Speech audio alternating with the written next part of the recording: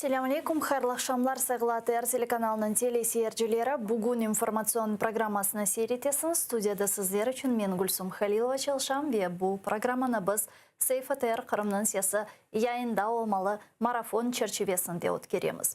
Добрый вечер, приветствую. В эфире телеканала АТР. Вы смотрите марафон Сейф АТР «Голос Крыма мая» будто в эфире, в рамках которого мы обсуждаем основные новости и события сегодняшнего дня. Я предлагаю для начала нашего эфира подключить журналиста Романа Спиридонова прямо из Ньюзрума. Он готов рассказать об основных новостях сегодняшнего дня, готов рассказать то, что готовят вечерние выпуски новостей. Рома, приветствую, мы слушаем тебя. Приветствую, Гульсум, приветствую всех наших зрителей. Наши журналисты готовят выпуск, который выйдет в эфир уже буквально через 2 часа. Ровно в 19:00 будет украинский выпуск. И вот коротко о тех новостях, которые вы сможете увидеть в полном объеме в нашем выпуске, я расскажу сейчас. В Крыму опять обыски. Оккупанты в 5 утра ворвались в дом крымского татарина Абдулселяма Селяметова, прошу прощения, в селе Заречное Симферопольского района. От ареста Селяметова спасло лишь только то, что он уже много лет не живет на полуострове. И, как сообщил адвокат Рустем Камилев, дома был старший сын Селяметова Адиль. Он сообщил, что силовики права ему не разъясняли, постановление на обыск не показывали. Один из них объяснил, что обыск проводился в рамках уголовного дела, связанного с терроризмом. Силовиков интересовали IP-адрес Селяметова, содержимое его переписок. Известно, что оккупанты забрали религиозную литературу, телефон, системный блок и даже видеомагнитофон. Не имеет к Рифату Чубарову никаких претензий. Пострадавший в так называемом деле о массовых беспорядках во время митинга в защиту целостности Украины 26 февраля 2014 года у здания Верховной Рады Крыма заявил, что не считает председателя Меджлиса виновным в давке, которая произошла на митинге. Об этом заявил адвокат Чубарова Александр Осокин по окончании заседания в так называемом Верховном суде Крыма. Там сегодня заслушали показания 2 свидетелей защиты. Они заявили, что давка в этот день произошла не по вине крымских татар. Я напомню, что оккупанты выдвинули обвинение председателю Меджлиса по 2 статьям. Его обвиняют в организации массовых беспорядках и публичных призывах к нарушению территориальной целостности России. Так называемый суд начался в июле прошлого года. В оккупационном суде Армянска прошло очередное так называемое заседание по сфабрикованному делу против лидера крымско-татарского народа Мустафы Джемилева. Его оккупанты обвиняют в якобы незаконной попытке попасть в Крым из Херсонской области. Сегодня смотрели видео, снятое 3 мая 2014 года на пропускном пункте Армянск. На нем, по информации адвоката Николая Полозова, видно, что Мустафа Джемилев находился возле палатки, в которой, вероятно, оккупанты должны были проверять документы у приезжающих в Крым, но никаких обозначений того, что в этом месте якобы расположена российская граница, там не было. И это, по мнению Полозова, очередное доказательство невиновности Мустафы Джемилева. Комментарий Николая Полозова в нашем выпуске новостей. Расскажем и о звонке президента Соединенных Штатов Америки Джозефа Байдена российскому президенту Владимиру Путину, об учениях наших артиллеристов и танкистов возле Крыма, о ситуации с коронавирусом в Крыму, ну и немного о новостях из параллельного мира. Российский патриарх Кирилл заявил, что причащаясь и целуя святые мощи, нельзя заболеть коронавирусом. Мол, ковид бежит из церкви, как черт от ладана. Все бы ничего, и это в рамках учения, но сам Кирилл на всякий случай привился прививкой от коронавируса. Как говорится, на Бога надейся, а сам не плашай, хоть ты и патриарх. Вот такие вот новости, о которых мы будем говорить сегодня в наших выпусках. В 19:00 на украинском и в 21:00 на крымско-татарском. Гульсум. Чохсагул Роман, это был наш журналист Роман Спиридонов прямо из Ньюзрума. Не пропустите вечерние выпуски новостей. Я продублирую еще раз в 19:00 на украинском языке и в 20:00 на крымско-татарском языке.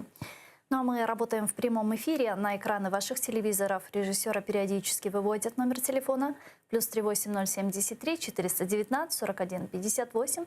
Можете звонить нам абсолютно бесплатно по Вайберу, можете звонить по скайпу atr.tv. Это наш адрес, нам важен ваш голос. Подписывайтесь на сайт телеканала АТР, atr.tv. Сегодня ваша подписка поможет нам продолжить нашу работу на нашем информационном фронте, так как финансовые сложности телеканала АТР все еще не решены, и все еще финансирование телеканала АТР Министерством по вопросам реинтеграции временно оккупированных территорий не разблокировано. Мы вещаем на YouTube-канале, в том числе телеканал АТР большими буквами. Подписывайтесь на наш YouTube-канал. Там мы выкладываем самые интересные фрагменты из наших эфиров и выкладываем все наши программы в записи. Дабыр кере қырым татар тілінде сіздерге мұражат етіп, бұл айтып кечіргенлеріні қайдетмеге істейм. Сайқылы достар, АТР телеканалының сайтына абоне олдыңыз. ATR.TV bizim адресimiz. Бүгін сіздің абонеңіз bizlerге ATR'де çalışmaға ve faaliyetimizni yürütmege ve kurashimizni beraberlikte devam etmege imkan verecektir. Çünkü malum olğanı gibi ATR telekanalının mali problemleri ne yazık ki de çözülmey qala. İşgal etilgen topraklar reintegrasiya nazirligi ATR telekanalının maliyetini kısıtlagan ve qamachauga bloke ettikeninden sonra endi bir çok aylar geçti ve biz bu aylar devamında özümüzün kuvvetimizden, işimizden çalışmaga devam etemiz. Fakat ne yazık ki daha çözülmey qala. Bizim problemler o sebepten eğer bugün ATR telekanalında biz yayınlarını böyle kısıtlı şekilde geçirsek, bu sadece sizin yardımınız ve desteğiniz sebebindendir. O sebepten ATR telekanalının hepsi seyircilerine bizim yanımızda olan Kırım Tatar halkına ve tek Kırım Tatarlarga değil teşekkürlerini bildirmege isteyim.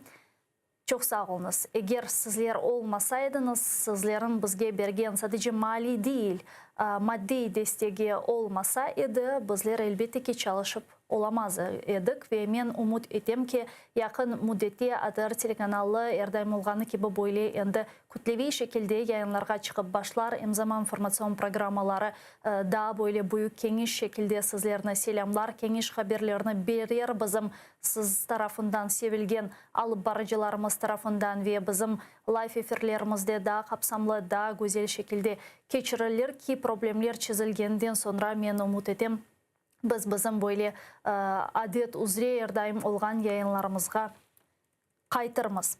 O sebepten sayılı dostlar, sizin sesiniz bizler için çok mühim. Studiyamızga telefon açınız ve bizle canlı bağda olunuz. Biz ise bu 3 saat devamında çeşitli türlü haberlerini müzakere etmeye planlaştırdık. Onlar sırasında işgal etilgen Kırım'da ötkerilgen işgalcilerinin tarafından ötkerilgen kanunsuz mahkemeler malum olğanı gibi bu günlere Kırım Tatar halkının lideri Mustafa Cemilev'nin mahkeme davası işgal etilgen Kırım'da devam ete. Kırım Tatar halkının reisi Rifat Ağa Çubarov'ның sözde mahkeme davaları işgal etilgen Kırım'da devam ete ve alıngan haberlerge göre işte işgal etilgen Kırım'da aksızlıklar devam etkeni ile beraber vatandaşlık jurnalistleri ve freelancerlerge de böyle baskı yapmağa devam etilgen ve onlar sırasında işte Vladislav Yesipenko degen bir şahıs var. Malum olğanı gibi işgalciler onu yakın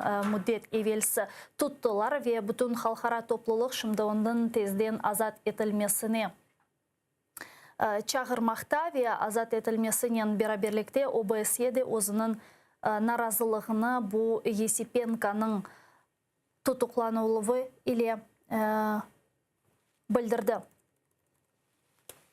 Bunun beraberlikte elbette ki müzakere edilecek haberler sırasında şunu kaydetmege isteyim. Bu elbette ki Ukrayna sınırlarında olan kerginlik vaziyeti malum olğanı gibi birkaç haftadır, endi 3-4 haftadır Ukrayna sınırlarında Rusya özünün askerlerini sevkiyat yapmağa devam etti ve bu kerginlik şimdi böyle çok faal şekilde müzakere ediliyor her taraftan ve Ukrayna'ga özünün destekini Batı ülkeler, Amerika, Avrupa Birliği bildirdi. Bunun beraberlikte Ukrayna'nın NATO'ga kiriş meselesi daha faal şekilde müzakere edilmeye başlağanının Rusya tarafından Ukrayna'ga tehditler de şimdi savrulmağa başladı. Aytkanlarına göre Ukrayna'nın NATO'ga kirmesi vaziyetini daha da kerginleştirecek dep aytalar ve bu sebepten elbette ki biz bu meselelerini müzakere edecekmiz. Şu sırada Amerika prezidenti Joseph Biden Rusya'nın prezidenti Vladimir Putin'ge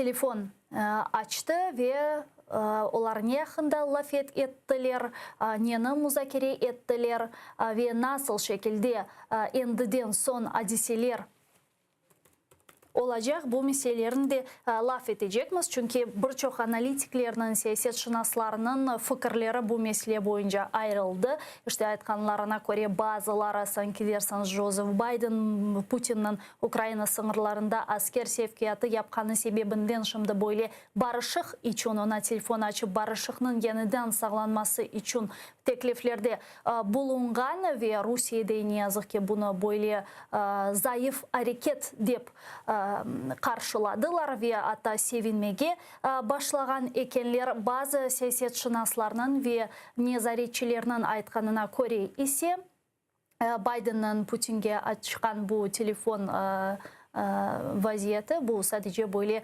taktik bir harekettir, vakit ve zaman kazanmak için. Men ise Rus tiline geçmege isteyim, zira biz şimdi mahkemelerle bağlı Kırım'dan bir vatandaşımızla bağlanacak idik.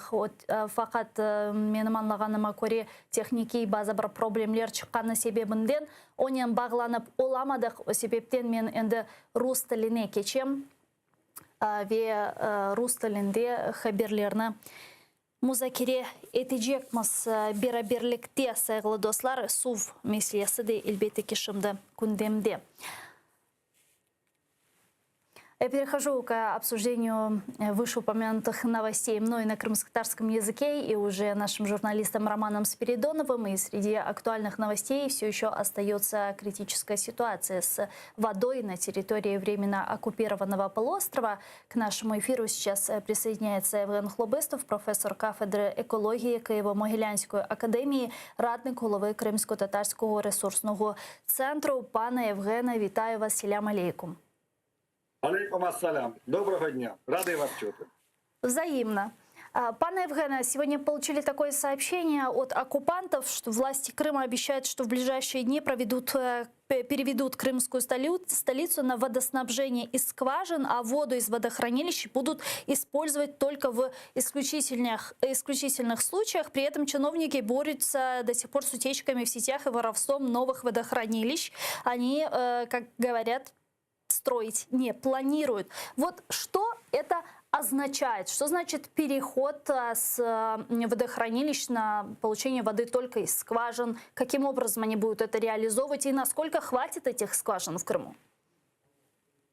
Ну, це питання ми вже обговорювали в наших ефірах. Я вважаю, що це достатньо фантазійна така ідея.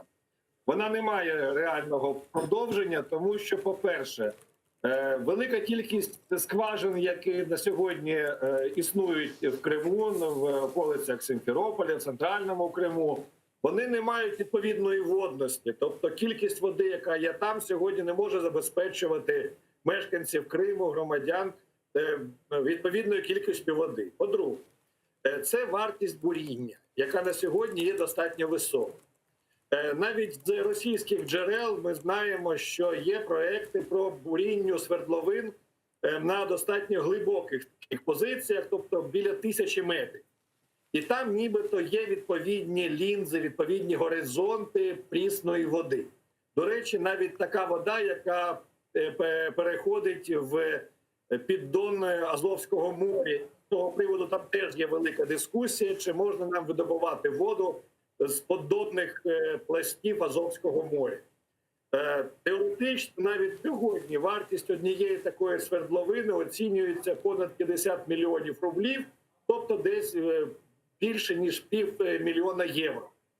Це достатньо велика ціна за таку воду, плюс до того, що достеменно невідомо, чи буде там відповідна обсяг води, відповідна якість води. Це йдеться сьогодні тільки про попередні дослідження. Сказати, що від попередніх досліджень до промислового видобування води пройде певний час, ну звісно, причому цей буде час в роках вимірятися.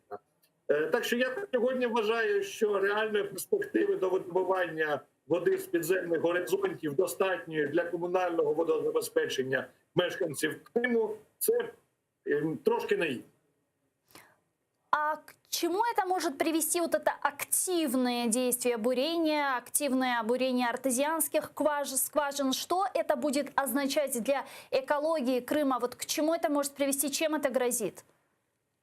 Це загрожує тому, що це будуть викликатися такі, знаєте, штучні землетруси, просадки земної кори, просадки ґрунтів, це руйнування дорожнього покриття, це суви, які будуть відповідно впливати на забудівлю, на будівлі, на житлові помешкання. Тобто це можуть викликати різні неочікувані негативні наслідки.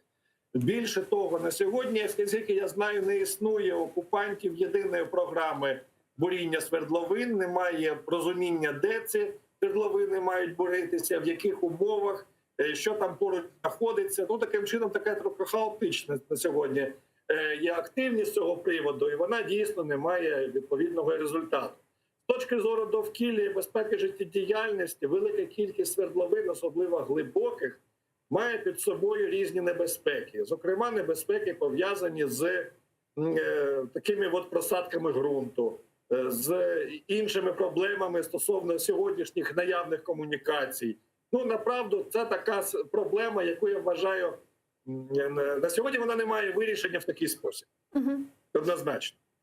Плюс до того, це, повернусь до цієї ідеї, це дуже дороге задоволення. Тобто вартість такої єдиної одної свердловини, яка на сьогодні нібито має під собою відповідні обсяги води підземної, це, повторюся, 1000 метрів приблизно, ну це понад 50 мільйонів російських рублів, це достатньо дорого. Причому це тільки вартість буріння, це не вартість експлуатації, а це зовсім інші речі.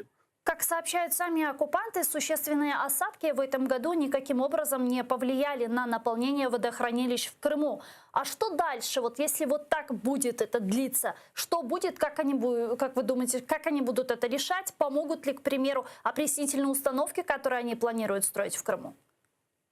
Ну, ці установки для забезпечення опріснення води, такі споруди, вони дійсно існують.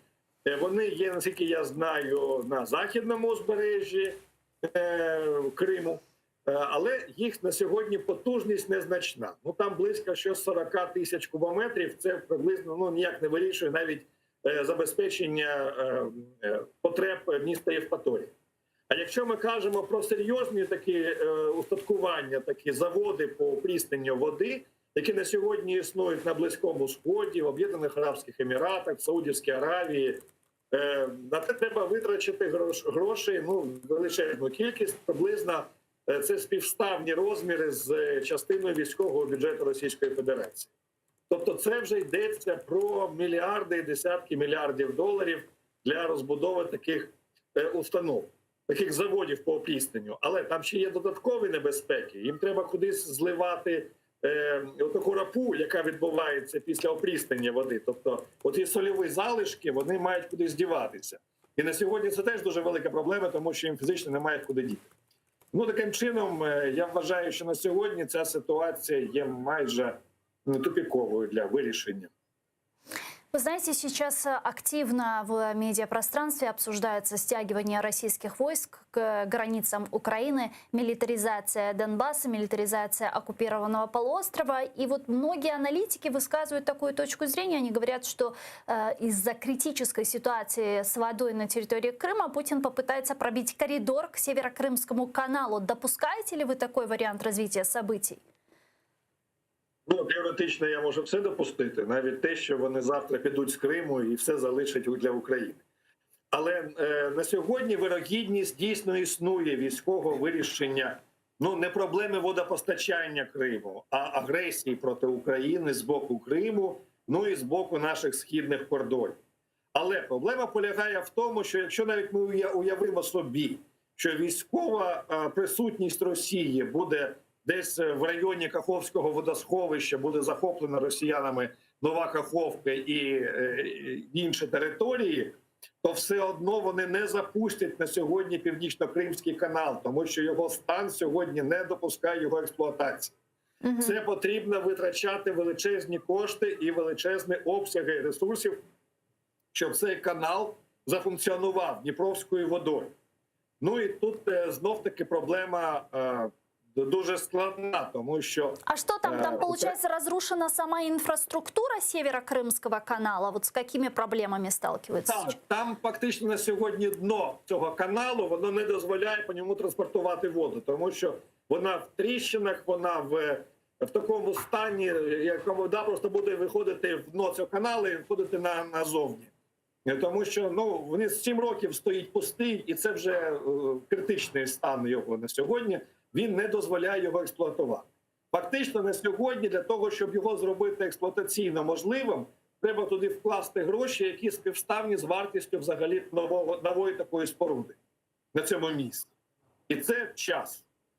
Ну і крім того, в принципі, Дніпро є достатньо зарегульований на всьому своєму руслі на протязі від Київського водосховища, Канівське і таке інше, аж до Каховського. Каховське водосховище – це вже низинна частина Дніпра. І Україна в змозі регулювати водність Дніпра. І таким чином зробити так, що ця операція по захопленню Кримського каналу не буде мати бажаний успіх. Дякую вам дуже, пане Євгене. Чохсаг у нас пана Євгена. Євген Хлобистов був з нами на прямому зв'язку. Професор кафедри екології Києво-Могилянської академії, радник голови Кримсько-Татарського ресурсного центру. В Крыму наблюдается интенсивное перемещение российской военной техники. Как сообщают очевидцы, во вторник, 13 апреля, колонны военной техники передвигались по трассе Таврида на протяжении всего дня. Так, по информации очевидцев, утром в среду на востоке Крыма по трассе последовала также большая колонна военной техники в сопровождении дорожной военной инспекции. В составе колонны были боевые машины с системами залпового огня, грузовики с личным составом и другая военная техника. В Кремле же назвали условия деэскалации ситуации вокруг украинских границ, куда Россия стягивает свои войска. В России хотят, чтобы Украина отказалась от провокационных действий. Об этом сообщил пресс-секретарь Путина Песков. Вот его цитата. Все обеспокоенности от кого бы то ни было, включая США, в связи с перемещениями наших вооруженных сил на территории России, мы считаем безосновательными. На территории Украины деэскалация может произойти только в результате отказа вооруженных сил Украины от провокационных действий. Заместитель главы МИД России Сергей Рябков вчера, комментируя направление американских военных кораблей в Черное море, заявил, что США лучше держаться подальше от Крыма для их же блага.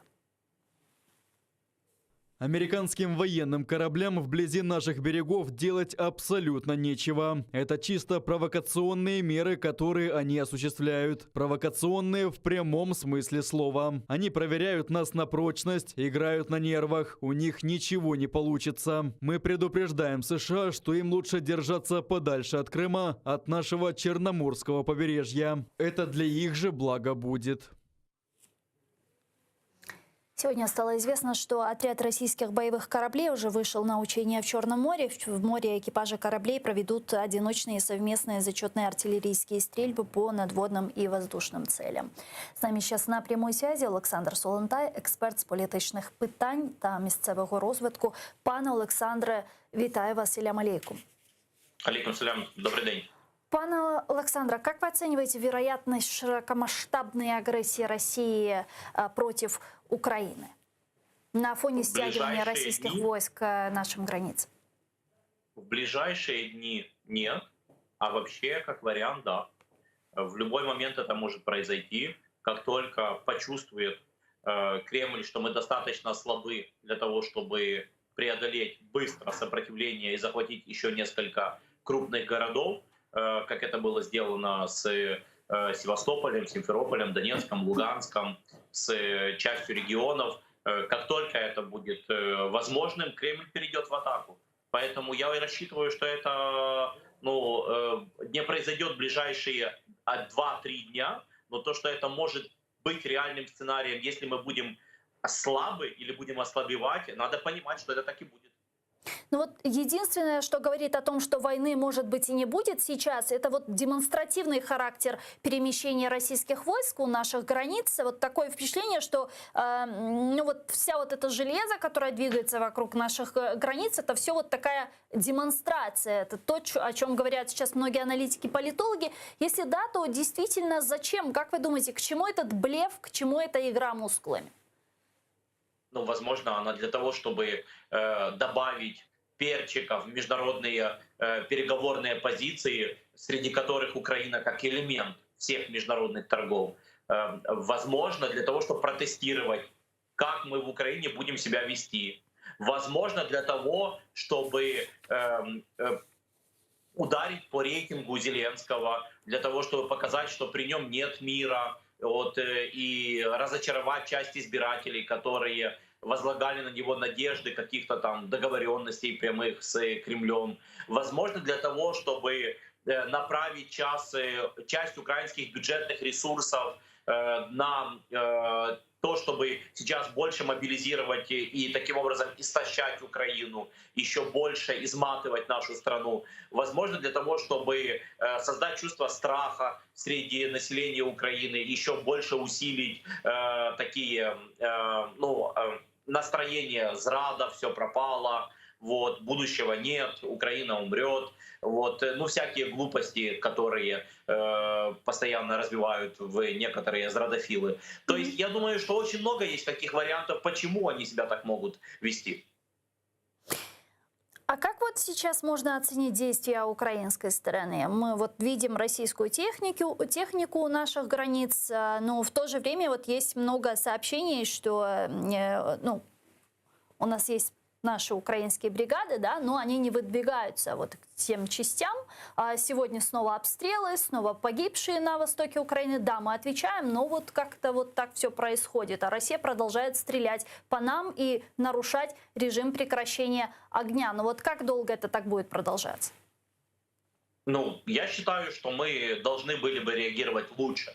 Верховная Рада должна была бы перейти в круглосуточный режим работы и работать с утра до вечера, реализовывая и принимая без отдыха, без остановок, принимая все необходимые документы, которые залежались, завалялись, для того, чтобы реформировать нашу страну. Я думаю, что весь силовой блок должен был бы переведен в режим, ну, как бы еще больше усиленной вот этой вот обстановки, в котором мы, ну, де юре, что называется, чрезвычайная ситуация, а де-факто, ну, военные должны быть в этом режиме усиленном всегда. Я вижу, например, обучение, которое проводится в разных регионах Украины, их должно быть больше. То есть, ну, мне понятно, что мы как-то, ну, вяло, мало реагируем, как-то в полурасслабленном состоянии. Безопасность наша и гарантия нашей безопасности — это является только наша готовность. Вот. И надо больше работать над этой готовностью. Это то, что мое ощущение, так мне кажется. Ну, недавно вышло интервью президента Украины Зеленского, который во время своего рабочего визита на Донбасс говорил с журналистами, американскими журналистами из CNN, и он сказал, что если Россия готова вторгаться в Украину, то Украина тоже готова к этому вторжению. Действительно, так ли это? Насколько сегодня в случае полномасштабной агрессии России против Украины, Украина действительно готова дать отпор? Как думаете? Ну вот я говорил, один из примеров того, что я точно знаю, что мы как-то слабо работаем, слабо недорабатываем немножко, вот, а может и немножко, является, например, территориальная оборона. То есть это организация внутреннего эшелона обороны гражданскими лицами и сочувствующими нашим военным, как внутренняя часть того, чтобы мы были готовы обороняться и нашу страну защитить. Это то, что называют там в Швейцарии условно автомат под кроватью у каждого мужчины. Вот, ну так, условная такая аллегорическое такое сообщение. Но разве в Украине наведен порядок с владением нашими всеми семьями, всеми взрослым населением оружием? Разве мы прошли все необходимые обучения на полигонах? Разве все миллионы украинцев умеют предоставлять первую медицинскую помощь раненому? Или разве у нас до конца отстроены и возобновлены все необходимые места укрытия и бункеры хотя бы в части Восточной Украины? Разве созданы достаточное количество в несколько миллионов отрядов по всей Украине, которые знают, куда идти в первые часы начала боевых действий и готовы всей страной вместе стать сотнями тысяч людей на оборону страны? Мне кажется, для этого даже часть законов не до конца принята в последнем варианте или в первом чтении. То есть даже разные стадии этих законопроектов происходят. Поэтому, это по примеру, например, я сужу Верховной Рады. Я копаю там, где я хорошо знаю, разбираюсь, как работает парламент, как должен работать парламент в такой ситуации. То есть я считаю, что мы не дорабатываем и мы не готовы. Ну вот какие первые действия должны были быть осуществлены со стороны Верховной Рады Украины после обострения, сейчас после такого активного обострения ситуации на востоке Украины? Тяжело сказать, какие первые действия, но очевидно все то, что я сказал, касается территориальной обороны и вооружения населения, готовности защищать и обучать население, спасать людей и защищать свои города и страну. Но очевидно, что это должно было быть сделано в повестке дня как неоткладные вещи. Но сказать, что это должно было быть сделано сейчас, когда у нас пошло обострение информационного поля о передвижении войск, мне кажется, это должно было быть сделано много лет тому, уже давно.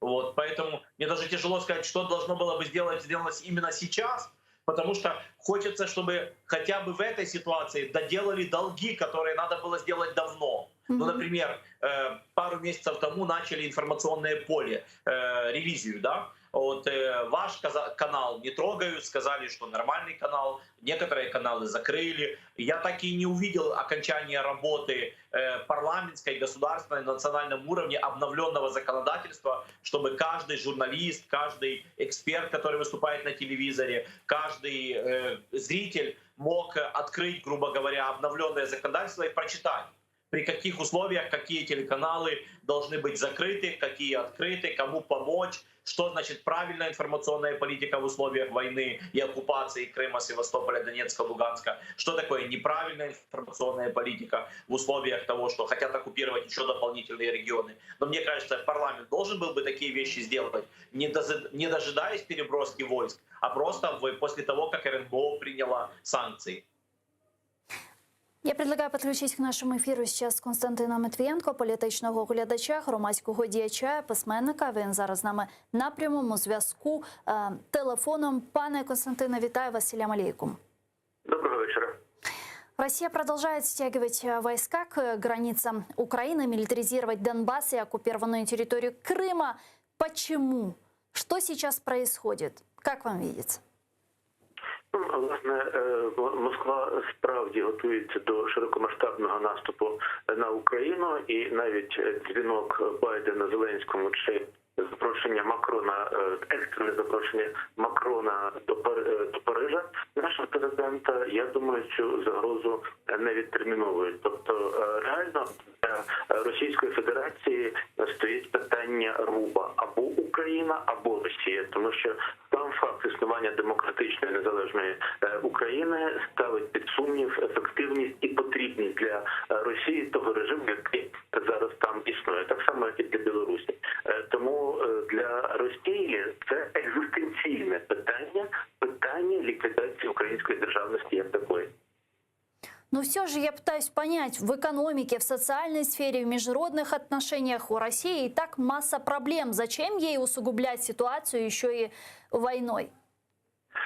Росія протягом всієї своєї історії взагалі не була раціональною. Вона не виходила з економічних чи соціальних інтересів свого населення. Вона виходила з уявлення своїх самодержців, своєї еліти про державну велич. Це ще часів Івана Грозного. Зараз ситуація дуже нагадує ситуацію Кримської війни часів Миколи І, коли, в принципі, не було ніякого сенсу Росії вступати в війну з Туреччиною, яку вона тоді вщент програла. Те стосується і війни з Японією 1905 року за Миколи II. Тобто не треба шукати в діях росіян якогось раціоналізму. Але в даному разі певний сенс дій Путіна полягає в тому, що для нього важливий зовнішній ворог, важливо продемонструвати, що весь світ проти Росії і Росія являє собою обложену фортецю, чим пояснюється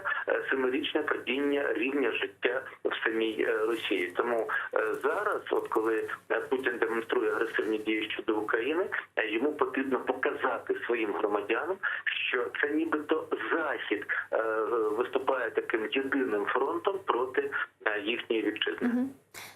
Все-таки вот если рассматривать самый худший вариант развития событий, вот как вы считаете, может ли Украина надеяться на реальную поддержку своих западных партнеров? Потому что в этом вопросе мнение аналитиков и экспертов разделилось. Часть из них говорит о том, что может осуществиться грузинский сценарий, и западные партнеры только лишь ограничатся высказыванием недовольства и обеспокоенности, а другая часть говорит, что нет, на этот раз Путина остановят, и весь западный мир заступится за Украину.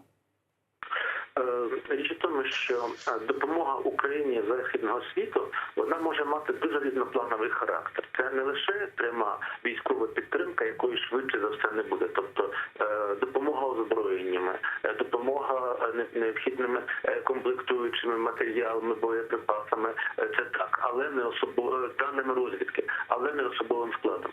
З іншого боку, ситуація з 2008 року, коли була агресія Росії проти Грузії, значно помінялася. Західний світ вже набув певного досвіду у взаємодії з Росією, і якщо в 2008 році у Росії ще були якісь союзники чи країни, які співчували Росії, то на сьогодні Росію або бояться, або ненавидять, і в Росії немає тепер союзників ні на таких майданчиках, як Рада безпеки ООН чи Рада Європи, ні в ширшому розумінні взагалі в світовому співтоваристві.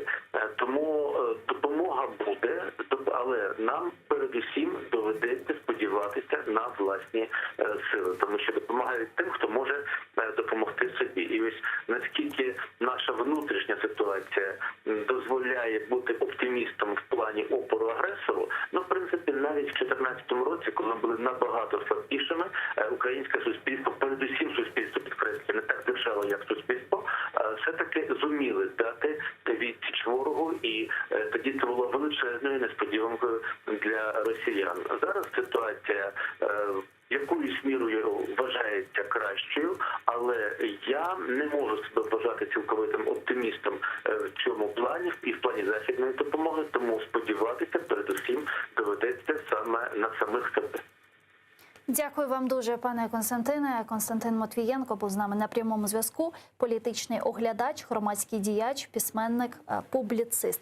Пане Александре, вот что хотела у вас спросить. Вы наверняка заметили трансформацию в риторике президента Украины Зеленского, который вот с человека-пацифиста, который пытался увидеть там мир в глазах Путина, превратился сейчас в президента, который говорит, что единственным путем завершения войны на Донбассе – это вступление Украины в НАТО. Что изменилось, по-вашему? Пошучу.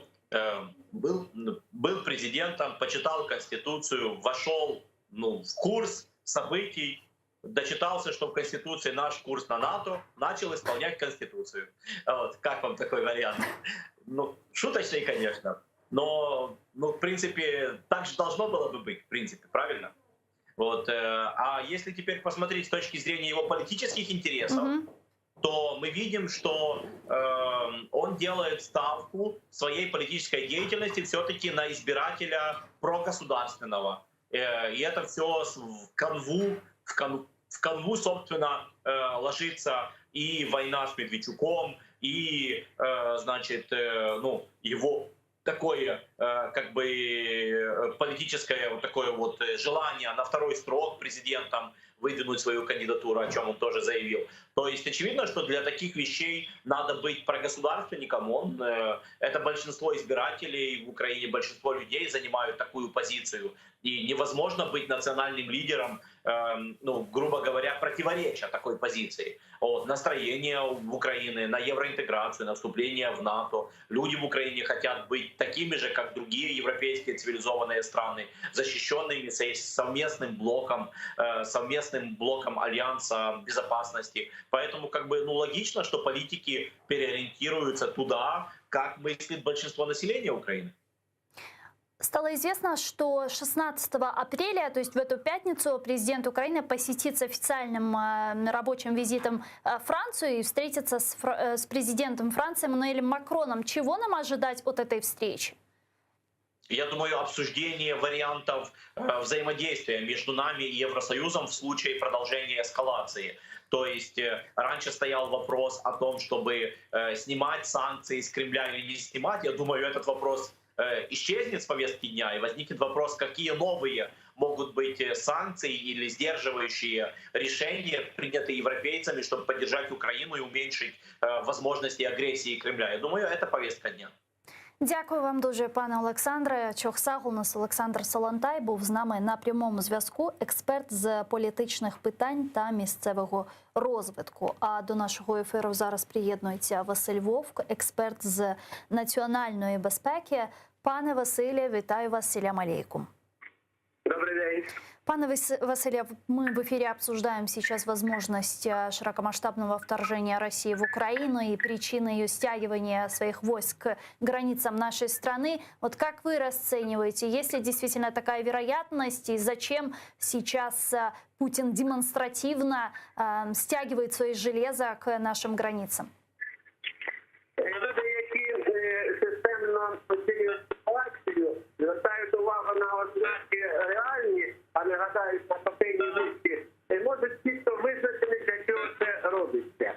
Перше, не так просто йде стягування військ до наших кордонів. Це не якісь планові навчання, це не звичайне стягування, це не якісь заміни підрозділів. Це сплановані в сторону України, в сторону Заходу дія, яка може перетворитися в агресію проти України. Це очевидно і не потрібно тут гадати. Інша справа, коли ця агресія буде. Зрозуміло, що Росія і Володимир Путін, президент Російської Федерації, закрили тему України, я маю на увазі переговорів. Вони не виходять на зв'язок, вони вважають, що далі повлекти не потрібно, вони будуть демонструвати силу і своє бачення подальшої історії України Заходу. Тому чекаємо на відповідь Заходу. Але нам на це не потрібно звертати увагу, тому що Сполучені Штати, Європейський Союз чи НАТО можуть домовитися з Росією, де ми будемо в цих домовленостях. От тут питання. Ми можемо бути розмінною монетою, як кажуть, по цьому річ. Тому нам потрібно не шукати допомоги Франції, Туреччині, ще десь, а самим визначитися зі своєю тактикою, стратегією, а потім уже підключати західних партнерів. А так ми не знаємо, що робитимо, і бігаємо по іншим країнам, питаємо, а як нам бути? Ну, якщо ми самостійний суб'єкт міжнародного права, якщо ми країна, ми маємо їм надати свою стратегію, представити тактику, а потім долучити їх до подальших дій. А какая у нас сейчас тактика, какая у нас сейчас стратегия на вот эти агрессивные действия России у наших границ? Вы их видите? Вот какие наши сейчас позиции? Нам зрозуміло, що мінські домовленості стали поперед горла всім, ніхто їх не може виконати, і вони вже якби втратили свою функцію. Але вони є, вони єдине, що тримає мир на тому волосочку, на якому сьогодні він тримається на Сході. Тому давайте говорити про те, щоб переглянути, доповнити домовленість. Нам потрібно зафіксувати свої кордони хоча б в те, що ми сьогодні маємо. Невже ми не розуміємо, що росіяни не задоволені кусочком Луганської і кусочком Донецької області. Вони хочуть відтяпати як мінімум всю Донецьку, Луганську область. Давайте зафіксуємо хоча б цей кордон. Давайте впишемо в домовленості додатковий 14-й пункт. Ніхто не порушує лінію розмежування. І далі продовжуємо перемовини. Іншого виходу немає.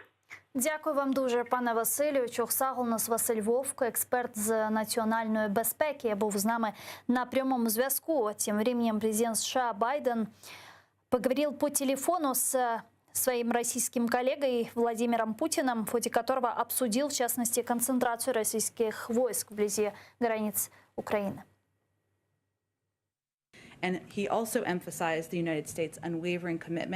Він також підкреслив непохитну підтримку українського суверенітету та територіальної цілісності. Президент висловив стурбованість з приводу раптового накопичення російських військ та посилення агресії на кордоні України. Росія має припинити підживлювати напруженість. Ми, безумовно, вважаємо, що ці стосунки залишаться проблемними і ми готові протидіяти. Але наша мета – мати передбачувані стосунки з Росією. В Кремле прокомментировали этот телефонный разговор, а вот что там сказали. С обеих сторон выражена готовность к продолжению диалога по важнейшим направлениям обеспечения глобальной безопасности, что отвечало бы интересам не только России и США, но и всего мирового сообщества. В этом контексте президент США предложил рассмотреть возможность проведения в обозримой перспективе личной встречи на высшем уровне. С нами сейчас на прямой связи диссидент, журналист Александр Подробинник. Здравствуйте. Добрый вечер. Александр, вот как вы расцениваете этот телефонный разговор? Вот мнения разделились, и ряд аналитиков говорят о том, что Байден совершил колоссальную ошибку, которая идеально вписывается в кремлевский нарратив и резко усиливает позиции Путина. Другие же говорят о том, что нет, это просто такой тактический ход от Байдена. Как вы думаете? Я думаю, что и другое. Это действительно попытка вписаться в кремлевский нарратив, принять ту игру, в которой заинтересован Кремль. Но в этом нет ничего нового, потому что господин Байден всю жизнь проводил именно такую политику и во времена детанта, и во времена перестройки. Он всегда был мастером переговоров, которые ни к чему никогда не приводили. Ну вот я это и хотела спросить. Мы же понимаем, что команда Путина, команда Шойгу – это такая гопническая, бандитская команда. И есть ли смысл с ними разговаривать языком доцента и пытаться каким-то образом привести к примирению и вот умиротворить каким-то образом агрессора? Есть ли смысл в этом? Ну вот, Гульсом, смотрите, это надо относительно того говорить, для кого есть этот смысл, да? Для господина Путина, Шойгу и всей их компании гопнической, конечно, смысл в этих переговорах есть, потому что это укрепляет их позиции и на международной арене, и внутри России они могут снова представить себя в качестве защитников Отечества, единственных, кто может спасти от проклятого американского империализма и много еще от чего другого. А насколько это полезно для Запада, мне представляется, что это никак западные позиции не усиливает, а лично для господина Байдена это привычная система взаимоотношений с тоталитарной властью, бывшей тоталитарной, нынешней авторитарной России, когда переговоры могут длиться бесконечно долго, ни к чему не будут приведены, но будут создавать иллюзию значительной политической деятельности, которая, кстати говоря, я думаю, востребована и внутри Соединенных Штатов. А какими вещами по Украине, вот что это означает для Украины, и какими вещами по Украине может уступить США, чтобы побудить Россию к более прогнозируемому поведению, что ли? Я думаю, что это невозможно. Обратите внимание, пресс-релиз Кремля, который только что был зачитан, ничего не упоминает о позиции американской стороны по поводу Украины и озабоченности, которую выразил президент Байден в связи с аннексией Крыма и усиленным военным присутствием России в Донбассе. Да? Об этом нету ни слова, в то время как в пресс-релизе Белого дома этому как раз уделено немало места. Это говорит о том, что для Кремля существенна именно эта часть переговоров. И она будет деталироваться в дальнейшем, и для внутреннего потребления, и для внешнего будет делаться акцент на возможности переговоров в тех областях, в которых можно чего-то достичь. А Украина — это та область, в которой ничего достичь невозможно, потому что нет никакого желания что-либо достигать. Поддержание военной напряженности — это нормальная и многолетняя практика нашей власти. Байден предложил Путину встретиться на нейтральной территории в какой-то третьей стране. Как вы думаете, какой это может быть встреча и кому она может быть выгодной? Она, безусловно, будет очень выгодна Путину, потому что она его опять усаживает за стол переговоров с ведущими лидерами Запада. Да? Она поднимает его акции. И где это может быть, это, я думаю, не имеет большого значения. Даже формат переговоров большого значения не имеет. Путин согласится на любую встречу, при любых условиях, если только будет за столом переговоров будут политики высшего уровня. Вот насколько вот этот телефонный разговор связан с стягиванием российских войск к границам Украины, к более активной милитаризации полуострова и оккупированной территории Донбасса? Я думаю, что одно просто вытекает из другого. И усиление военного присутствия на границе с Украиной, и переброска, ну, может быть, мифическая переброска 3 армий к границам Евросоюза, о котором говорил вчера Шойгу в Североморске, это способ заставить Запад быть более внимательным к тому, что делает Кремль. И это, конечно, попытка заставить их пойти на какие-то переговоры. Ну вот вы знаете, как вот вытащили мы дубину, да, замахиваемся, машем этой дубиной над головой у противника. Ну, противник, естественно, в первую очередь пытается все-таки о чем-то договориться, что-то сделать для того, чтобы это остановить. Я думаю, вот такая логика. А как вы думаете, вот каких все же политических преференций вот этой демонстрации силы, стягиванием железа к границам Украины пытается добиться Путин? Чего он хочет в конечном итоге? И есть ли действительно какая-то вероятность полномасштабного вторжения в Украину? Я думаю, что конечный итог ему самому достаточно хорошо неизвестен. У него, я полагаю, на первом плане стоит повышение своей собственной значимости. И это как раз здесь он добился успехов, потому что переговоры ему предложены, да. Это уже его маленькая победа. А в дальнейшем, я думаю, ситуация будет складываться в зависимости от обстоятельств. И у него всегда в рукаве есть этот козырь. Военные на границе, наши военные, российские армии на границе с Донбассом, боевики внутри Донбасса, да, в Донецкой и Луганской областях. И их всегда можно будет использовать или для поддержания нестабильности в войне с Украиной. Я думаю, что у них много разных планов на этот счет, и агрессия против Украины, полноценная агрессия, это один из вариантов возможных. Спасибо большое. Чохсагул нас, пана Александра. Александра Подробинок, диссидент, журналист, был с нами на прямой связи. Но я, к сожалению, вынуждена завершать этот блок. Я с вами не прощаюсь. Я говорю вам до свидания. До свидания. Увидимся через час. А сейчас эфир телеканала АТР продолжает программа «Рамазан Берекеты». Не пропустите. Коршкенч.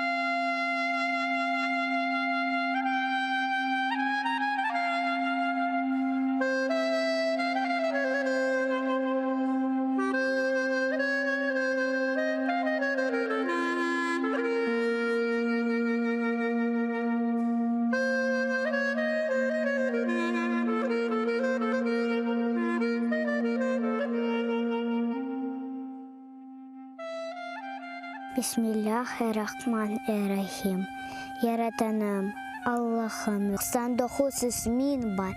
Ya Rabbim Kırımlarga isteklerini bir yutunda devletlerini. Senden hayrı yok kimsemiz. Vatan için dua etemiz. İmdad bekle. Kırım hürmette. Rahim eyle açsın hizmette. Bizni Kırım'da yarattın. Yardımın ile.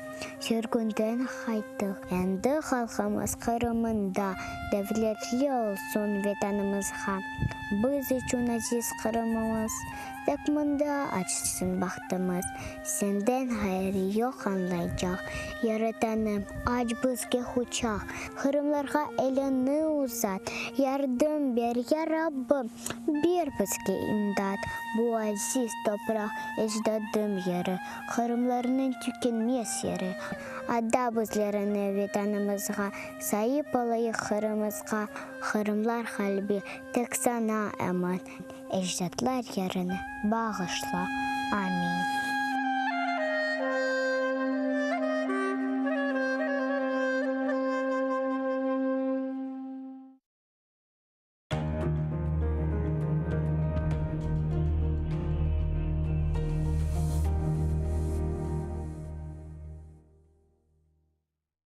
Марифчы, нешырчы, драматург ve публицист Асан Сабри Айвазов Алупка көйінде майысының 6-сында 1878 senesi dünyaya geldi. O ilk tahsilini iptidai mektepte aldı. Medresede okudu. Medresede okuvunu bitirip mekteplerde muallimlik yaptı. Sonra bilgi seviyesini yükseltmek maksadıyla ketip İstanbul ve Kair üniversitetlerinde tahsil aldı. Асан Сабри Айвазов çetel memleketlerden kaydıp gelgen son başta Baku şehrinde neşr etilgen Hayat adlı gazetada muarir olup çalıştı. Sonra Karasuv Bazar şehrinde Abdurrashid Mediyev ile beraberlikte Vetan Hadimi namında gazeta çıkardılar. Асан Сабри Айвазов Vetanı Kırım'a avdet olgan son 1913 senesinden başlap Kadimi Bahçesaray'da İsmail Gaspralı tarafından çıkarılgan Tercüman gazetasında çalışa başladı. İsmail Gaspralı 1914 senesi vefat etken sonra Асан Сабри Айвазов tercümanın baş muariri oldu. Sonra o Ahmetçit şehrinde Millet dep adlandırılgan gazeta neşr etti ve aynı zamanda Kırım Milli Kurultayı reisi vazifesinde bulundu. Асан Сабри Айвазов publitsist olmak ile beraberlikte hem yazıcı, hem dramaturg, hem de acayip edebi tercüman edi. Anneciğim neredesin? Kel, neden bu alga kaldık? Gibi bedi eserlerle bir sırada Ivan Turgenev, Anton Çekhov, Lev Tolstoy, Avrupa edebiyatından Knut Gamsun, Longvili gibi müelliflerinin işlerini Kırım Tatar tiline tercüme etti. Асан Сабри Айвазов'ның icadi umur faaliyeti gayet gürlegen vakitte o Bolşevikler tarafından represiyaga uğrab 1938 senesi aprelinin 17'sinde vahşice öldürüldü. Асан Сабри Айвазов'ның Neden bu alga kaldık piyasasından küçük bir parça. Seyitbek, şimdi biz ne işleyelim?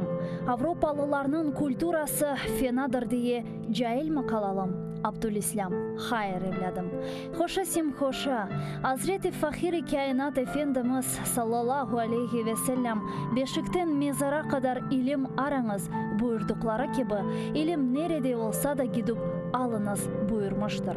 Avrupalılarının ilimi ve marifini, fenoni ve sanayisini alınız. İhtirat ve keşfiyetlerini de öğreniniz. Milli mekteplerimize sokunuz. Ana lisanınızga tercüme ediniz.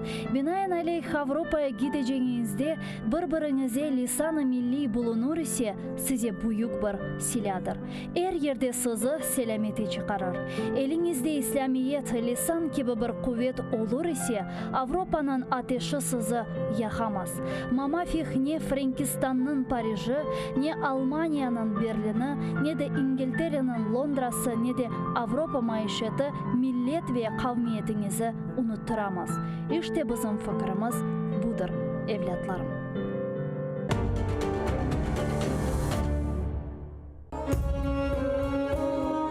Как отразилась смена власти в Османской империи на политике Крымского ханства и чем завершился военный поход крымского хана к Казаку? После освобождения города-крепости хан готовился продолжить свой путь на север, по пути уничтожая поселения незваных переселенцев и далее вторгнуться в Московию. В последний момент к крымским татарам неожиданно присоединились османы. Великий визирь Кара Мустафа Паша к этому времени уже успел заключить союз с сефевидами. Смотрите в программе «Алтын Девор» в цикле «История династии Гираев». В эту субботу, 17 апреля в 17:35 на телеканале АТР. Бахадир Гирай I, часть 4.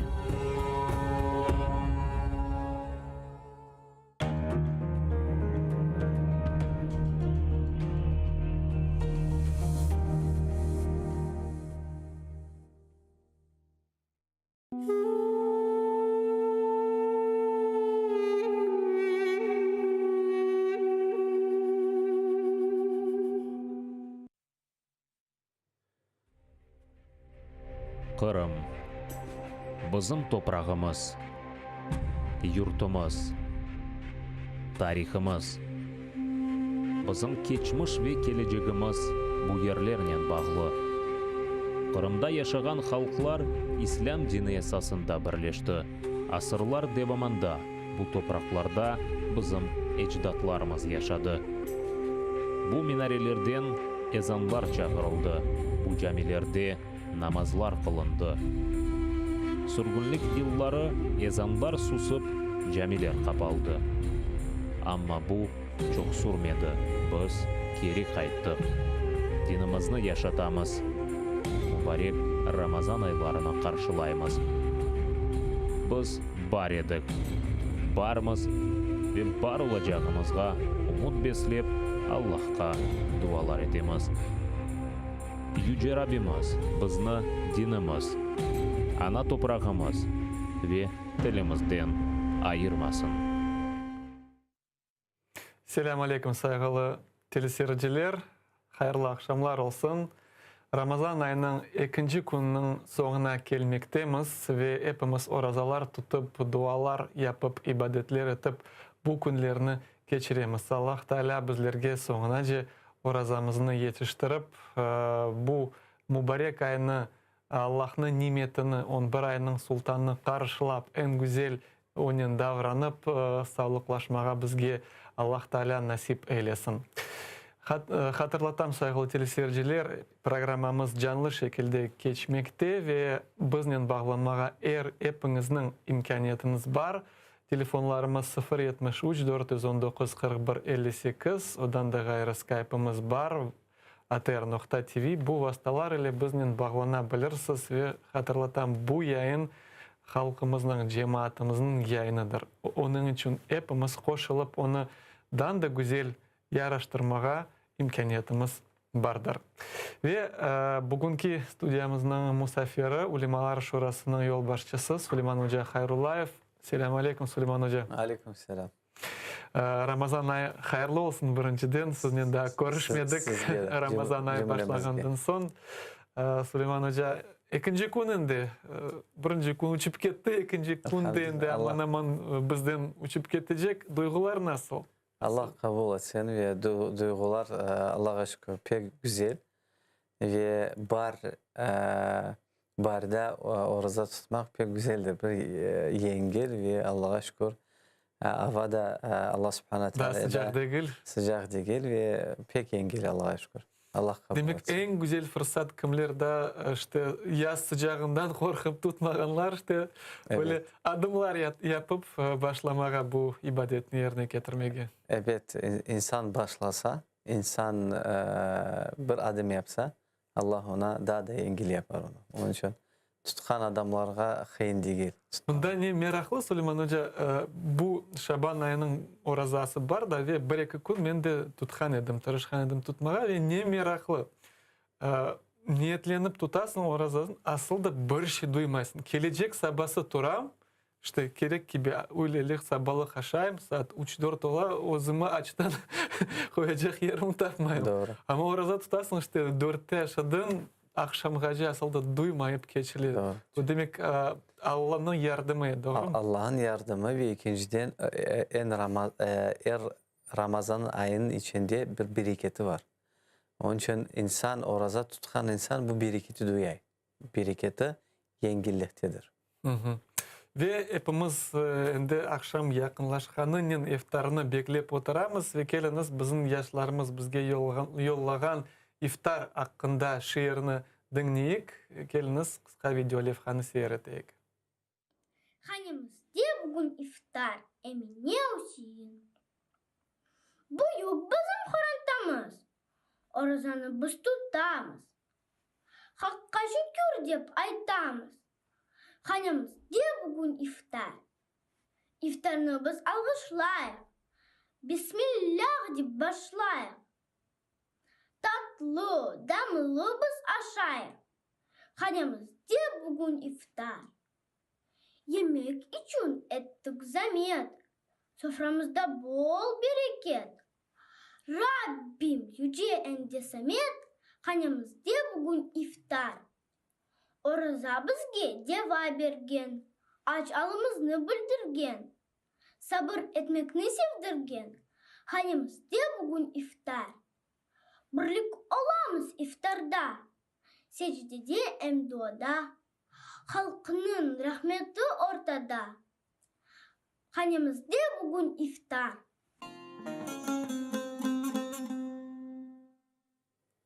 İşte sayılı teleseyirciler, iftar hakkında şiirini dinledik. Çok sağ olsun bizim yaşlarımız yardım ete ve böyle koşula iştirak ete bu programmalarımızı daha da güzel etmek için. Ve devam etemiz Süleyman Hoca.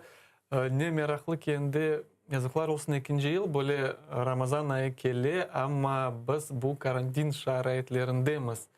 Aslında siz Kiev'de camiler nasıl çalışa, iftarlar, teravih namazlar geçirilir mi aslında ve başka regionlarda da bu mesele nasıl oldu? Ukrayna'da biz bilemiz ki kanun boyunca yani Ukrayna çıkaran bazı bariyerlerde bu karantin şaraitleri kavi bazı bir yerlerde çıkaran azcadır. Onun için biz Kiev'de elbette ki Allah'a şükür cuma namazlarını kılamız, teravih namazlarını kılamız. Lakin bütün olğan gerekli şeylerinin beraber yani maskenin beraber masafalarını yani sıralarının arasında yer kaldıramız ve öyle de namazlarını kılamız. Lakin iftarlarını geçirmeye elbette ki çıkaran kıyın. Çünkü insan çok toplaşa. Onun için bu ayda iftarlarını geçirmeyik. Lakin Allah'a şükür teravih namazlarını kılına. Ama tezden bu lockdown şaraitleri galiba çıkmak gerek. Bilesem odan başlap indi iftarlarda geçirilir. Allah versin. Lakin ben bu şeyge şüphelenim. Çünkü yani baştan böyle 2 ayga ya da 3 ayga bu lockdown'u koymak kıyındır. Onlar onu 2 hafta uzatırıp nedir? Çünkü insanlara böyle daha da yengil düşene yani korine belkimdir. Ve böyle şimdi ahvalda. Lakin inşallah belkimde lockdown biter ve inşallah iftarlarına geçirmeye Allah bizge nasip eder. Aslında Ramazan ayı sözünün aslında Ramazan sözüne baksan bazı alimler anlatkanı göre bu Ramazan degen filden çıka demek yakmak ve bazı alimler aytalar Ramazan demek bu günahlarımızı yakmak manasını taşı. Bu sözünün manasını siz nasıl anlaysınız ve nasıl aslında biz de anlamak gerekmez? Bu Arap dilinde Ramazan ayı Ramat sözünden çıkar. Ramat bunun manası bir şey yanğan soy. Yani kul belki de kul olan şey. Yani bir şey yandı mı ondan kul kaldı. Bu şeye de ramat değildir. Onun için bu Arap dilinin manası. Lakin dinimizde Ramazan ayı başka mana taşıyor. Yani oruza tutmak. Lakin bu iki manasını biz birleştirsek yani bu manası çıkardır. Yani insan oruza tutar, günahları günahlardan bir şey kalmay ve Arap dilinde ramat yani bir şey yaktırmaktır. Onun için mana birdir. Lakin Ramazan nedir sorarsanız onun dinimizde yani din mustalahатlarda başka bir manası var. Ve aslında Ramazan ayı bu Kur'an ayıdır çünkü bu ayda Rabbimiz insanlarga Kur'an indirdi. Sevgili Peygamberimizge Muhammed Mustafa sallallahu aleyhi ve sellem ve onun için bizim yaşlarımız da Kur'an okup bizge yollaylar ve şimdi keliniz Ali Salidinov eski Kırım sakini bizge Beyina suresini okup bergen. Keliniz onu dinleyik. Assalamu alaikum rahmatullahi ve barakatuh. Benim adım Ali. Men 13 yaşındayım. Eski Kırım şehirde yaşayım. Bugün men sizlerge Kur'an'dan Beyina suresi okumak isteyim. Bismillahirrahmanirrahim. Lem yekunillezine keferu min ehlil kitabi vel müşrikine mufakkine hatta ta'tiyahumul bayyinah. Rasulun minallahi yatlu suhufan mutahharah. Fiha kutubun qayyimah. وما تفرق الذين أوتوا الكتاب إلا من بعد ما جاءتهم البينة وما أمروا إلا ليعبدوا الله مخلصين له الدين حنفاء ويقيموا الصلاة ويؤتوا الزكاة وذلك دين القيمة إن الذين كفروا من أهل الكتاب والمشركين في نار جهنم خالدين فيها أولئك هم شر البرية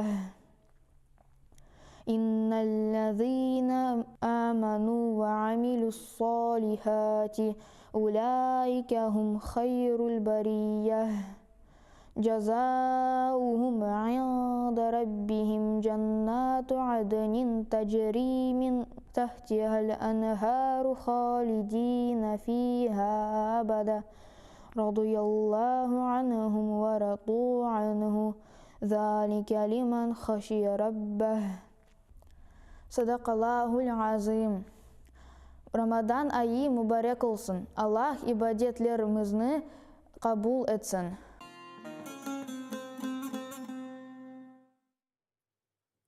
İşte sayılı teleseyirciler, sağ olsun Ali kardeşimiz eski Kırım'dan Beyina suresini okup buyurdu bizlerge. Biz ise yayınımızdan devam etemiz. Süleyman Hoca, aslında Ramazan ayı, şimdi böyle ay, oğa dikkatli olmak gerekmez. Çok fırsatlar, imkaniyetler var ama vakit uçup geçer. Tez bilmey kalmay, şimdi ortasına gelirmiz sonuna ve bu ayını nafile gayip etmemek için en mühim 1, 2, 3, 4 nege dikkatli olmak gerekmez sizince?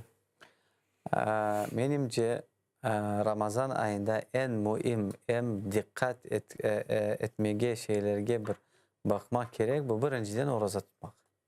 Çünkü Ramazan ayı bu Ramazan ayıdır. Yani oruza tutmak farzdır. İkinciden namazlarını kılmak. En esas bu 5 kere namazlarını kılmak. Lakin insan bu namazlara da teravih namazlarına koşsa bu daha da güzeldir. Üçüncüsü bu Ramazan ayında Kur'an-ı Kerim'ne ne kadar insan çok okumaya imkaniyeti olsa okumak. Çünkü kıyamet gününde Peygamberimiz Muhammed sallallahu aleyhi ve sellem böyle diyor. Kıyamet gününde Kur'an-ı Kerim insana şifat edecek. Ve gelecek Allah subhanahu teala ona diyecek. Oku en sonuncu yani en son ayette toxtalgan ayetinde bu senin mekanın olacak. Yani insan cennetin derecelerine götürülecek. Ve çok sadakalarını vermek. Çünkü bu ayın fırsatını coymak yani ayıptır. Olmay. Ve en esas şeylerini desek bu şeylerdi. Yani 5 şeyini ayıttım. Bu şeylerdi en esas şeydi. Bazı bir insanlar deyirler ki ben orada tutacağım. Lakin başka şeylerini yapmayacağım.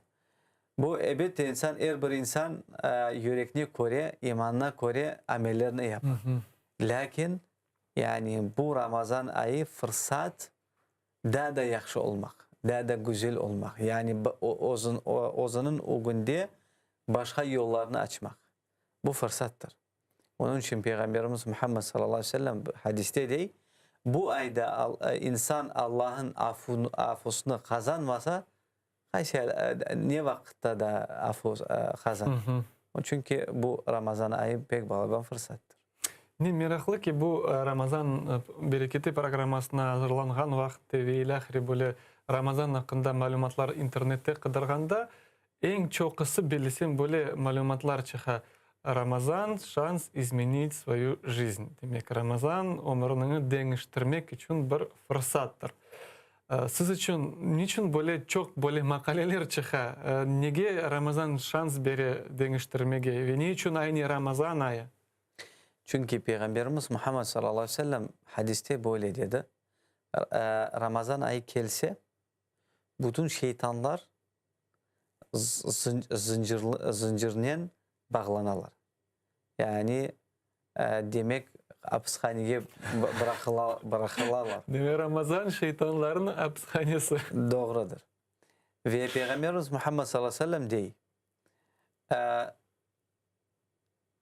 Cennet kapıları açıla ve Ramazanın sonunaca kapalmay.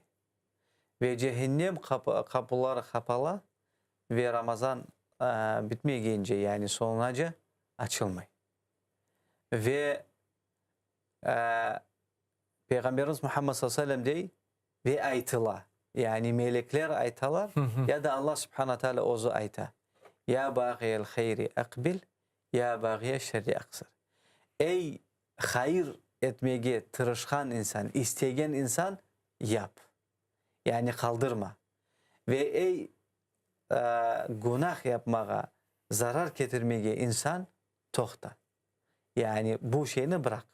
Ve Peygamberimiz Muhammed sallallahu aleyhi ve sellem bu hadiste bizge gösterdi ki insan hayır etmeye istese, fayda gitmeye, özüsüne, ailesine, korantasına, milletke faydasını getirmeye istese bu balban fırsattır. Ve insan misal için demen şarap içem ya da misal için sigaret çekem ya da narkotik içem.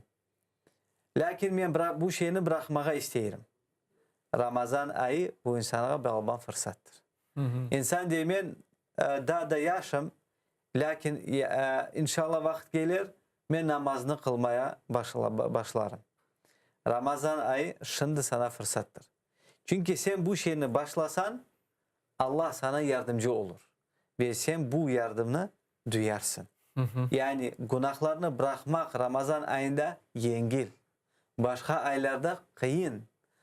Namazlarını kılmak, dualarını etmek ya da hayır amellerini yapmak Ramazan ayında yengil. Ve sen bu Ramazan ayında başlasan görürsün Allah subhanahu teala sana yardımcı olur. Ve Ramazan ay bitken son sen bu şeylerini sana devam etmeye daha da yengil olur. Onun için bu balaban bir şanstır. Asıl da siz Süleyman Hoca ayttınız nege dikkatli olmak gerekmiz Ramazan ayında ama ende soramak isteyeyim. Sizince en büyük insanlar yapkan hatalar Ramazan ayı devamında. Belki de bilip, bilmeyip nasıl insanlar hatalar yaparlar nene Ramazan ayında yapmak gerek midir? En balban hatadır. Bu Ramazan ayında oruza tutmamaktır. Yani insan Ramazan ayında oruza tutmasa elbette ki insan sağlam insan olsa, yani hasta değil soyu ya da kart değil soyu, bir sağlam insan o orazayı tutmasa bu balaban hatadır. Çünkü Allah subhanahu teala sana yaşayış verdi, sana hayat verdi ve sana Ramazan ayına gacı ömür verdi. Ve sen bu, yani Allah'ın fırsatını joyasın. Bu pek balaban hatadır. İkinci hatadır bu, belki bazı bir insanlar Ramazan ayında, tek Ramazan ayında oraza tutarlar. Ve namazlarını kılarlar. Camiye varalar, cuma namazına varalar. 5 kere namazlarını kılmaya başlayırlar. Teravih namaza varmaya başlayırlar. Lakin Ramazan ayı bitken son onlar da namazlarını unutarlar. Bu pek balaban hatadır. Çünkü insan Müslüman olacak bütün 12 ay. Yani bütün ömür boyu. Yani bir sezonlu bir desek Müslüman olmağa bu pek balaban hatadır. Ve daha da pek balaban hatadır. İnsan Ramazan ayında bazı bir insanlar bilirler ki belliler Ramazan ya da oraza tutmak bu aynı takım, yani açtan sudan vazgeçmek. Lakin ağızları pis sözlerinin toludur. Sen bakarsın ona oraza tutar, lakin pis sözleri, olmayacak sözleri daima ağzındadır, tildedir. Ya da bazı bir insanların söge, ya da bazı bir insanların arasında o şeklerini yürsete. Peygamberimiz Muhammed sallallahu aleyhi ve sellem dedi, insan yani yalan sözlerini bırakmasa, insan aldatma, yani pis sözlerini bırakmasa, o şeklerini Ramazan ayında bırakmasa, Allah'ın aslında ihtiyacı yoktur onun arşının suyunu bırakmastan. Yani insan bu arşının suyunu bıraktı belli, bu tekım yani bu orazadır. Yok. Oraza hem yani ruhi manevi tarafı var ve hem de bir hissi bir tarafı var. Onun için insan arşının suyunu bıraktı Allah rızası için. Ve bu günahlarını da bırakmak gerek. Yani daha da güzel laflarını tapmak, bu pis laflarını bırakmak gerek. Onun için bu pek balaban hatalardır. Yani ben bilişim Ramazan ayında bazı bir insanlar. Ve sizin sözlerinize koşulup menimce daha bir hata vardır. Biz hepimiz Ramazan ayının vaktini, kıymetini sonunca galiba duymayız.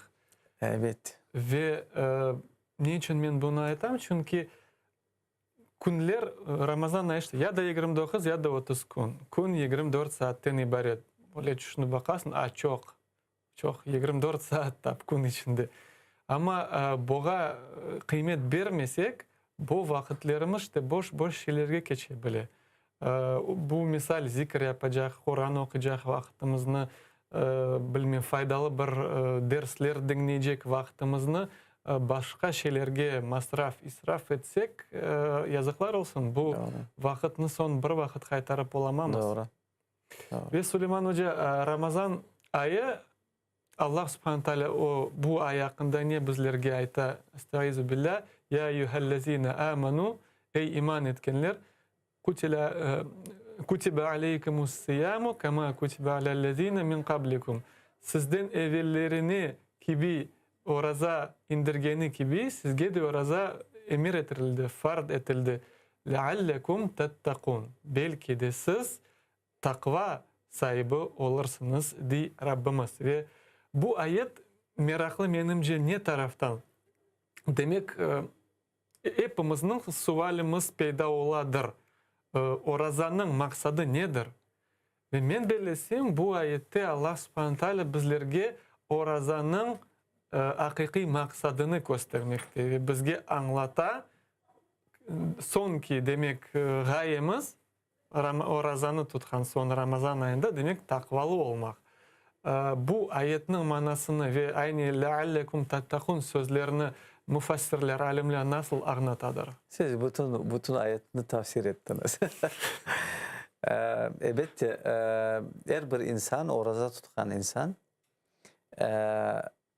daima ve her vakit orazanın maksadı ya da gayeti nerede her vakit kıdri. Kim her vakit demen oraza tutam. Aşını sunu bıraktım. Yaxşı oldu, men azdım tikaran. Yani faydayı duydum mesela için. Kadınlar pek seviyor bu meselesi. Lakin Allah Subhanahu Teala Kur'an-ı Kerim'de bu maksadını aytmadı. Lakin bu maksat da var. Yani insanın bedeni fayda duyay. Yani çok fayda getiriyor. Lakin Allah Subhanahu Teala bu ayeti başka maksadına göz açtırdı. Ve bu maksadı daha da takvalı olmak, yani daha da imanlı olmak, daha da Allah'tan çok korkmaktır. Çünkü her bir insan ibadetini yapsa onun sonunda bir maksadı var. Misal için biz namazını kılamız. Namazın maksadı da var. Allah Subhanahu Teala diyor: İnne salate tenha anil fahşai vel munkar. Namaz insanı pis amellerden ve günahlardan uzaklaştırsa, yani daha da çok insanı uzak tuta bu günahlardan.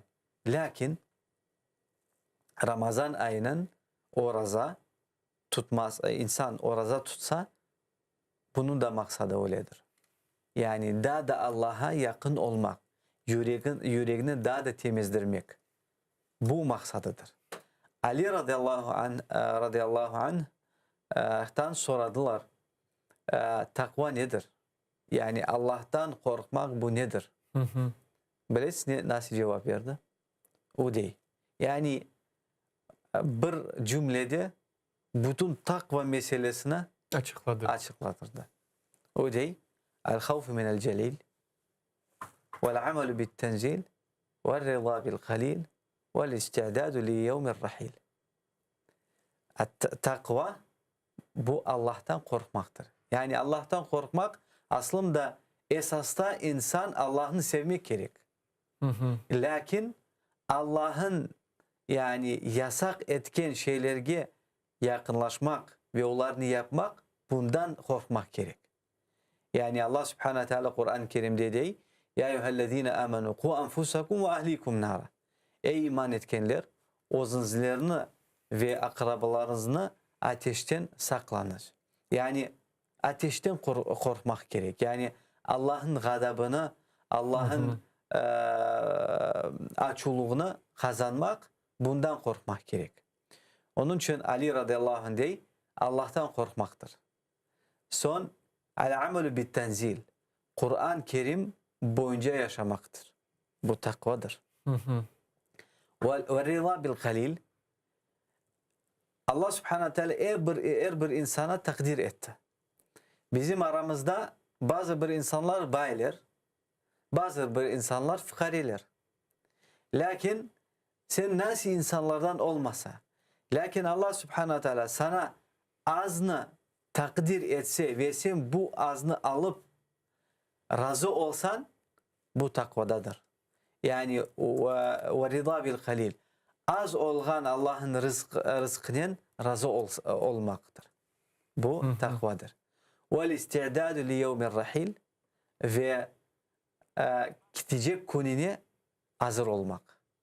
Yani bu dünyanı bırakma, her bir insan bu dünyadan gider. Her bir insan öler. Ve bu günge hazır olmak, bu takvadır. Yani bir cümlede Ali radıyallahu anh takva olganını bizlerge görsetti. Ve Allah Subhanahu Teala Kur'an-ı Kerim'de dedi: "Leallekum tettekun." Belki siz Allah'tan korkarsınız. Yani Allah yasak etken şeylerini bırakırsınız. Belki de siz Kur'an boyunca daha da çok yaşarsınız. Ve belki de siz Allah takdir etken şeylerini kabul edersiniz ve razı olursunuz. Ve gidecek günge hazır olursunuz. Mana bu o razının bir manasıdır. Yani bakın insan oraza tutar. Bu vakitte aşı yok, doğru mu? Yani sabır ete ve bu Allah'ın takdiridir. Bu şeyini kabul ete. Kur'an-ı Kerim'de Ramazan ayında daha da çok okuy. Ve Allah'ın ayetlerinin manasını daha da çok anlamaya tırışa. Doğru mu? Ve bu okuyan şeylerini yani yaşayan işte onu daha da çok yaptırmak tırışa. Ve bitti aşını suyunu bıraka. Yani Allah'tan korkap bu şeyini Ramazan ayında ağzına getirmeyi. Yani aşama ve orazasını bozmayın. Ve bütün bu amellerini sonuna bile ki. İnşallah ben bu ahvalda olsam inşallah cennetke girerim. Yani insan ozusuna yani hazırlay bu dünyadan gitmektir. Gidecek gününü hazırlay ozuna.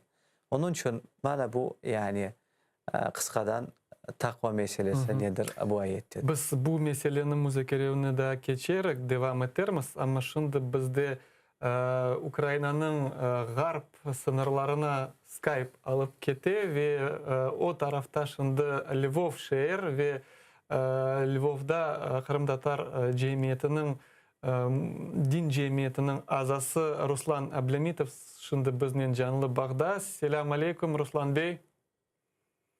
Aleyküm selam. Hayırlı akşamlar olsun. Sizge de sağ olsun. Çok sağ olun. Ramazan ayı hayırlı ve mübarek olsun. Amin cümlemizge. Ama Arslanlar şehrine de Ramazan ayı barıp çıktı mı? Aslında Ramazan nefesi şehirde duyula mı?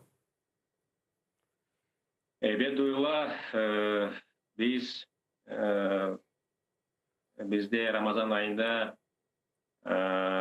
Ramazan ayı bu Allah'ın lütfu bir ayıdır. Onun için bizde çok umutlarımız var. Allah'a daha yakın olmak için Allah hepimizge yardımcı olsun. İnşallah. Aslında şimdi biz Süleyman Hoca'nın stüdyadamız ve Süleyman Hoca ete misal Kiev'de karantin şarayetleri bazı böyle kıyınlıklar getire işte böyle cemaat işlerinde misal iftarlar olsun, teravihler olsun böyle balaban yerde toplanıp Lvov'da da böyle problem var mı? Anda nasıl vaziyet? Benimce bütün dünyada öyle problem var. Mesela 2 yıl evvel biz toplaşaydık.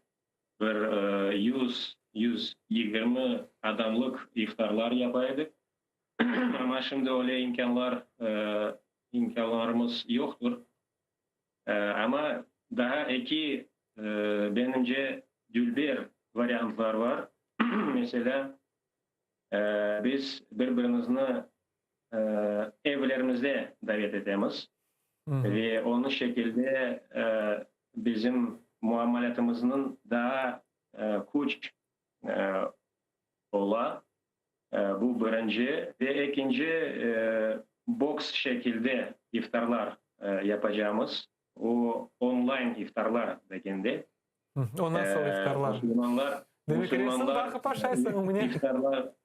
İftarlar evlerde aş olmak ala ve evlerde iftar yapacaklar. Öyle varyantlarımız var. Ve bu benimce çok problem değil. Ama Balaban ben Ayhan'da Balaban iftarlar yapmak imkanımız yok. Ruslan Bey, aslında Ramazan ayı bu başka aylarga göre pek kıymetli aydır ve çok fırsatlar var bu mübarek Ramazan ayında. Siz bu ayını nasıl ibadetlerle doldurmak gereğini görüyorsunuz ve Lvov cemaati nege dikkatli olacak bu ay? Teravihler mi, iftarlar ettiniz, şimdi geçken yılları gibi böyle çok ve toplaşıp gibi geçirip olunmayacak bu yılı nasıl ameller yapmaya planlaşasınız? Как сказали мы, уже собираться такой возможности нет большой, но есть возможность сконцентрироваться у себя в домах, на семьях своих, на детях. Поэтому у каждого из нас, мы знаем, обязанность есть достойно воспитать в исламе своих детей, привить им любовь к нашей религии, к нашей культуре, к языку. И поэтому у нас есть возможность, пользуясь вот этими карантинными положениями, возможность приблизиться к Аллаху путем того, что свои семьи еще больше укрепить, заниматься больше детьми, создать им атмосферу и так далее, и так далее. Поэтому я думаю, что вот это положение с карантином, наоборот, нас должно еще больше сконцентрировать. И вместо, например, общественных каких-то мероприятий, семейные, в частном кругу, как говорится, да, яхшы жолы. Сіз айтасыз, шынды мағада бұл фікір келді, асылда сонки еллары бұл ерлерде, Қырым олсын, Украина олсын, ерлерде бөле ифтарлар чоқлашты, чоқ адамлар топлашып, бөле шекілде, бөле мұйытте бұтын ай кечейді ве доғырсындан хоранта бақсаң, текаран диққат вақыт азжа кечіріледі. Демек бұл карантин баланс япты. Hem de cemaat işlerinde hem de хорanta münasebetlerinde. Şay mı? Benimce öyle. Ve Ruslan Bey, bizim bakkan teleseyircilerimizge, halkımızga ve umumen bütün ümmetimizge bu mübarek Ramazan ayında ne teler ediniz? Bu mübarek Ramazan ayında Allah bizge kuch iman versin. Allah bütün dünyada Müslümanlara kuch iman versin. Zulüm vaziyetten iyi, yaxşı, tinç, adalet vaziyette kirmeye nasip eylesin. Kırım'da olganda bizim kapıs halinelerde olgan vatandaşlarımızga, din kardeşlerimizge en yakın vakitte korantaların kayıtma nasip eylesin ve bütün Müslümanlara bizim ibadetlerimizni, dualarımızı, amellerimizni kabul ve makbul eylesin. Dileyim. Çok sağ olun. Siz de çok sağ olun Ruslan Bey. Allah Teala tutacak orazalarınızı, yapacak ibadetlerinizi ve bizim de sizin de cümlemizni kabul eylesin ve eyliklerde bayramlarga çıkmağa nasip eylesin. Çok sağ olun. Evet.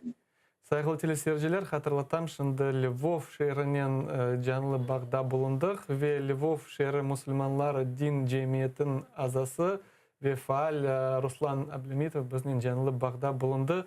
Süleyman Hoca, biz ise qaytamiz bizim mevzumuzga. Hatırlatam, bugün takvani sizden müzakere etemiz ve ne için aynı bu meseleni menimce muhim müzakere etmek. Çünkü Ramazan ayı içerisinde bu programlarda şimdi biz planlaşamız. Ramazandan çıkkanda insanlar nasıl sıfatlarla, nasıl hususiyetlerle bu aydan çıkmak için. Ve konumuzda böyle bir hususiyet var. Yani biz inşallah müzakere edeceğiz. Ve takvaga kaytamız. Aslında takva demek bu kıskasından Allah'ın emretken şeyini bağlanmak ve onu yasak etken şeyden uzaklaşmak. Ve bunda güzel Müslüman birden böyle bakanda takvalı, yani Rusçasından bogобоязненный diler. Demek başka dinlerinin temsilcileri aytalar, что у вас за религия? Бояться надо кого-то. Вот у нас, говорит, религия любить надо, misal.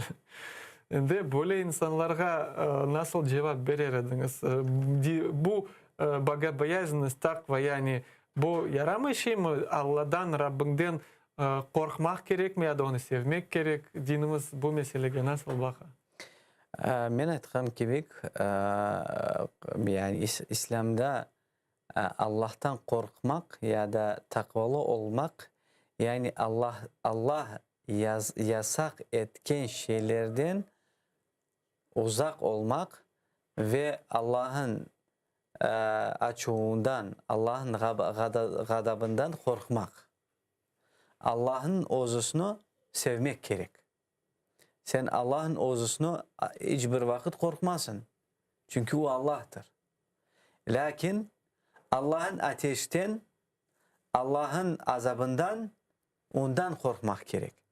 Ve Kur'an-ı Kerim'de Allah'tan korkunuz aytkan vakitte bunun manası Allah'ın azabından, Allah'ın cehennemden, Allah'ın ateşten, Allah'ın gadabından yani açığından korkunuz. Bu böyle yani manadır. Lakin Allah'ın ozunu korkmak, sevmek gerek. Onun için yani bunlara da cevap var. Lakin insan dese ki Allah'ın tekim sevmek gerek, lakin korkmaya gerekmiyor dese, yani o vakitte insan çok günahlarını yapmaya başlar. Nasıl? İnsan günahını yapar diye, ey Allah, ben Allah'ını seveyim, Allah beni bağışlar. Yani Allah'tan korkma. Bazı dinlerde böyle konsepsiya işte kurula. Allah o bizni seviyor, işte yaratıcı o için bağışlayacak.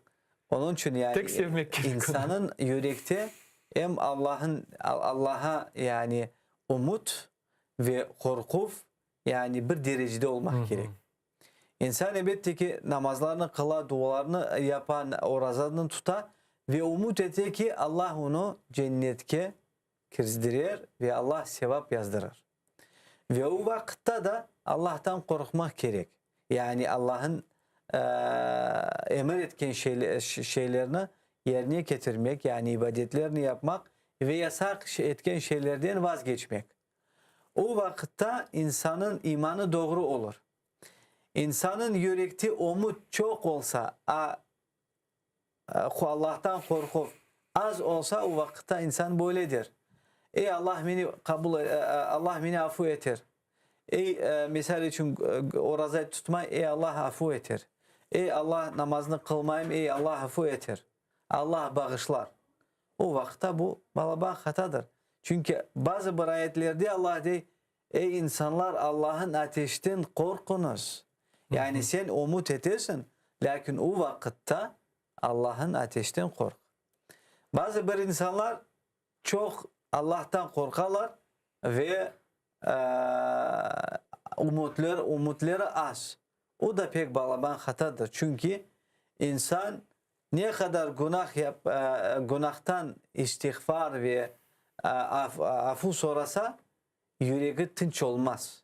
Çünkü der ki ben günah yaptım, Allah'tan afu soradım, lakin o beni yani bağışlamaz ve onun yürekte yani korku daha da çok. Onun için bu iki taraf balans olmak gerek. Onun için hem insan Allah'a umut etmek gerek ve hem Allah'ın azabından, Allah'ın ateşten ve cehennemden korkmak gerek. Ve bu insan her vakit onun imanı daima doğru olur. İnşallah. İnşallah. Allah Teala bizni takva sahiplerine olmak yardımcı olsun bizlerge. Vakit tez Süleyman Hoca da çok bu mevzuda suallerim kaldı ama teleseyircilerimizden de sualler var. Bazıları var Orazan'ın bağlı, bazıları işte umumi böyle sualler. Hatırlatam sayılı teleseyirciler, canlı efirimiz, utanmanız telefon açınız ya da Facebook'ta stream tümünde suallerinizni yazsak, biz onlarını korup hocalarımızga berermiz. Birinci sual böyle meraklı. Adam oraza tutup bir koşede herkesge men oraza tutam dep maqtansa, mana çalışmaga ağır meni tiymeniz dep otursa, o günahdır mı? Yok. Elbette. İşte böyle kategori insanlar var. Ben de görem kamerde işte men oraza tutam meninizi tiymeniz bir şey. Bu sualda yani cevap iki kısımdan var. Birinciden İnsan bütün yapkan amellerini Allah rızası için yapsa her vakit tinç olacak. Yani aytmayacak. Ben namazını kıldım, ben sadakayı verdim, ben orazayı tutam. Çünkü insan sevaplarını joya. Çünkü Allah subhanahu teala ihlas, yani Allah Allah riza için etken amellerini kabul etti. Bir içinde bir riya pakazuk olgan yani şeylerini Allah hiçbir vakit kabul etmez. İkinci kısmıdır. Bu Ramazan ayında çalışmak mümkün mü ya da çalışmaya gerek mi ya da yatmak gerek ya da almak gerek. Aslında biz Müslüman tarihimize baksak Peygamberimiz ve sahabiler en bütün gerekli, en zaferli cenklerini Ramazan ayında yapaydılar. Ve bu bizlerge korseti Ramazan ayı bu iş ayıdır. Yani hareket ayıdır. Yani rahatlanmak ay tekim değildir. Elbette insan Ramazan ayında çıkaran işlerini azlaştırırsa, onun imkaniyeti olsa öyle. Men daha da çok namazlarını kılmağa isteyeyim. Men Kur'an-ı Kerim'ini okumağa isteyeyim. Men teravih namazına varmağa isteyeyim. Men gece namazlarını kılmağa isteyeyim dese o vakitte işini çıkaran azlaştırsa mümkün. Lakin aslında bütün işlerini bırakmak yani insan işlerini bıraksa nasıl orasısın tutar? Böyle sualda Ramazan ayında aşamaktan içmekten gayrı da apayağının münasebetler kunduz yapmak olmaydı tek gece. Aslında kunduz kucaklaşmağa ve öpüşmege mümkün mü apayının? Peygamberimizge bir kere bir kart adam geldi ve soradı Ramazan ayında apayımı öpsem o olur mu ya da yok dedi. Soradı Peygamberimizden. Peygamberimiz Muhammed sallallahu aleyhi ve sellem dedi mülkün. Son bir yaş insan geldi. Yaş bir bala geldi ve böyle de sualini Peygamberimizden soradı. Men apayımı Ramazan ayında öpsem orazam bozulur mu? Yani mülkün ya da yok. Peygamberimiz dedi yok. Son sahabeler soradılar ki, dediler ki ey Peygamberimiz ne için sen bu kart insana böyle cevap verdin? Yaş insana böyle cevap verdi. O dedi ki çünkü kart insanın kuvveti çıkaran azca. O öpse bir şey duymaz yani bu yani daha da hareket yapmaya tırışmaz. Lakin yaş olan insan onun kuvveti yaşlıkta var. Ve öpse belki de Allah göstermesi yani kucaklamaya başlar ve Allah göstermesi orazasını bozar. Onun için Peygamberimiz öyle dedi. Ve bu sualda böyle cevap. İnsan ozunu duysa, ozunu bilse, apayını öpse orada bozulmaz. Lakin bilse ki ben şimdi yaklaşsam, öpsem, Allah göstermesin toktap olamasam o vakit bu insana yakınlaşmaya olmay. Böyle sual aslında Ramazan ayında tahajjud okuv meselesi yaz şimdi bar vaktinde geceler işte kıskaca ve çoksu gecelerin men geçirem yuhlamayıp aslında ama tahajjud namazının şartlarından birisi demek yuhudan turmak. Yuhlamayıp men tahajjud kılabilirim ya da yok. Bazı bir alimler Kıyamul Leyl yani gece namazlarını ve tahajjud namazlarından çıkaran yani farkı ne manasında çıkaran görsettiler. Yani Kıyamul Leyl dediler sen yuklamasan ve namazlarını kılsan bu Kıyamul Leyl. Sen yatsan, tursan bu tahajjud. Lakin manası birdir. Yani insan yuklamayıp namazlarını kılsa bu tahajjud sayılır. Ve yuklasa, tursa tahajjud sayılır. Bir namaz. Akşam yatsı namazdan son Kıyamul Leyl yani gece namazlarından sayılır. Lakin insan yuklasa yani son turmaya daha da ağır çıkaran. Onun için bu tahajjud değil de yani insan zorluk duya lakin ozurunu zorlukla tura ve namazını kıla. Onun için tahajjud sayılır. Lakin hem tahajjud hem Kıyamul Leyl bu namaz birdir. Yani sevabı birdir. Men bilesem niyetin ende bağlı. Misal insan yuhlamasa, şimdi çoğusu adamlar yuhlamalar çünkü gece kıskaçtı, son temçitki de tuturup olamazsın. Bazı insanlar yuhlayır. Onun için bazıları yuhlamalar, demek yuhlamayıp da demek sen tahajjud namazına niyet alabilirsin. Doğru. Sonki sual bugünkü kunge orazat tutqanda burun tamçılarını mülkünü kullanmağa ya da yok. Çünkü misal şimdi hastalıklar var, işte grip, mrip ve anlağanıma göre burun kapalganda açmak. Sprey olsa orazayı bozmay. Sprey olsa. Bazı başka şeylerden vazgeçse daha da yaxşı olur. Çünkü insan misal için buruna ilaç koysa belki de boğazına tiyer. Onun için bazı bir insanlar, alimler dediler ki o da bozmay. Lakin en yaxşısı spreyle kullansa bu da yaxşı. Lakin insan ilaç koysa bu orazayı bozmay. Çok sağ olun Süleyman Hoca. Cevaplarınız için mutlaka devam ederimiz. Ramazan bereketinde sizin bu dinimizin esaslarını bilip de bu güzel İslam'a uygun olan hususiyetlerini müzakere edip onların özümüzge sarıp almağa. İnşallah. Çok sağ olun. Saygılı teleseyirciler. Biz ise yayınımızda devam etemiz ve bugünkü Ramazan bereketi programımızın sonki rubrikamıza geçemiz. Bu hatırlatam niyetlendik Mulk suresinin tefsirini geçmege ve bugün ikinci ayetinin tefsirini dinleyeceğiz ve Şevket Kurtumerov şeriat ilimleri namzeti onu bizge anlatacak. Geliniz seyreteyik.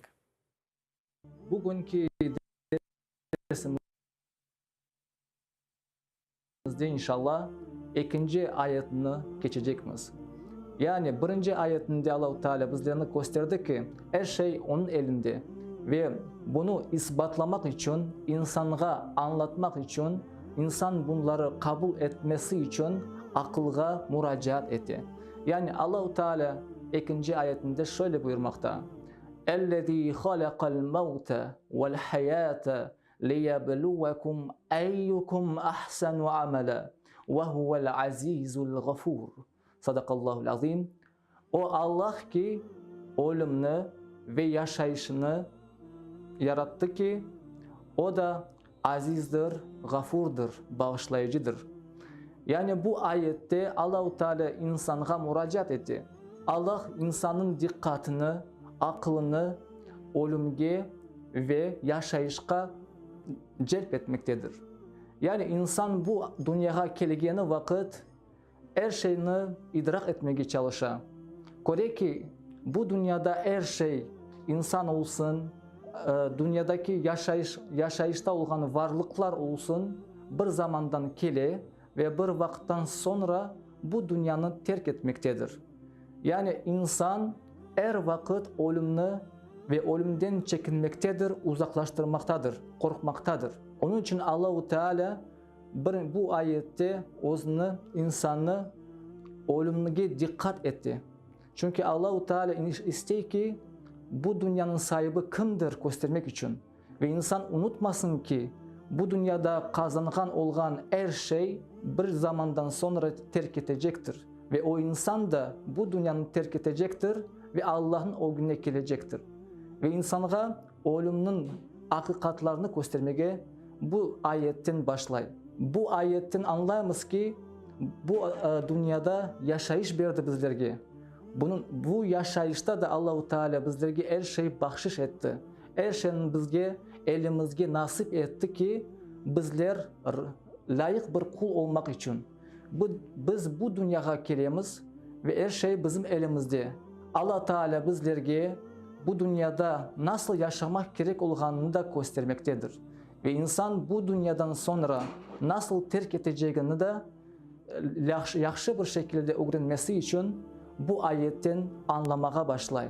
Yani Allah-u Teala bizlerin de bu yaşayış amacı nedir? Yani ölümün ve yaşayışımızda, yani bizim dünyadaki hayatımızdaki maksadı olgan hayat ve ölüm, onun anlamı ne için? Yani ne için Allah bunları yarattı? Sualige Allah-u Teala o'zi cevap vermektedir. Yani Allah Teala ayta ki liyabluwakum ayyukum ahsanu amala. Men ölümni ve yaşayışını sizlerden ne kadar yaxşı olacağınızı ve bu sınavda kim geçeceğini en yaxşı şekilde geçeceğini bizlerge ölümni ve yaşayışını yarattı. Lakin eğer dikkatle baksak biz göremiz ki bu imtihan ne üçündür? Eğer insan bu imtihanı doğru bir şekilde geçse Allah'ın razılığını kazanacaktır. Ve inşallah o gelecek hayatında da bahtlı ve saadetli bir yaşam içinde olacaktır. Allah'ın razılığının altındadır. Yani bu ayetten insan başlay hareketke. Eğer insan bunları yaxşı bir şekilde anlasa, insanın inşallah bütün amelleri, bütün hareketleri Allah'ın istediğini gibi olacaktır. Yani bu insan öz amellerinde Allah'ın razı olan şeylerine müracaat edecektir ve razı olmayan şeylerden de uzaklaştıracaktır özünü. Bu ayetin devamında ise Allah-u Teala şöyle ayette ve huvel azizul gafur. Yani siz ne için Allah-u Teala özünü aziz ve gafur olarak bu ayette anlata? Çünkü eğer biz misal olarak baksak, hepimiz mektepte bir talebe, bir şagirt olduk. Eğer imtihanda bir hoca sert olsa, yani öz dersine dikkatle istese, öz bir şey talep etse, biz onun imtihanını dikkatle yapacağımız, kopya yapmayacağımız ve şpargalka bir şeyler olmayacak bizim bu imtihanımızda. Onun çünkü biz onu korkacağımız. Allah Teala bu dünyada imtihan için bunları yarattı ve Allah Teala ölümlü yaşayışını imtihan olarak bizlerini özünü aziz bir şekilde gösterdi. Yani her şey onun kontrol altındadır. Onun için bizler onun azabından, onun gazabından korkacağımız ve onun layık bir şekilde ona kul olmaya çalışacağımız. Ne için Allah-u Teala gafur sözünü seçti bunda? Eğer öyle düşünsek, tefsir kitaplarına baksak, göremiz ki gafur sözü, yani insan bu dünyada ameller yapacak, yaxşı şeyler yapacak, Allah'ın razılığını kazanmaya tırışsa ve aytacak ki özüne, ya ben o kadar şeyler yapamam, lakin Allah beni yine de bağışlamaz. Çünkü peygamberler en yüksek seviyedeydi. Nasıl da beni bağışlayacak deyip öyle fikirler olacak. Lakin Allah-u Teala bunda gafur sözünü geçirir. Yani özünü afu edici, günahlarını bağışlayıcı, özünü merhamet sıfatının göstermektedir. Ve inşallah Allah-u Teala bu Ramazan bereketi programmasında bizlerge Tebareke Mulk suresinden nasihatlar almağa, öğütler almağa, yaxşı bir neticeler çıkarmak için bizlerge nasip etsin inşallah. Ramazan ayınız mübarek olsun.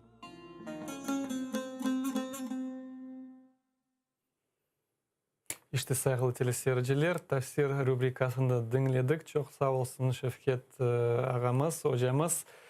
Programımız sonuna gelmekte ve sonki sözlerimde Allah Teala bizlerge takva sahibi, iman sahibi, odun doğru yoldan ketken kullarından etmege yardımcı olsun. İftarlarımız aman aman indi yarım saatten başlayacak. Kırım sonuçta yavaş yavaş Ukrayna'da iftar vakti gelecek. Allah Teala kabul etsin tutkan orazalarımızı, yapkan dualarımızı ve yarın saat 16'da kenedi Ramazan Bereketi programmasında görüşerek. Hayırlı akşamlar, atayarlı olunuz. يا أيها الذين آمنوا كتب عليكم الصيام كما كتب على الذين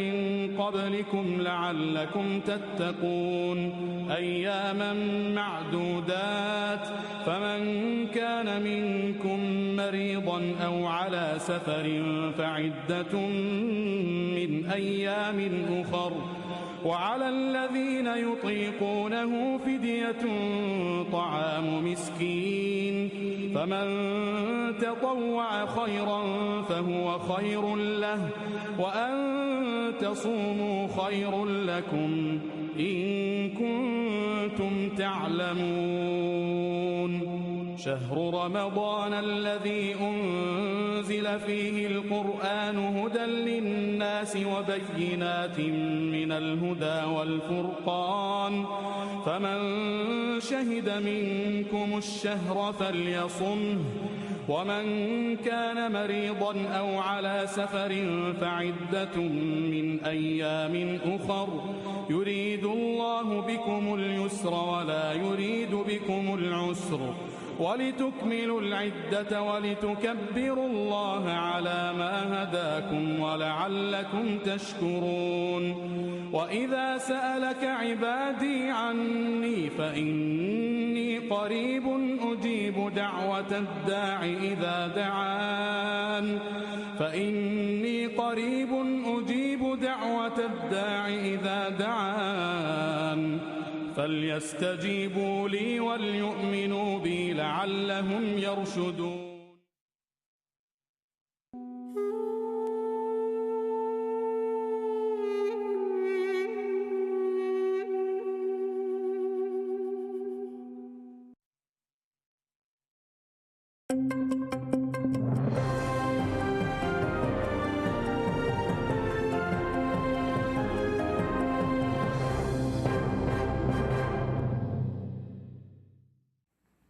У Криму знову обшуки. Окупанти о 5 ранку увірвалися до будинку кримського татарина Абдусіляма Селямєтова в селі Зарічне Сімферопольського району. Від арешту Селямєтова врятувало те, що він вже кілька років не мешкає на півострові. Як повідомив адвокат Рустем Кямілєв, у будинку був старший син Селямєтова Аділь. Він повідомив, що силовики права йому не роз'яснювали, постанову на обшук не зачитували. Один з них пояснив, що обшук відбувся через кримінальну справу, пов'язану з тероризмом. Силовиків цікавили IP-адреса Селямєтова і вміст листувань. Окупанти забрали релігійну літературу, телефон, системний блок і відеомагнітофон.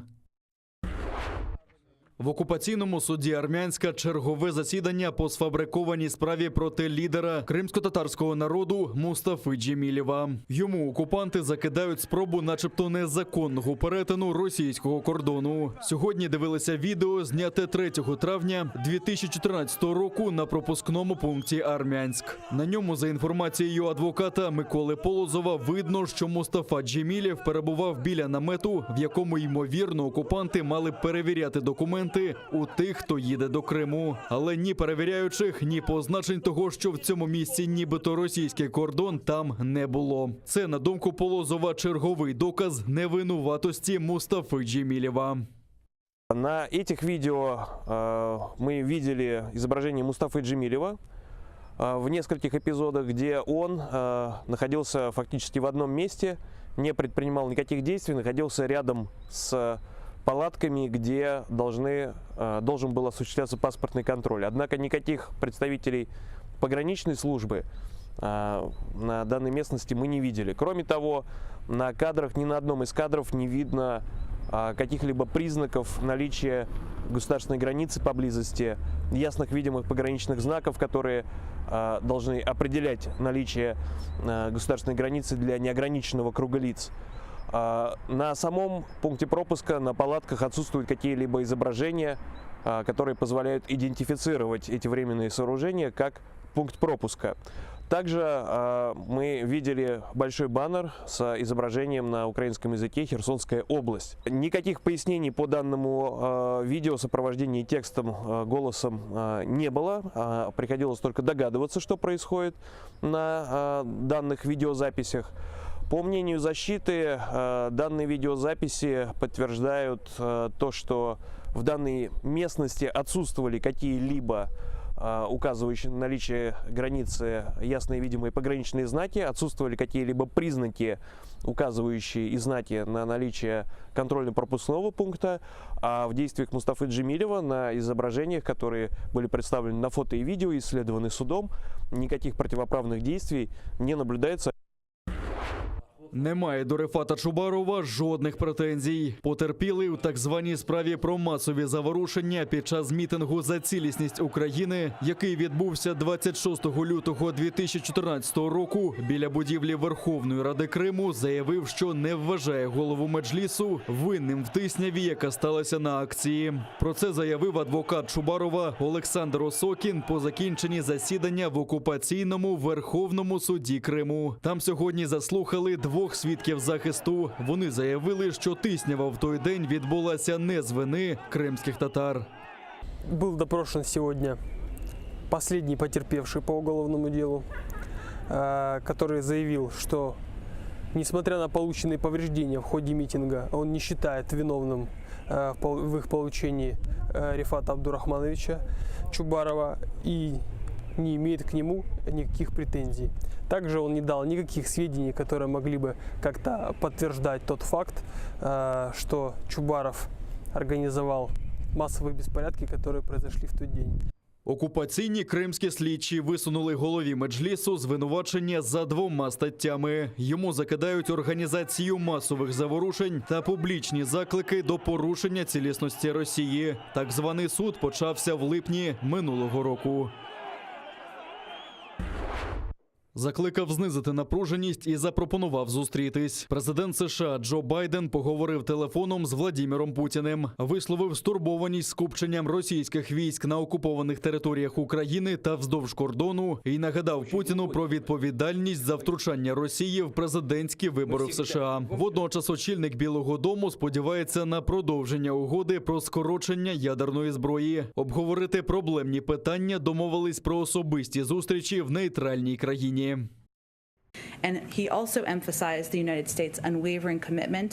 Він також підкреслив непохитну підтримку українського суверенітету та територіальної цілісності. Президент висловив стурбованість з приводу раптового накопичення російських військ та посилення агресії на кордоні України. Росія має припинити підживлювати напруженість. Ми, безумовно, вважаємо, що ці стосунки залишаться проблемними і ми готові протидіяти. Але наша мета – мати передбачувані стосунки з Росією.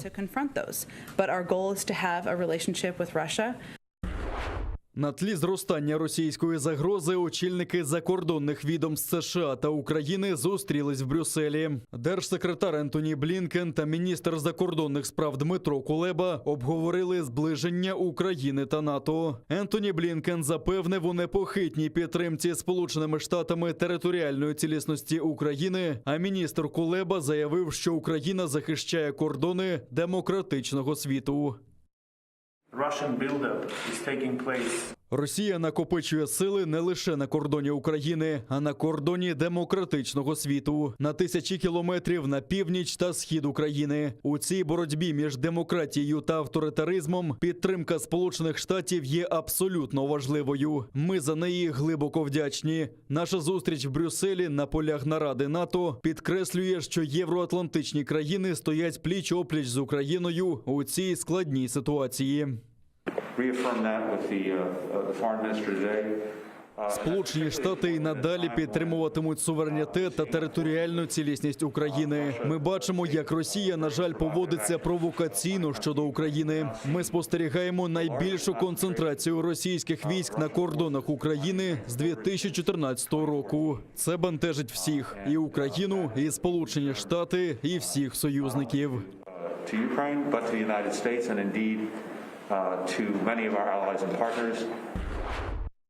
Припхався настрашити. Секретар Російської Ради безпеки Ніколай Патрушев в окупованому Севастополі взявся лякати українськими диверсантами. Їх, мовляв, масово готують в спеціальних таборах по всій Україні і, звісно ж, за кошти Євросоюзу та Сполучених Штатів. Добрехався до того, що буцімто українці готують теракти на півострові, щоб посіяти міжнаціональну ворожнечу. Тому наказав спецслужбам бути пильними і подякував за минулорічні облави, завдяки чому, мовляв, вдалося запобігти 6 терактам. Один український воїн загинув, ще троє дістали поранення минулої доби. В районі Південного окупанти били з мінометів 82-го калібру, а неподалік Катеринівки, Первомайського, Світлодарська та Зайцевого з гранатометів різних систем. Також біля пункту пропуску Майорськ скинули 5 заборонених мін ПОМ-2. Ворожі провокації українські військові подавили вогнем у відповідь. А за даними розвідки, через неконтрольовану ділянку кордону й надалі прибувають кадрові російські військові. Водночас командування окупаційних військ посилило контроль за витратами пального. Протягом минулого тижня до з'єднань і частин 1-го та 2-го армійських корпусів прибуло близько 250 російських військовослужбовців, переважно вихідців з далекосхідних регіонів Росії. Завезено понад 2000 тонн пального. Водночас командування Збройних сил Російської Федерації підвищує контроль зберігання військового майна у частинах і підрозділах російських окупаційних військ і попереджає, що всі посадові особи, винні у недостачах завезеного з Росії майна, будуть негайно усунені з посад та притягнуті до суворої відповідальності. З середини квітня проводитимуться раптові перевірки наявності пально-мастильних матеріалів.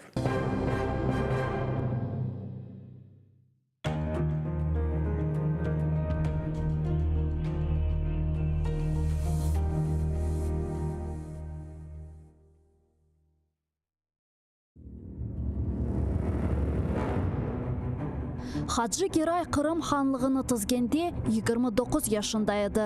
Тахминен 350 ел девамында Қырым ханлығы девлет оларақ үкім сүрді.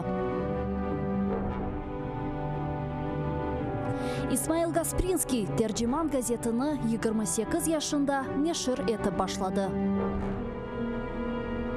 Номан Челебиджихан Қырым татар милли құрылтайны 33 yaşında тізді.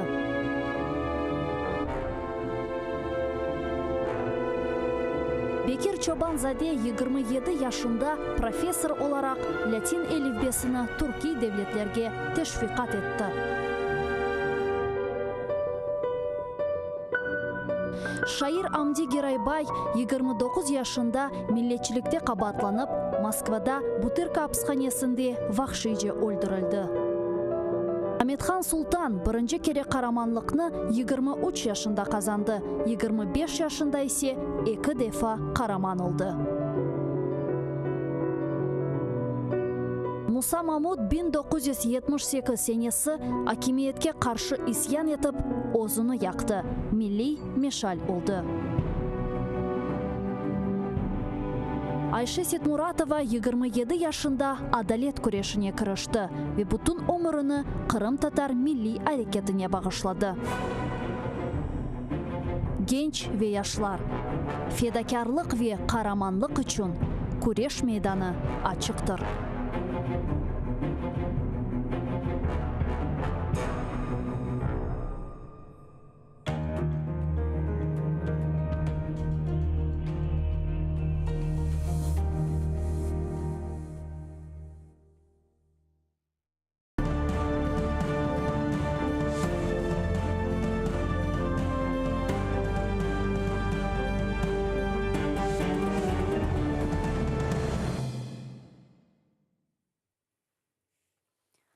Селям алейкум, хайрлы акшамлар, сайгылатыр телеканалының телесерджилері. Бүгін информацион программасына серетесін. Студияда сізлер үшін мен Гүлсум Халилова чалшам. Программамызны Сейфатер Қырымның сесі яйында олмалы деген марафон черчевесінде сейретесіңіз. Бізім студиямызға телефон шмаға имканыңыз бар. Вайбер вастасыйле қолланып студиямызға телефон açın. Sizin sesiniz bizler için pek mühim. 073 419 41 58 ya da Skype adresini de kullanabilirsiniz. atr.tv bu bizim adresimiz. Növbeteki 40 dakika devamında Kırım ve Kırım etrafında yüz bergen sonki haberlerini, Kırımda olup geçken hadiselerini, Ukrayna sınırlarında yüz bergen ve umumen alganda халқара мунасибетлер мәселелерін музакире етежекміз. Бізле олғаныңыз үшін ве бізлерге дестек көстерген әркеске тешекүрлерімізді білдіреміз. Хаберлерге кечерекенде иссе бүгін мәлім алғаны кебі işgal етілген Қырымда Қырым татар халқының лидері Мұстафа Аға Джемилевнің махкеме давасының бақылмасы девам етті. Бұнен бераберлікте Қырым татар халқының Милли Межлис рейсі Рифат Аға Чубаровның да махкемелері işgal етілген Қырымда devam etmekte. Bu ve diğer meselelerini biz Kurultay Merkezi Seçim Komisyonu'nun reisi Zayra Gasmilyanin laf etmege endi hazırmız. Zayra, selam aleyküm. Aleyküm selam. Nasılsınız? En baştan sizni ve bütün halkımızına da bir kere mübarek Ramazan ayı ile hayırlamak istedik. Allah tutkan orazalarınızdan kabul etsin. Ses eşitmeymen. Alo, şimdi? Alo. Alo. Alo.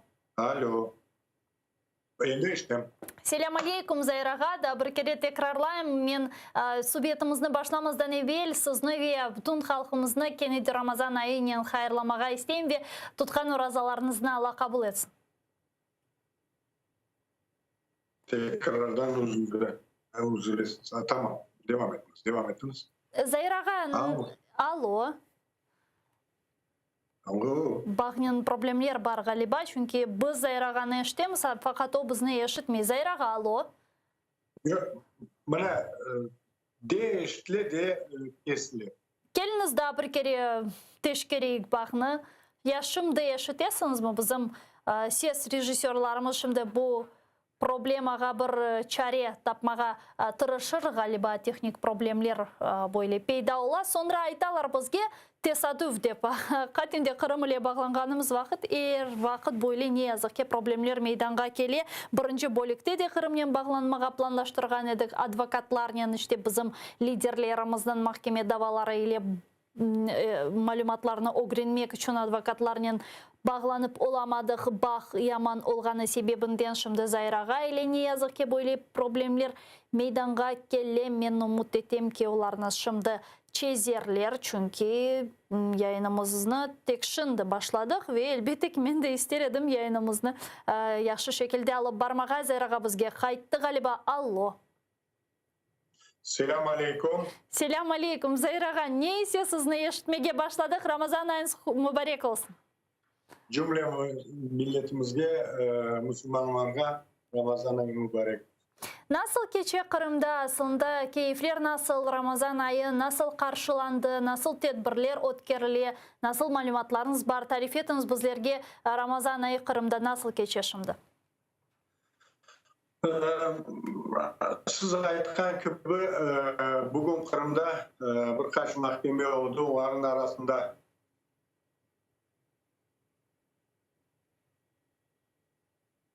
Alo. Alo. Biz eşitemiz sizni. Bugün Kırım'da birkaç mahkeme oldu. Onların arasında Kırım Tatar milli liderimizin Mustafa Cemilev'e karşı ve ikinci mahkeme Kırım Tatar Milli Meclisi Reisi'nin Refat Çubarov'a karşı. Buna sözden bu Refat'a karşı bugün mahkemede son şartını donladılar ve çoktan çok şartlar gibi 100'den fazla şart var mahkemesinde iştirak etti ve onların arasında birkaç tane demek yalancılar yalanı uydurup nettiler. Sanki onlar meclisin toplantısında iştirak etkenler, sanki onlar Refat Ağa'nın yanında oldular ve Refat Ağa sanki toktatmaydı bu basın deyip Rusça bir sözünü aytaydı ana tilimizde urunuz, basınız degende öyle bir yalancılar peyda oldu ve demek bizim tarafından da iki adam Edin Dudakov ve Emine Vavilova şartını yaptılar ve bir kimse başka demek Refat Ağa'nı kabatlemeye öyle bir şartını aytmadı, yapmadı ve materyallarda da aynı yok. Ama nasıl olsa da ben bileyim bu mahkemenin bozguden kurmadılar, smarlamadılar. Son neticesi mutlak olacak ceza kararı. Aynı şekilde de Mustafa Han mahkemesi, Harman Bazar mahkemesinde onda da bugün bakılan videoların arasında aslında Mustafa Han kabatlemege bir şeyde sıra ilmi. Ama o yerde de sonundan bir şeyler uydurup более karar вина подозреваем доказано в ходе судебного разбирательства полностью более bir çıkarıp dünyaya bildirtmeye istiyorlar. Buna Mustafa'ya sözde terörist, Rifat terörist, bizim Kırım Tatar halkımız terörist halk. Böyle bir yanlıklarını hazırlayıp milletimizge asmağa tırışanlar. Bu sebepten bu mahkemeler uyguluyordu. Мына Зайраға мен шуны merak etем. Мына siz bunu kaydettiniz hem de advokat. Son bilirsiniz yakın zamanda ta bir mahkeme olacak. Kırım gazetanın muharririne karşı ve Bekir Ağa Mahmutov'a eşitesiniz. Eşitim.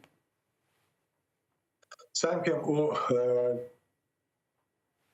onun gençliğinin çıkışında kendi demek Rusya'da karar kabul edilen gibi koşmalarını koşmadı çıkışta ve Meclis запрещенная Meclis Konsultasyon Народа запрещенная Российской Федерации organizasyon belgelenmedi. Ama bu halkara Birleşme Teşkilatı'nın vesikaları ve gençliğin çıkışı ve o yerde bir demek sözlerini, kelimelerini koşmaya akılları olmağının hakkında Bekir Ağa dedi ve 20. Nisan yani April ayında 9.30'da ki rayon mahkemesinde demek rayon mahkemesinde Mировой Sudya'da bu da iş bakılacak ve ben belirsin size onda iştirak ederim. Zayrağa şunu da sormağa isteyeyim. Men merak ettim. Siz de bunu kaydettiniz. Advokatlar da bunu kaydetti. Biz işgalcilerin çıkaracak mahkeme kararları, kadının çıkaracak mahkeme hükmüne illüziyalar beslemeyimiz ve anlaşıla ki onlar ceza kararlarını çıkaracak bizim liderlerimizge ve ilahir ki liderlerimiz Ukrayna ana kıtasında şimdi bulunmaktalar. Öyle olsa bu mahkemelerinin sizin fikriniz yani ne manası var? İşgalciler kime ne bunu göstermeye istiyorlar? Rusya'da öyle bir opet var. O zamanda Çeçen milletini, Çeçen halkını demek böyle propagandanın terörist halkı diye netlenediler. Son başladı bu cenk. Bu yerde de bizim milletimizge karşı bir şeylerini çıkarmaya, uzun aklamaya öyle bir hareketler, öyle bir propaganda keti ve sonra mekteplerde olsun, başka yerlerde olan hareketler, davranışlar bunu korsete. Sözden bana var bu 21. Nisan çıkan bu Cumhurbaşkanı emri o реабилитации армянского, болгарского, греческого, немецкого, казахстанского народа деген bir ferman var. Ama eğer bu boş kağıt olmasa bilesiniz mi? Bu mektepte заслуженный учитель böyle деген soyu milletini hakaretlemeye başlasa bunu sabaha gelip endi bu gizli idarelerde neden bütün vesikaların, bütün dokumentlerini bakıp netip telefon, notebook'un, kompütörün bütün darmadağın etip saat 5'ten 6'dan gelir edilir. Ama bu hükümetin siyaseti o sebebinden böyle kimselerge yol verirler de ve onlar cezalanmayın.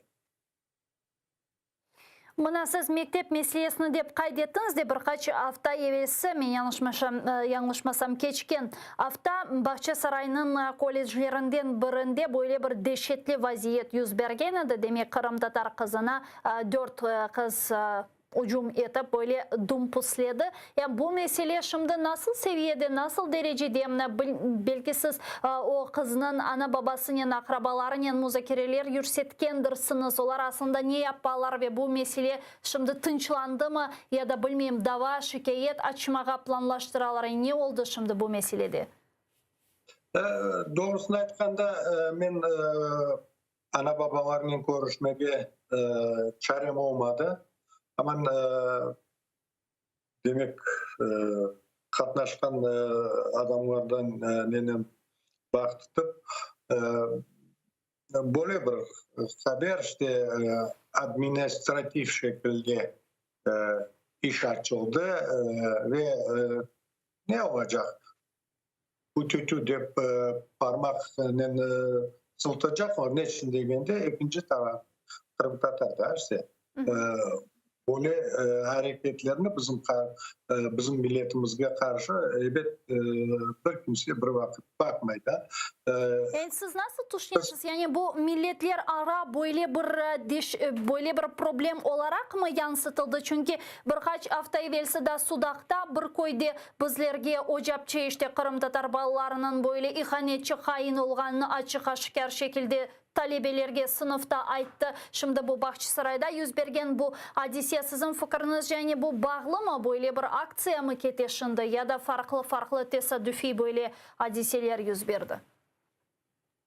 Bu bilesiniz bir taraftan hükümet bizge karşı böyle davranışı, ikinci taraftan bu mektepler olsun, başka bir teknikler, başka bir okul binalar, idareler olsa bu yerde çok dikkat ayırılmıyor bu probleme ve asıl da insan şekilde hocalar da şimdi sonraki vakit davranmıyorlar. Müdürün çıksın bu hakkında ona işte ya başka yerde müdür tez işte çıkarırlar.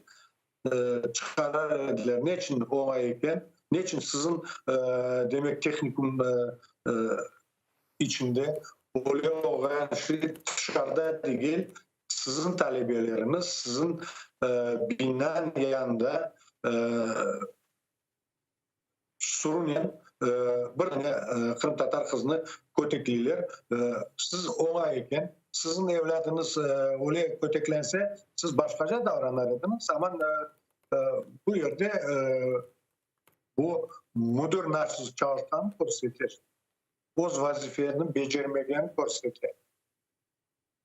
Bunun beraberlikte de şunu soramağa isteyim sizin Zayrağa. Çünkü şimdi Ukrayna kıtasında bu pek böyle müzakere etilgen meseleler sırasında sizin de bilgenizge göre Ukrayna sınırlarına Rusya özünün askerlerini toplamağa devam ete ve alıngan işte malumatlarga göre çeşit türlü videolarını Telegram kanallarda farklı işte sitelerde aydınlatalar. Kırım'a daha çok askerinin kirgenini, daha çok harbi texnikanın kirgenini ve ilahri ve böyle kerginlik vaziyeti şimdi mevcut. Sadece Ukrayna'da değil, bütün dünya şimdi bu meseleni müzakere etti. Kırım'da bu kerginlik etile mi? Bu harbi texnikanın daha fazlalaşması, harbilerinin daha çok kırması ve ilahri Kırım'dan bu meselege insanlar nasıl bakarlar? Nasıl korunuyor? Bu birinciden eğer ben aslında askerlikte de hizmet ettiğim zamanda, Sovyet zamanında ve başka vakitlerde böyle bir operasyonlar yapan vakitte bu teknikalarını gecelerine ayda. Bunda mahsus kunduz trafik zayıf olan zamanda onda bunda kamyonalar yürüye sitlerinden de tank dışı de bitirir bir kimsenin bir arabanı basa de başka bir şeyler. Bu aslında Kırım'da yaşayan sakinlerge çok hareketler ve tekrardan demen bu mahsus bunda Kırım'da yaşayan sakinlerini korkutmak ve yanında Kırım çevre chetinde bütün dünyanı korkutmağa hareketlerse, buna bizde bu kadar silah var, bu kadar gücümüz var, bunu yapacağımız, onu yapacağımız ve ben belirlesem şimdi kümer yerlerde lacge para yok, başka bir şeylerde paraları yok ama böyle force yapmaya ve mutlaka görsetmeye rasyoonlara, hesaplara böyle işte adamlar görecek, video çekecek, Facebook'a koyacak, Telegram'a, Twitter'ga ve Одноклассниклere. Bütün sosyal bu sayfalarda çoğu bu videolar sıralarını askerler onda bunda gezgenler ve ben özüm de birkaç kere gördüm ve adamların nasıl bu nervatkanı onu da bileyim ve milletine bağlı değil. Bütün adamlara bu trafik zayıf olanın çok son nervana birevi hastahaneye baramı birevi başka bir yerge yetiştiremeye ama şu dakikada bu kamunalar gündüz iş vaktinde onda bunda gezmek gerekiyor. Çok sağ olun Zahir ağa, bizle bağlanıp suallerimizge cevap bergeniz için da bir kere tutkan orazalarınızın Allah kabul etsin. Eyliklerde görüşkence. Amin. Zahir Smilya bizle canlı Bağday'da Kurultay Merkezi Seçim Komisyonunun reisi sayılı arkadaşlar, men ise Rus tiline geçeyim çünkü sonki haberlerine de birkaç Rus tilinde laf etken, Ukrayna tilinde ve Rus tilinde laf etken insanlarla müzakere etmege isteyimiz. Bu elbette ki Ukrayna sınırlarında yüz bergen kerginlik vaziyeti ve Ukrayna'nın sınırlarına Rusya'nın asker transfer ettiği meselesi sadece işgal edilen topraklarda değil de hem de Beyaz Rusya tarafından da Ukrayna sınırlarına askerlerinin getirilgeni malumatlarını alamız. Bunun beraberlikte halkara münasebetlerde ve bütün dünya Ukrayna'ga özünün destegini bildirmeye devam etti. Şunun sırasında NATO Ukrayna'ga özünün destegini bildirip gene de Ukrayna NATO meselesi böyle bir kunun ilk sayfalarını geçti dep aytmağa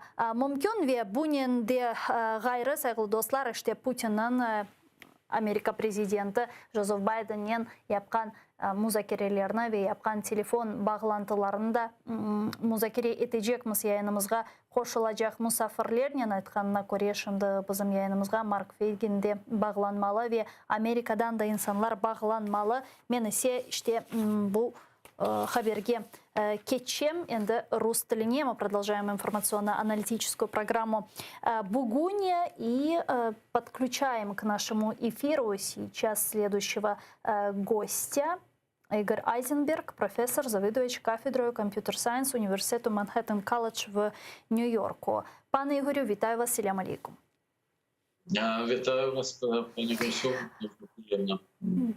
Доброго вечера. Вітаю всіх глядачів. Мы тоже вас витаем.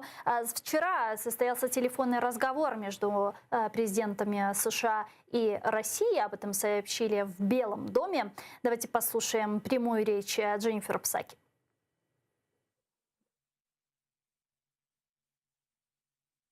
And he also emphasized the United States' unwavering commitment. Він також підкреслив непохитну підтримку українського суверенітету та територіальної цілісності. Президент висловив стурбованість з приводу раптового накопичення російських військ та посилення агресії на кордоні України. Росія має припинити підживлювати напруженість. Ми, безумовно, вважаємо, що ці стосунки залишаться проблемними і ми готові протидіяти. Але наша мета – мати передбачувані стосунки з Росією.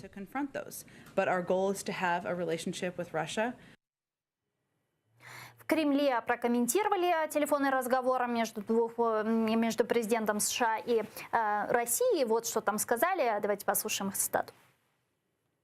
С обеих сторон выражена готовность к продолжению диалога по важнейшим направлениям обеспечения глобальной безопасности, что отвечало бы интересам не только России и США, но и всего мирового сообщества. В этом контексте президент США предложил рассмотреть возможность проведения в обозримой перспективе личной встречи на высшем уровне.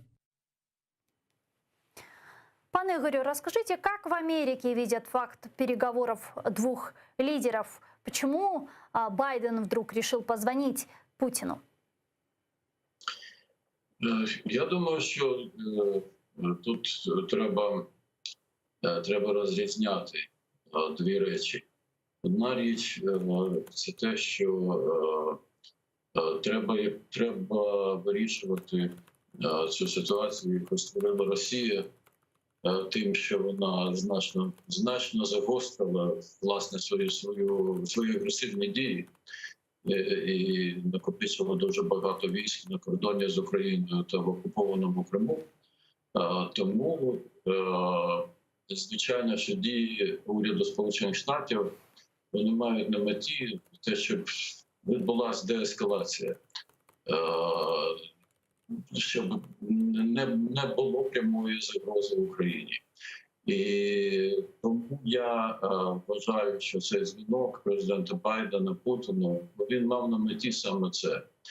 І, як на мене, цей дзвінок обов'язково має досягти мети. Тому що, оскільки Байден пообіцяв Путіну з ним зустрітися в якийсь там невизначений поки що час, Путін буде чекати цієї зустрічі, тому що для Путіна дуже важливо, щоб з ним розмовляли, щоб його визнавали як світового лідера.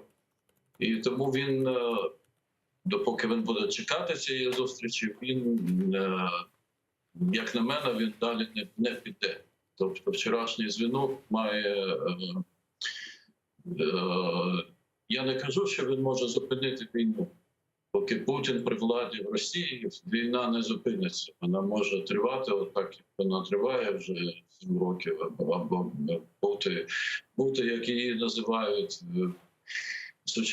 сучасні військово-політичні термінології,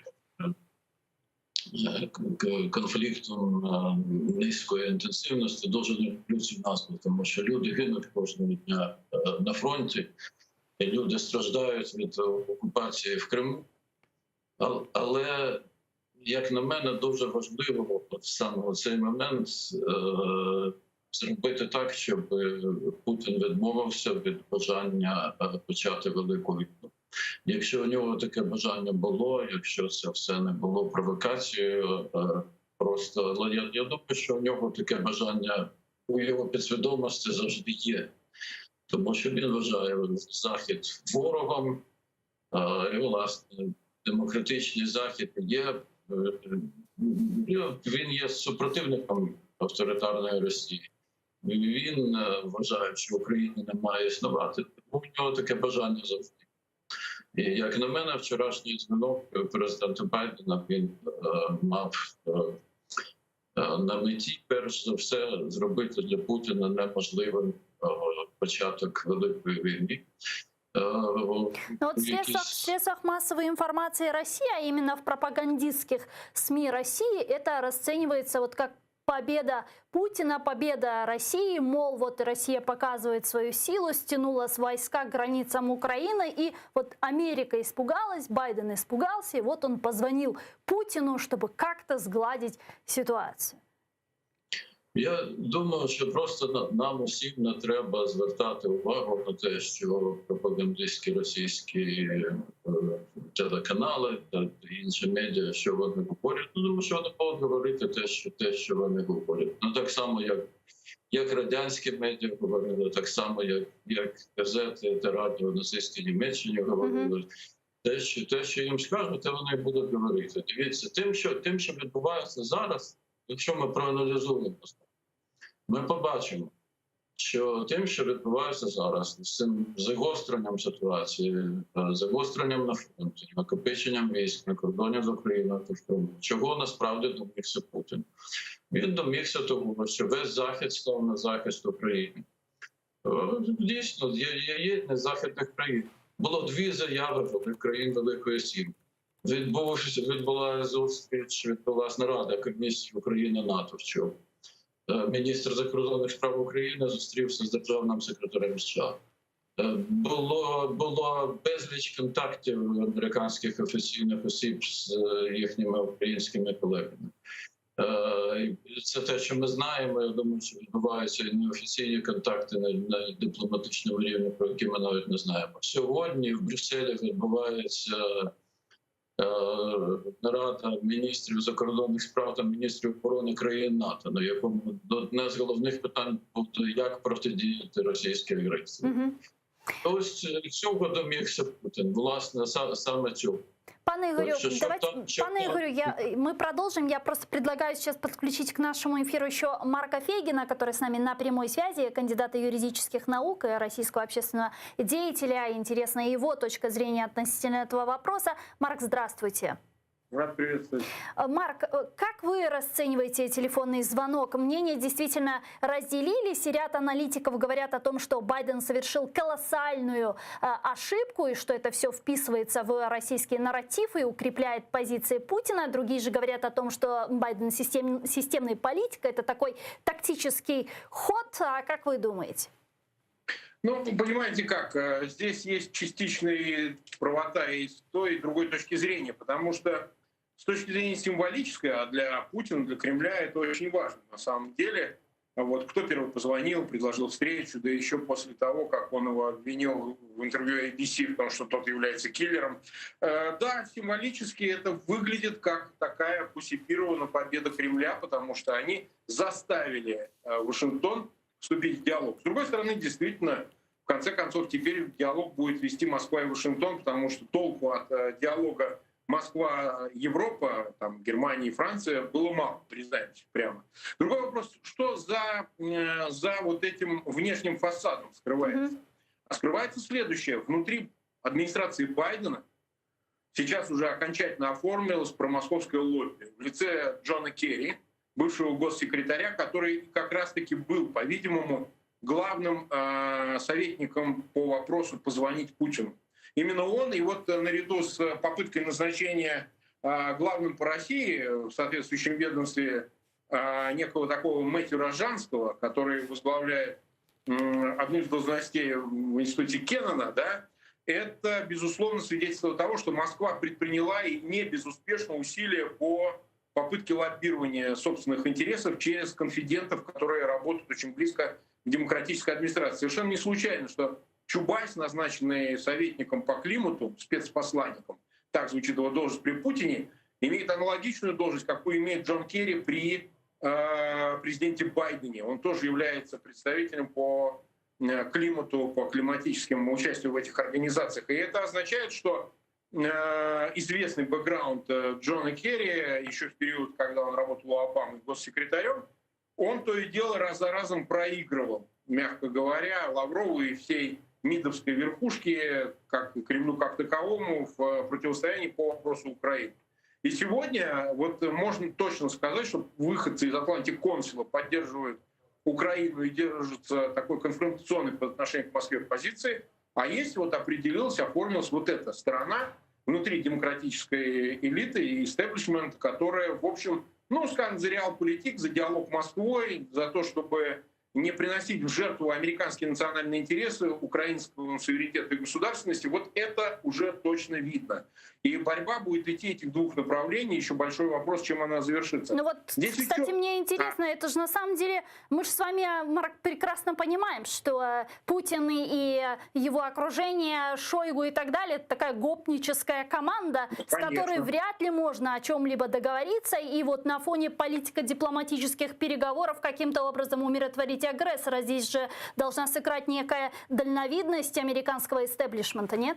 А это по-другому работает. Вот смотрите, они начали грозить реальной войной с жертвами, может быть, тысячами, а то и десятками тысяч погибших. И в этой ситуации, конечно, очень просто давить на Байдена, взвешивая на этих весах жизни людей и возможность какого-то несчастного звонка. Но я хочу вам подчеркнуть, что мы же не знаем, о чем, собственно, разговаривали Путин и Байден. Да, они договорились вроде бы, по словам одной и другой сторон, о какой-то встрече двусторонней в третьей стране на которые они могли бы какие-то вопросы урегулировать. Но смотрите, буквально через 2 дня, 16 апреля, Зеленский, президент Украины, летит к Макрону в Париж. И откуда мы знаем, что потребует, собственно говоря, Макрон от Зеленского в обмен на не начавшуюся войну между Украиной и Россией? Понимаете? И не исключено, что будет вопрос стоять и о Крыме, подаче туда воды, вопрос будет стоять о притормаживании процесса интеграции в НАТО Украины. Любые вопросы, которые озвучивает сама Москва, это не тайна Полишинеля. То есть совершенно понятно, так сказать, чего хочет Москва. Ну, глупец только может не понимать, чего хочет Москва. Возвращение в политикум украинских промосковских сил марионеточных, которые в Киеве сейчас, конечно, испытывают гораздо больше трудностей после запрета их каналов, вот, бана этих каналов и, так сказать, ну, давления на Медведчука, очевидно. То есть понятно, чего хочет Москва. А как она будет этого добиваться? Ну вот конфигурация вот проступает уже постепенно, как они будут окольным путем, так сказать, через европейских посредников, через попытки внушить эту повестку американской администрации, будут добиваться своего. Вопрос теперь сейчас станет в принципиальности, твердость позиции самого президента Зеленского. Если он на это не поддастся, а лучше того, сумеет как-то исхитриться, извернуться, потому что политика дело циничное, одним обещать и не делать, а другим, наоборот, не делать, но обещать, понимаете? Ну, то есть занять такую странную позицию, это сейчас в маневре между войной и соглашательством, войной и сдачей позиций, например, по Крымской платформе. Москва может сказать, а давайте закрывайте Крымскую платформу, зачем она нужна? И что, надо согласиться с требованиями Москвы, что ли? То есть будет зависеть от Зеленского, от его способностей, скажем так. А на что может пойти Кремль для достижения вышеперечисленных своих целей? А вот смотрите, они сегодня вызвал Ушаков, такой старый такой КГБшник, бывший посол в Вашингтоне, сейчас советник Путина по международным всяким делам, вызвал посла Салливана. Салливан — это другой Салливан, это не тот, который Совет Безопасности, советник по национальной безопасности при Байдене, а Салливан — это посол в Москве, американский. И ему сказал о том, что если будут санкции введены, которые анонсированы были Блинкеном, то ни о каком диалоге быть не может. То есть, читая на языке, переводя с дипломатического, война тогда будет. Понимаете, начался шантажок.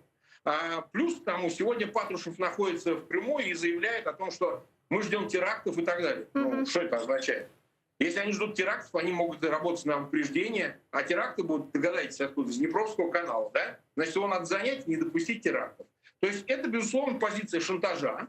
Она будет продолжаться, потому что звонок Байдена, он как бы создал условия, при которых вот так называемая агрессивная Ястребов группа мобилизационная, как у нас в России называют, группа Патрушева, она получила новые очки. Они теперь говорят, смотрите, мы давим, и те гнутся. Значит, можно давить дальше, можно шантажировать дальше. Все будет зависеть от того, что вернутся сейчас в Вашингтон Остин Ллойд, министр обороны США, который находится в НАТО, в Европе, и Блинкен, который тоже находится в Брюсселе, как это ни странно. То есть все произошло, и этот звонок без участия двух достаточно важных в этой истории лиц, это госсекретаря и министра обороны.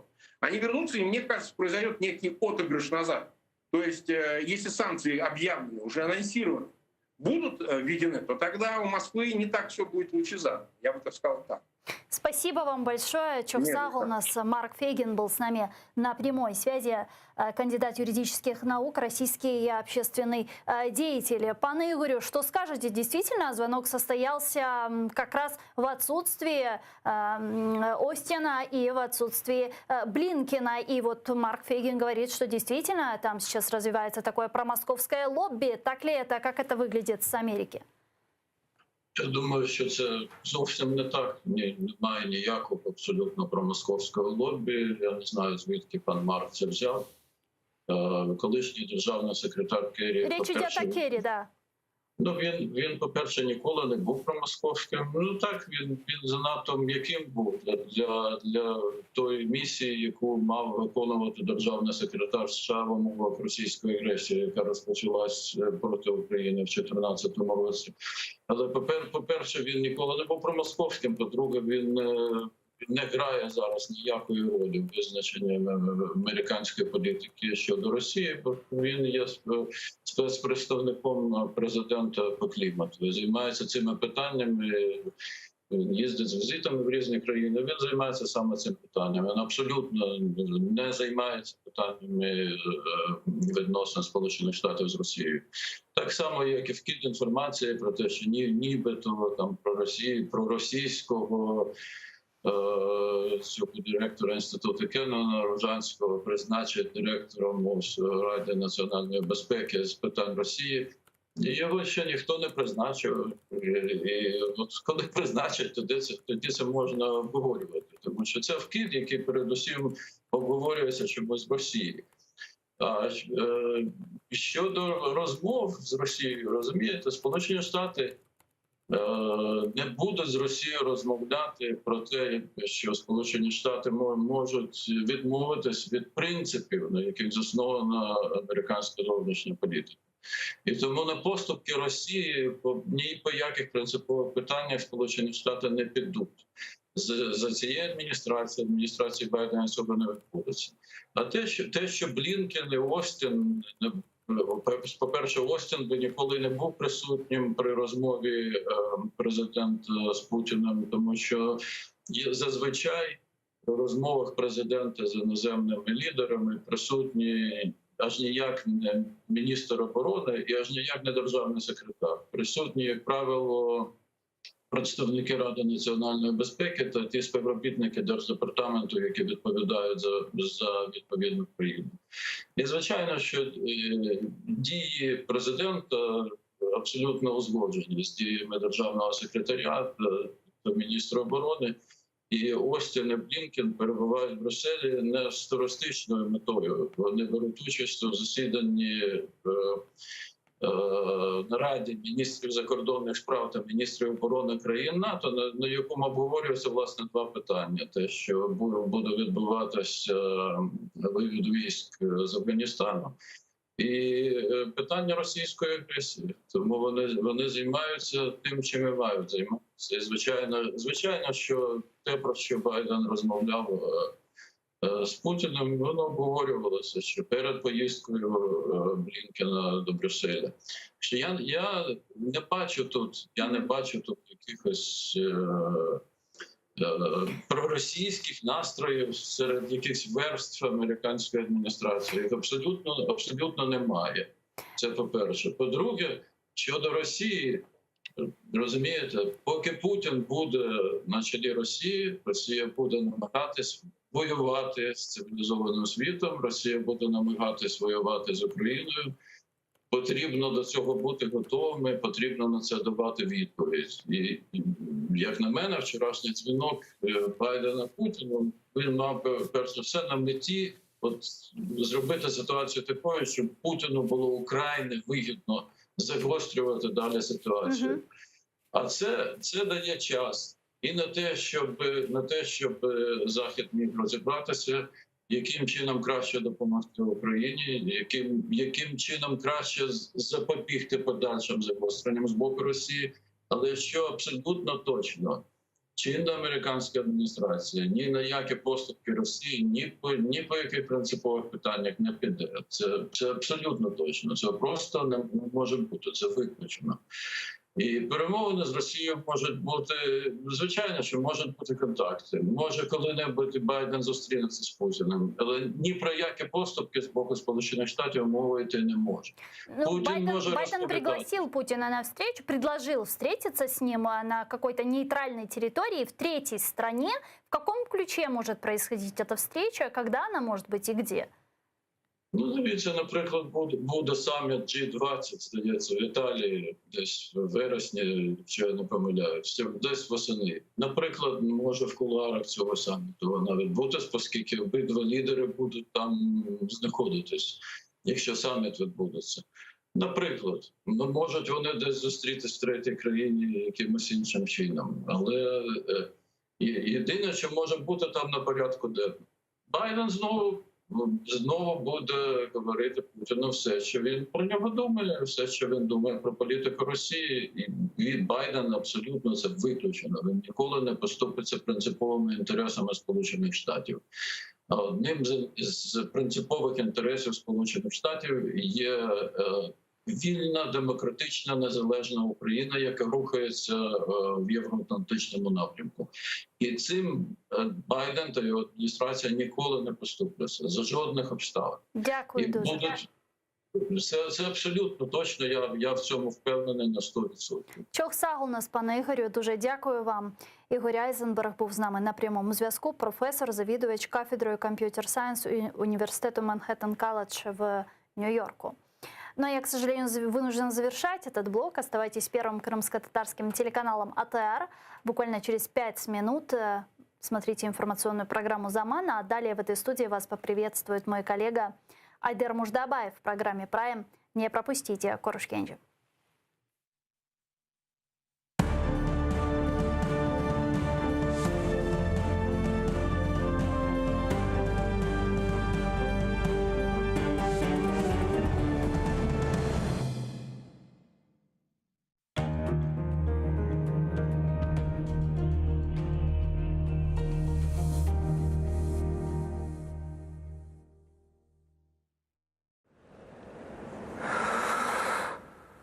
Ишітесіңіз ма? Мен ақта ұмыттыңыз ма? Мен мұнда. Бұл менің топырағым. Менің қырымым.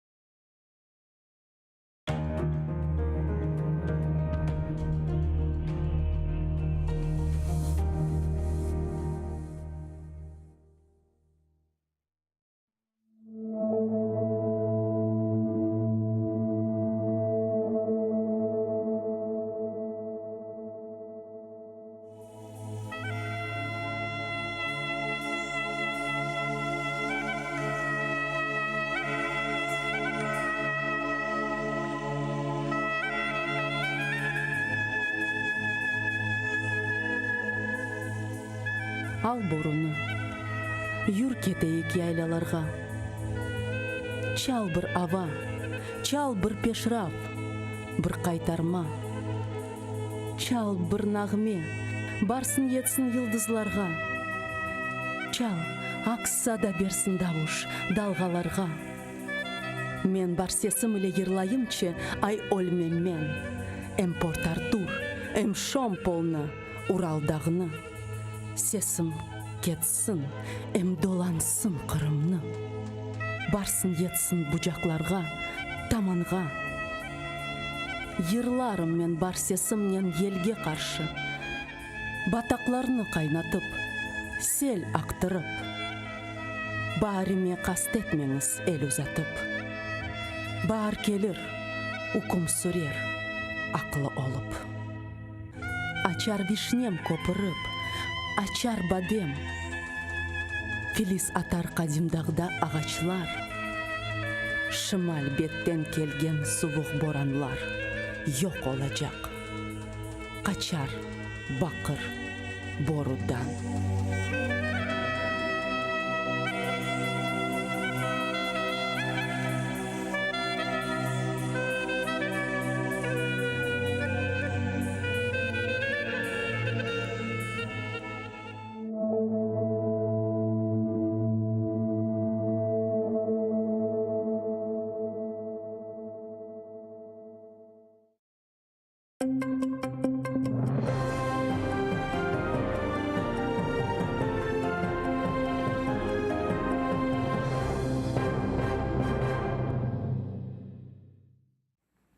У Криму знову обшуки. Окупанти о 5 ранку увірвалися до будинку кримського татарина Абдусіляма Селяметова в селі Зарічне Сімферопольського району. Від арешту Селяметова врятувало те, що він вже кілька років не мешкає на півострові. Як повідомив адвокат Рустем Кямілєв, у будинку був старший син Селяметова Аділь. Він повідомив, що силовики права йому не роз'яснювали, постанову на обшук не зачитували. Один з них пояснив, що обшук відбувся через кримінальну справу, пов'язану з тероризмом. Силовиків цікавили IP-адреса Селяметова і вміст листувань. Окупанти забрали релігійну літературу, телефон, системний блок і відеомагнітофон.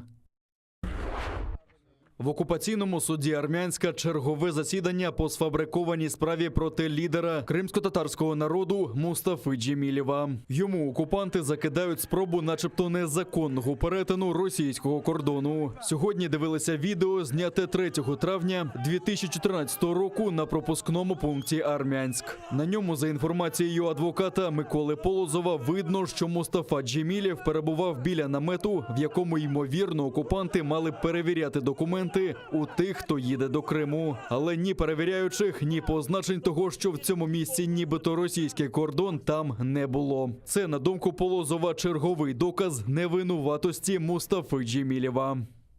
На этих видео мы видели изображение Мустафы Джемилева в нескольких эпизодах, где он находился фактически в одном месте, не предпринимал никаких действий, находился рядом с палатками, где должен был осуществляться паспортный контроль. Однако никаких представителей пограничной службы на данной местности мы не видели. Кроме того, на кадрах, ни на одном из кадров не видно каких-либо признаков наличия государственной границы поблизости, ясных видимых пограничных знаков, которые должны определять наличие государственной границы для неограниченного круга лиц. На самом пункте пропуска, на палатках отсутствуют какие-либо изображения, которые позволяют идентифицировать эти временные сооружения как пункт пропуска.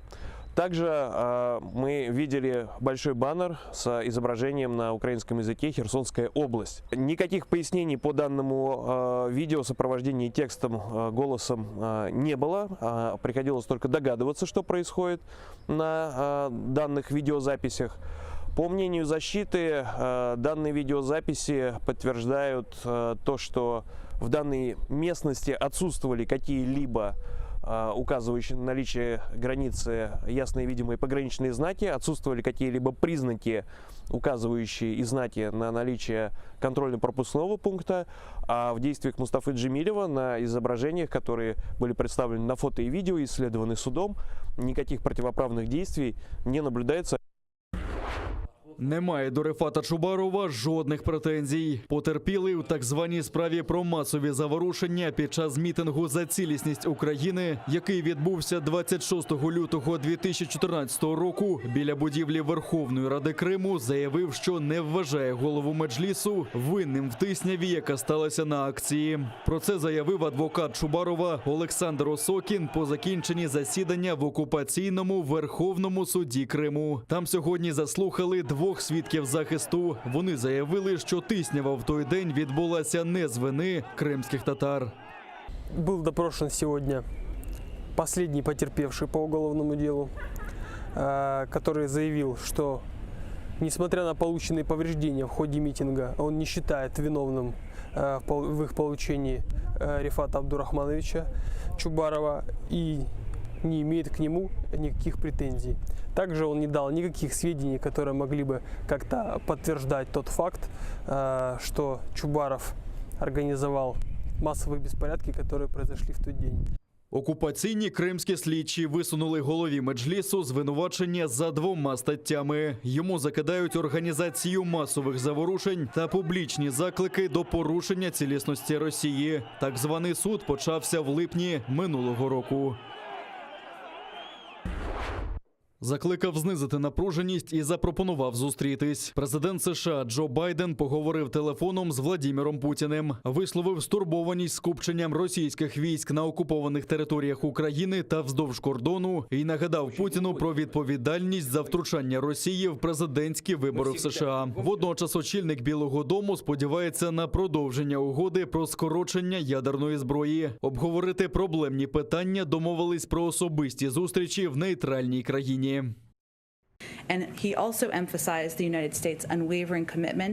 Він також підкреслив непохитну підтримку українського суверенітету та територіальної цілісності.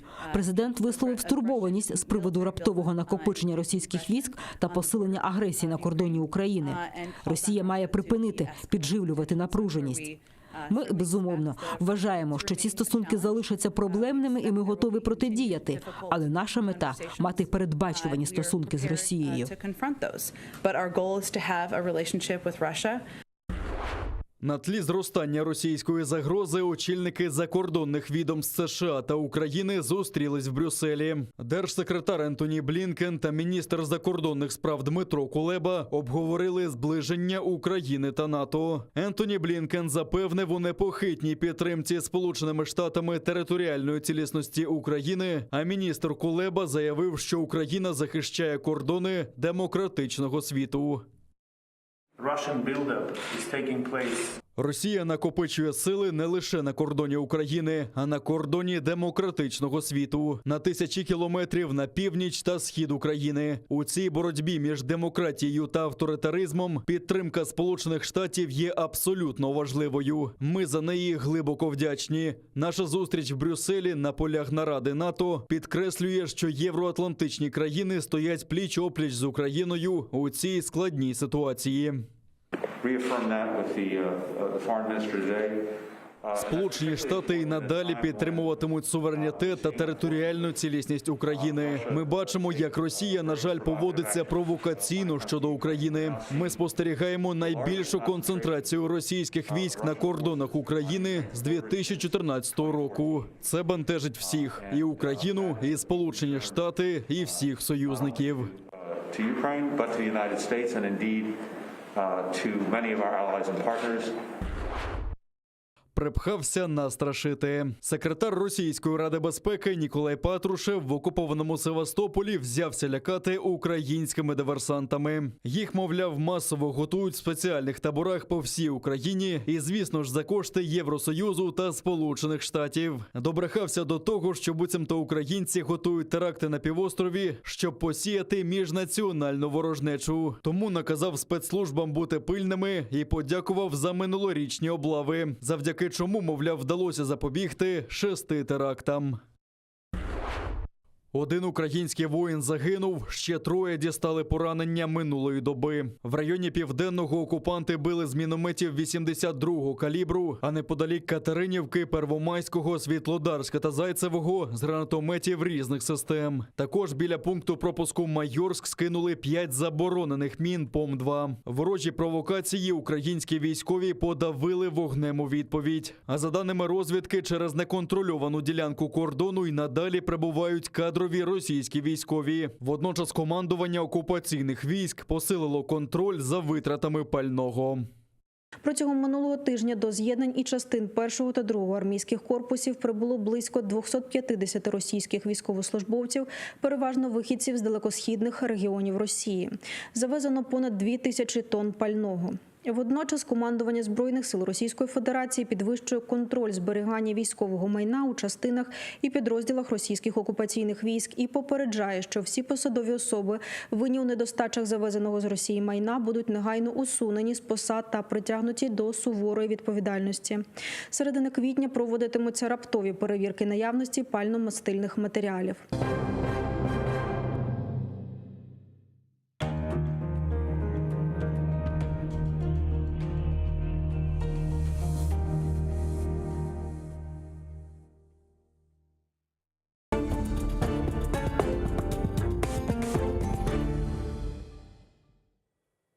Добрый вечер. В эфире Прайм на телеканале АТР.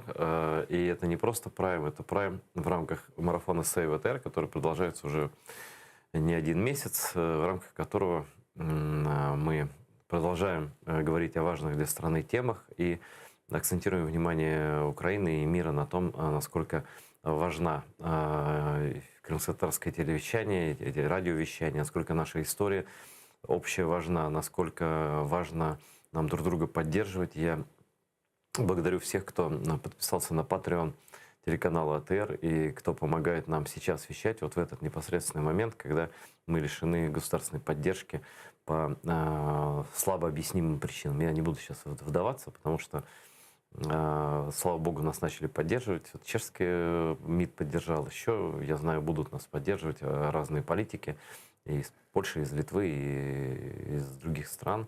И я думаю, что все будет в итоге хорошо. Ну, загадывать мы не будем, но, по крайней мере, благодаря вам мы держимся пока все это время. И это сейчас именно ваш телеканал, зрительский, который существует, вещает за ваш счет, за то, что тут светят эти прожекторы. Это тоже за свет нужно платить. И никто нам ничего даром не дает. Спасибо всем, кто нас смотрит в оккупированном Крыму. И даже оттуда умудряется передавать нам деньги. И кто смотрит нас на свободной территории Украины, наши зрители везде в Украине и везде в мире, тоже во многих странах, это подтверждение как раз того, что наши истории общие, интерес общий. И нас смотрят точно так же украинцы, как и крымлы, также совершенно разные люди. И сегодня мы будем говорить с человеком, который вам покажется очень интересным. Он действительно интересный, потому что случайных людей мы не зовем. Это Валерий Галан. Это человек, который, во-первых, он 8-кратный чемпион под дзюдо был когда-то. По карате, прошу прощения, все. Дзюдо это был разрешенный спорт, а карате запрещенный. Я же знаю прекрасно, да. Просто говорился. Вот. Но это было в молодости. А уже давно Валерий занялся потом и бизнесом, а потом занялся музеями. Так бывает с людьми по-всякому. Вот раз человек занялся музеями и решил для своей страны сделать что-то новое совершенно. Он сделал музей, который называется «Музей створения украинской нации». Кто не был, я просто в Киев, как только приезжаете или тут живете, если не знаете, то сразу вот под «Мать Украину», под памятник заходите, и там на «Музей створения украинской нации» я был и не знал Валерия. И вот мы впервые увиделись до эфира. Это невероятно интересно. Я прошу сначала о музее рассказать, а потом уже будем обсуждать историю, все остальное прочее. Селям алейкум. Добрий день. Про музей трохи. Да, и мы сейчас попросим наших режиссеров запустить на экране такой небольшой ролик на несколько минут про музей, потому что это надо видеть. Вот, комментируйте ви. Це зараз не показують музей, це показують у моєму ресторані. Коли тільки фігури були зроблені, то ми перші фігури показували, от як вони зроблені. Музей зараз він набагато ефективніший. Перше, чому ми такий музей робимо? Знаєте, якщо нація не має своєї історії, вона не може мати свого майбутнього. Це не тільки слова Грушевського, це великі філософи слова. І кожна нація мусить мати свій фундамент, а це історія, традиції, культура, мова і релігія. Якщо це все є, то нація состоялася, розумієте, вона є. От. І, на жаль, наша нація українська більше, ніж 300 років носила окуляри Москви, Варшави, Будапешта. І нам дозволяли бачити в тих пропорціях, в тих кольорах, які вигідно для наших сусідів, але не для нас. І виховали у нас таких людей, які не гордиться, що він українець, він не знає, що він українець. Некоторые даже стыдятся некоторые. Да, так, стидяться. Да. І тому оце вже показує зараз якраз вже в музеї. Це якраз отут Святослав, із Варяг, Русич. Вони на фоні зараз стоять Дорохола, це фортеця, де вони формують зараз, розробляють тактику бою проти імперії Візантійської. Я можу сказати, що мало хто знає, що Візантійська імперія 2 роки платила дань Русі.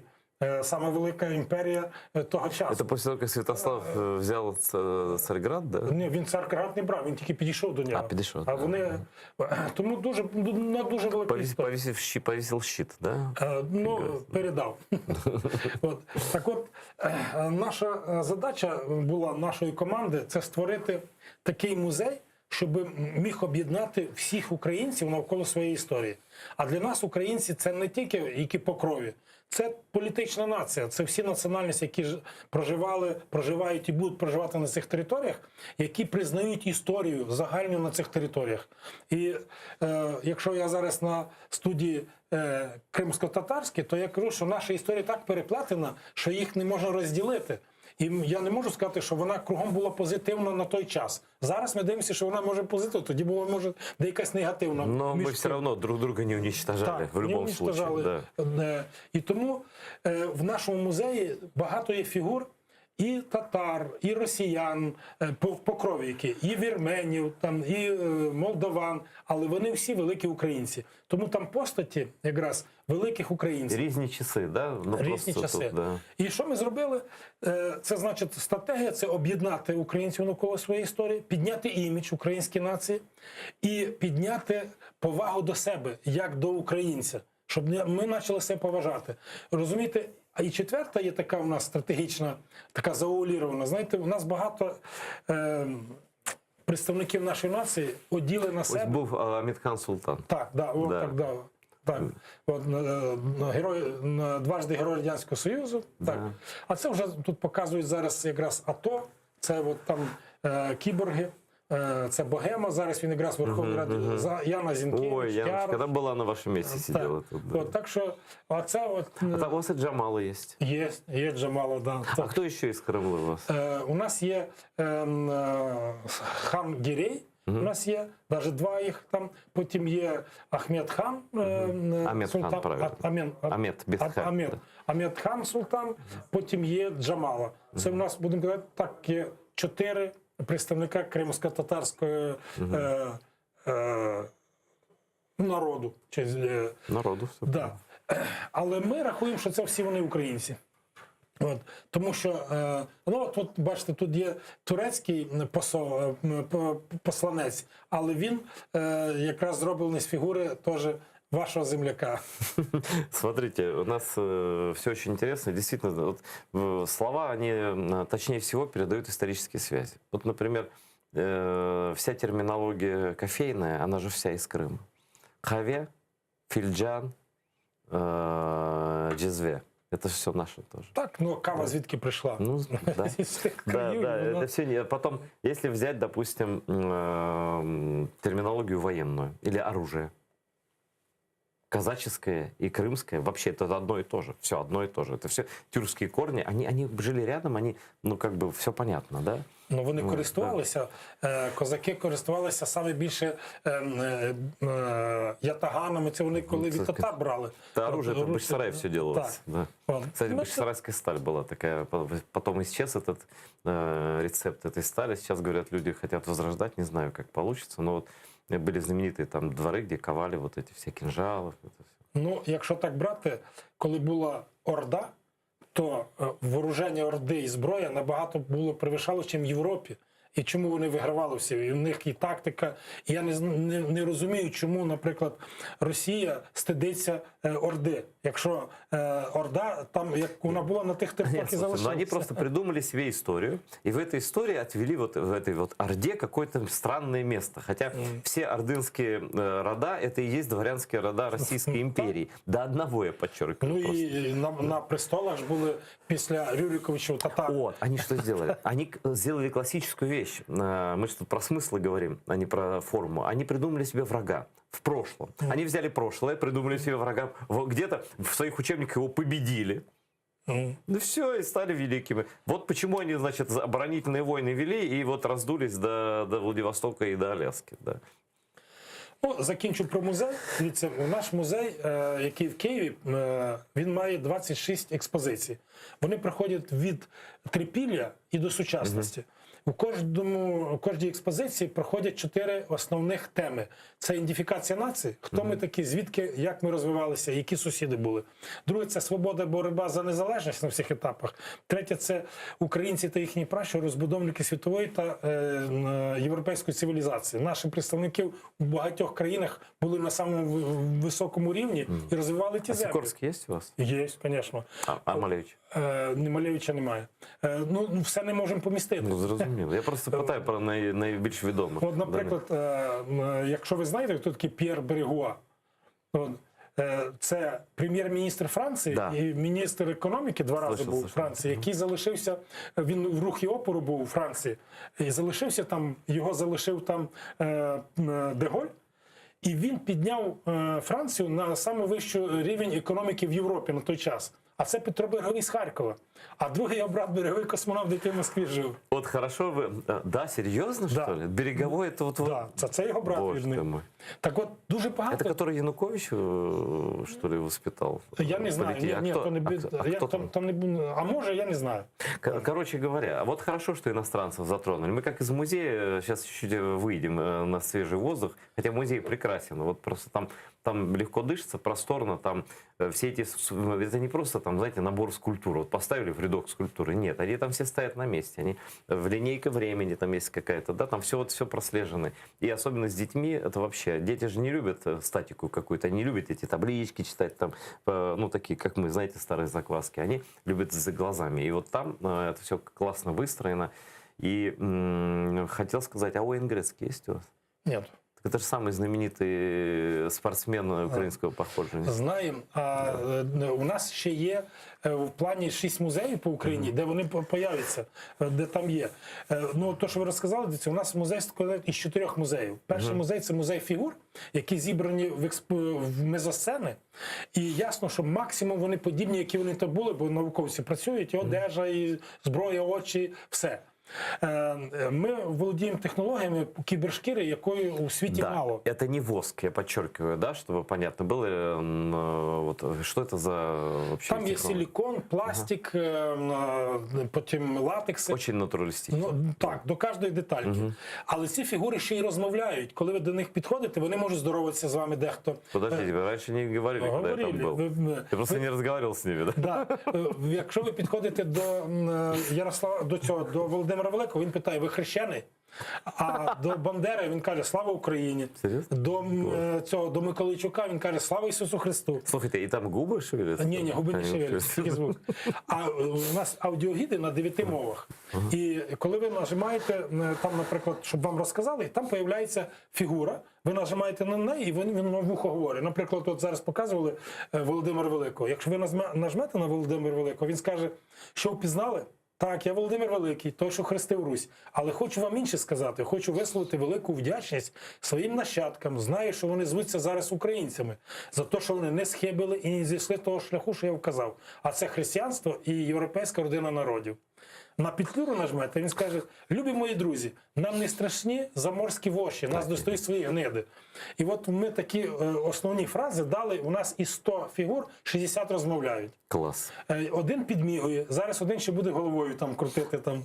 У Бандери є хороша фраза, що нічого ще не зупинить ідею, час, який настав. Да? І дійсно час цієї ідеї настав. И это действительно безумно интересная вещь, но я сталкиваюсь с тем, что мы действительно, вы правы, мы и сами еще до конца все не вобрали все это. Не все же знают, что Уэйн Грецкий украинец. Уэйн Грецкий лучший Пеле, хоккейний Пеле. Вся Канада на нього молиться. Да. Вони ж виходили, у нас є фотографії, у нас є, вони виходили в українських... Так он считает и гордится, что он украинец. Да, он внук переселенца из Тернопольской, что ли, области. Да. Так от, я вам сказав про фігури, потім вони стоять на фоні діарам. На діарами в 3D вони намальовані, великі, на нього йде проекція, де видно там або птахи літають, хмари, сонце виходить. А якщо там битва, там видно постріли. Ну, події. Так, і там звуки є. Ви будете чути звуки тої битви, або молитви, там, або там пташки співають. І там ще є запахи, які переносять вас в ту. Там запахи або димом, або кавою, де Юрій Ключевський. Ну, люди тогда не очень пахли, мне кажется. Вот если понюхать князя Владимира, так, может... ні, так там будуть пахнути, там буде травою скошеною. Це є діарами. Потім є інформаційний музей, де багато моніторів. моніторів з різною інформацією, тачскрінів, де можете там поритися, пошукати. Тобто інтерактивний музей. Да. Потім проекцій багато є.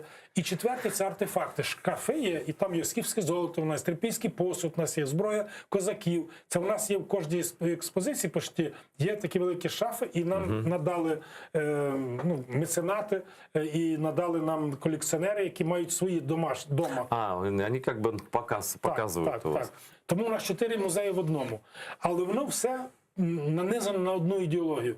Позитивна, переможна історія української ми нації. переможці, це важливо. От. І коли люди звідти виходять, вони виходять з такою груддю, що я українець. А ви знаєте, може ви були на этой выставке, была в Хлебной, вот в Софийском соборе, да? Была выставка артефактов, Крымлы, оружия и алемы. Алемы — это навершие, знаете, да, на знамя. Там было 2 алема, которые, это алемы полков крымских, которые подпадали, по-моему, один из них точно, под времени одного из 2 сожжений Москвы.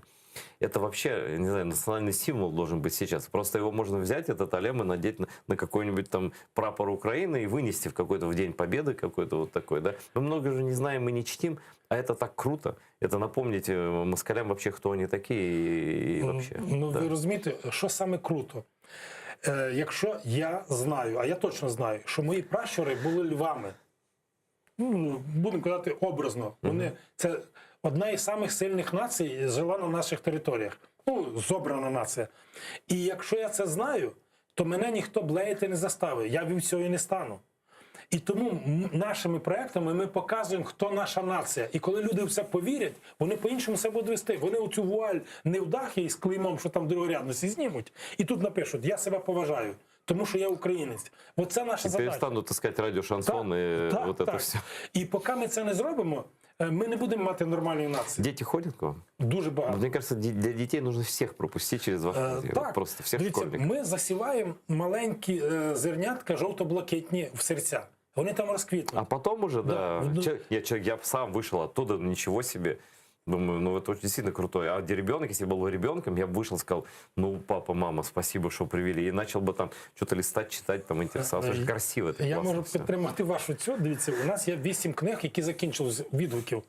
У нас є 8 років малий хлопчик, написав там: я тепер закохався в Україну. 8 років. А є бабуся, десь 85-86 років, бо я її питав, вона стоїть перший і плаче. Я до неї підходжу: чому ви плачете? Знаєте, я тепер знаю, що якщо буду вмирати, я буду знати, що я відносилася, була українкою, це сама крута нація в Європі. Розумієте, от. Вона каже: ми це не знали. А, наприклад, Леонід Макарович Кравчук, він декілька разів був там у нас в музеї, то я йому 2 рази проводив екскурсію. І він каже: знаєте, каже, мені стидно, каже, якщо б ми при мені, коли я там зробили такий музей, у нас війни не було. У нас не було б війни. От. А Філарет, він сказав таке, каже, що то, що зараз йде війна, це дуже погано, і ми маємо отримати перемогу. Але перемога через такі проекти, вона набагато цінніша, тому що ці музеї виховують патріотів, які будуть в любій війні вигравати. А якщо у нас патріотів не буде, через 20-30 років українці не будуть ідентифікувати, що вони українці, що вони не знають, хто вони такі, так уже не будуть за себе вони воювати, за цю землю. Вони скажуть: мені там в Чехії нормально жити, в мене в Німеччині, в Австралії. І він каже: я живу, і моя батьківщина, де мені добре. От, розумієте, ми так можемо дожитися. І тому, я не кажу, що тільки наш музей. Багато таких проєктів треба робити. Ми поки зробили 2. У Львові один музей зробили, ми запустили літом. 1,5 року ми запустили в Києві. Зараз плануємо робити і в Мукачево. Там із мером Мукачева, з Балогою, з Андрієм музей. І зараз у нас є розроблено для Кам'янець-Подільська, для Одеси, для Хортиці ми розробляємо, для Полтави, Луцька. Але шукаємо партнерів, хто би захотів з нами їх робити. Але наші музеї, вони мають 3 направлення. Перше – соціальне. Це для нас, для нації, це фундамент. Ми виховуємо українців. Друге – це політичне. Якщо ми застовбимо свою історію на своїй території, то нам ніхто не скаже, що там, наприклад, княгиня Анна, княжна Анна, вона була з Москви, або Ольга, засновниця Російської імперії. Нам ніхто не може це сказати, бо ми будемо сміятися, як ви смієтеся. Але якщо ми це не будемо показувати, то інші будуть показувати, будуть, а може це так. В истории вакуума не бывает, он заполняется кем-то обязательно. Так, ну, знаєте, саме основне у музеях, в будь-якому музеї світі, це правда. Але правда має мати відтінок національний. Наприклад, ми маємо княгиню Ольгу, і це є факт історичний.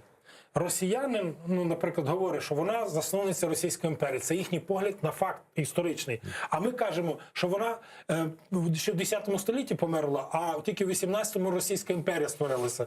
То скільки років пройшло? Не, Российская империя основала Екатерина II, конечно. Ні, Петро І начал, да, в 1721 році. Да. А знаєте, хто її все написав, цю всю доктрину імперії? Карамзін.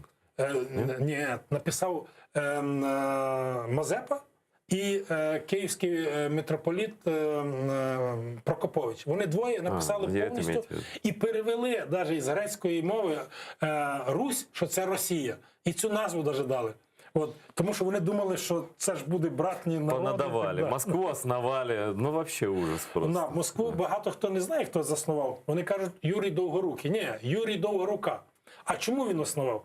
Коли Володимир Великий поставив правити у всі такі великі міста своїх синів і зробив державу як монархію. А до цього це були там територіальні князьки. І один із них був Довгорука. І він став без посади, і він тоді зібрав свою дружину і поїхав шукати кращих місць. А де? В болота, де його не знайдуть. Він зайшов в ті болота, там були угрофіни, яких там Мокши, вони називалися там, чи і річка, і заснували вони вже разом там тут місто, потім воно стало Москвою. А вже його там діти, там Любомирський, вони прийняли татаро-монголію, як вони кажуть, з хлібом сіллю і заснували Московське ханство. І звідти вже почали почали правити уже в тих територіях. А знаєте, як обращались московські вот эти князья к крымскому хану? Не знаю. Государь. Ну а как? Ну, ми знаємо, що таке Поклонна гора, як вони дань давали на Поклонній горі. Ну, це...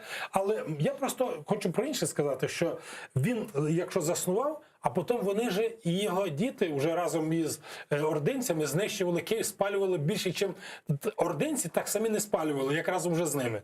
От. Тому звідти почалось потім Московське царство, а потім уже Російська імперія.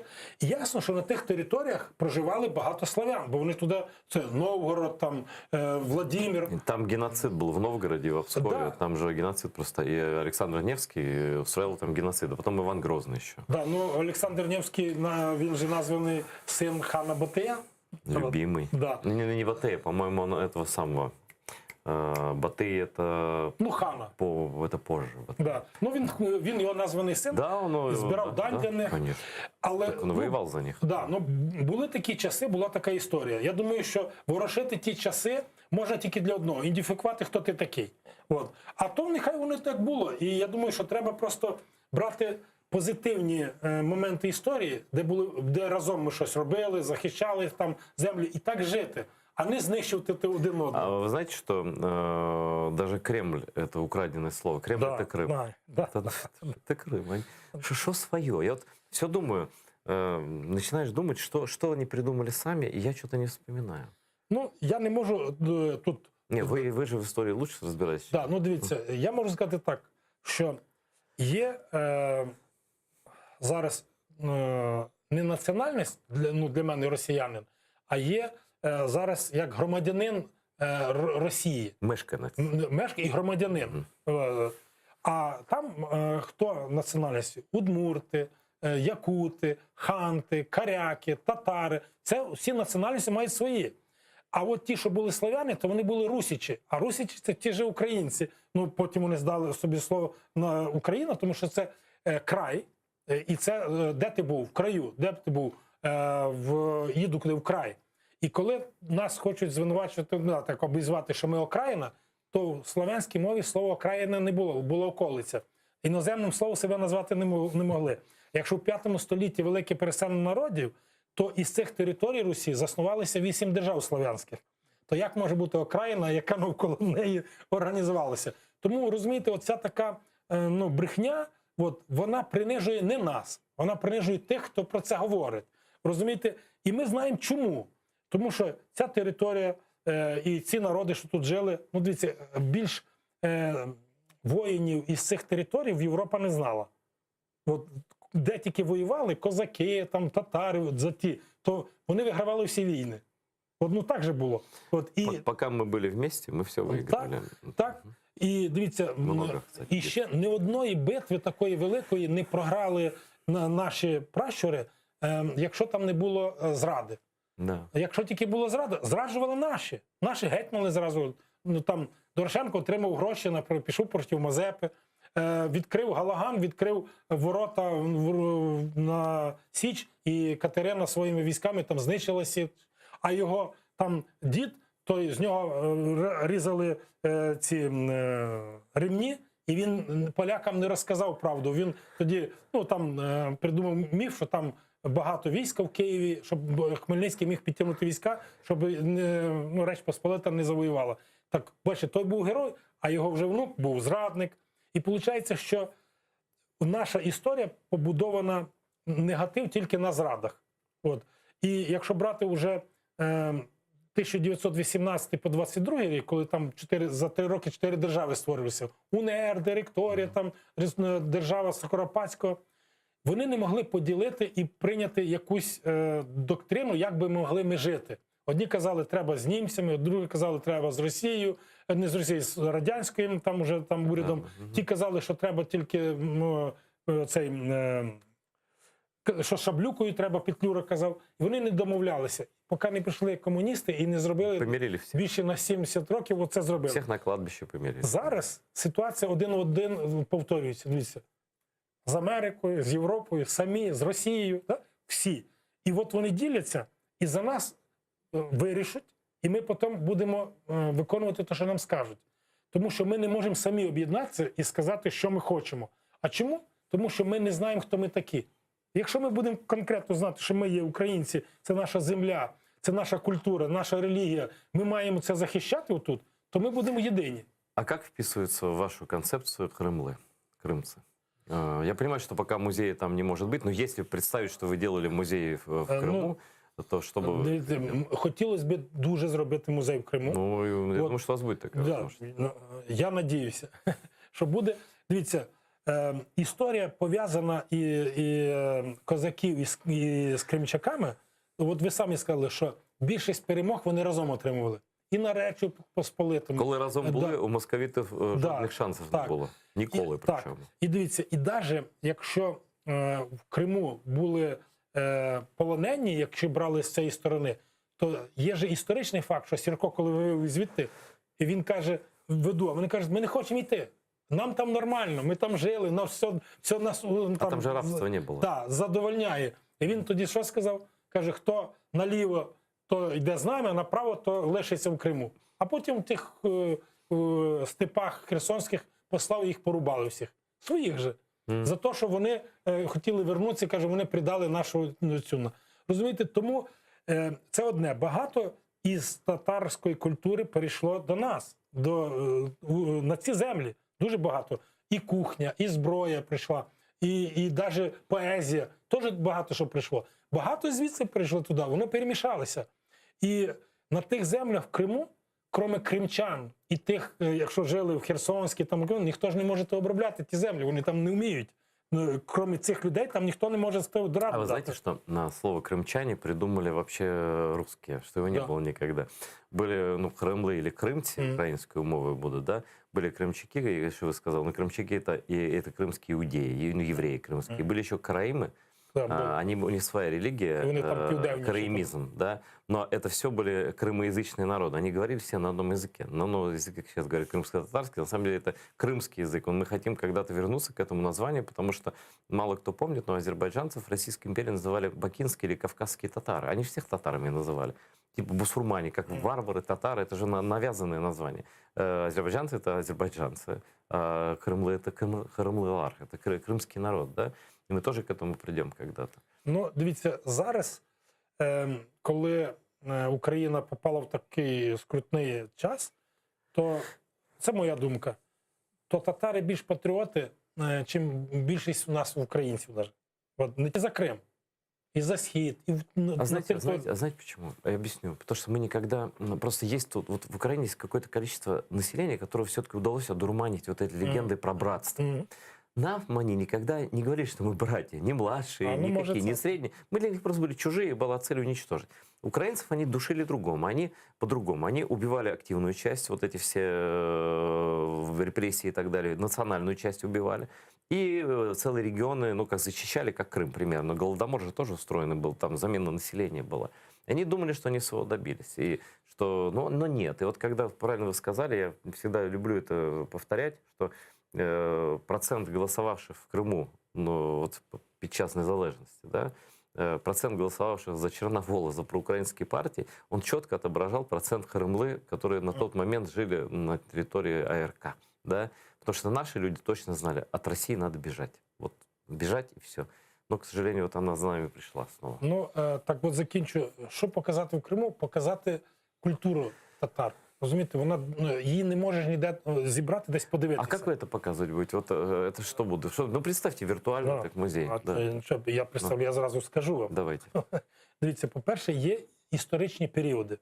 І треба взяти саме перші упомінання, коли там почали жити татари, от, і показати історичні події, які відомі, історичні герої, які там були навколо них, і показати їхній побут, на той час культуру, традиції, на той час. І кожен час і повторюється. Там дело в том, что Крым чем интересен. Вообще для музейчик, не только для музеев, вообще для историка и даже для генетика, Крым — это просто терра инкогнито во многом. Почему? Потому что это уникальная территория, это же полуостров фактически, да, остров-полуостров. И вот туда заходили разные народы. Ну, вообще там свои были, там пещеры же. В Ижевсарском районе есть пещеры с наскальными надписями. То есть там люди жили очень давно. До того момента, когда еще там национальности и речь появилась осознанная какая-то. Мы не знаем, как они говорили, да? Но потом все народы, включая там эллинов, там хазар, в разные периоды, готов, там, они приходили туда, но не было ни одного случая, чтобы кто-то оттуда уходил или чтобы кого-то там резали.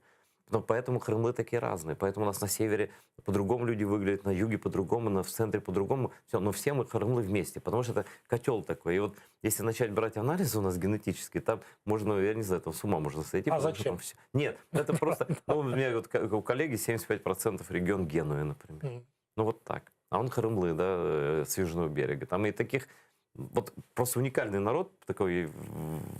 Вот, у меня коллеги сейчас не работают. Один парень, они оба чистые крымлы, крымские татары. Да? Один просто такой, ну совсем такой ярко выраженный брюнет с азиатскими чертами, а другой как викинг. И это вот одного народа дети. Ну, вот, я думаю, що вигляд це міняється. А душа, от як воно, то вже не міняється. Кем ти себе осознаєш, звісно. Так. І знаєте, що ж саме хотілося б показати?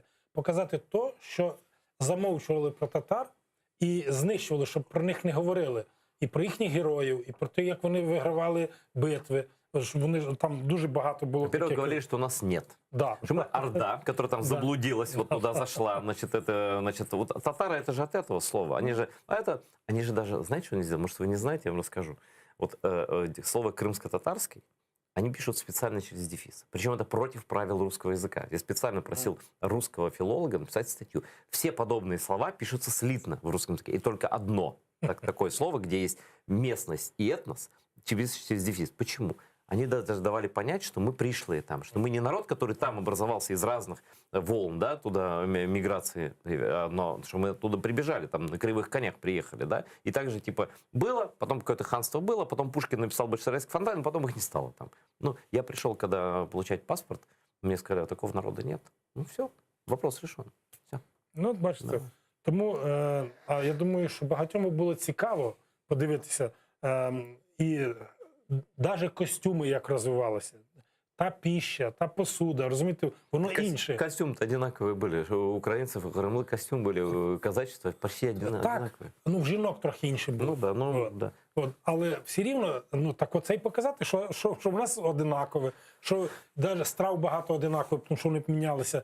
І дивіться, на кожному етапі є лідери нації, з яких треба брати приклад.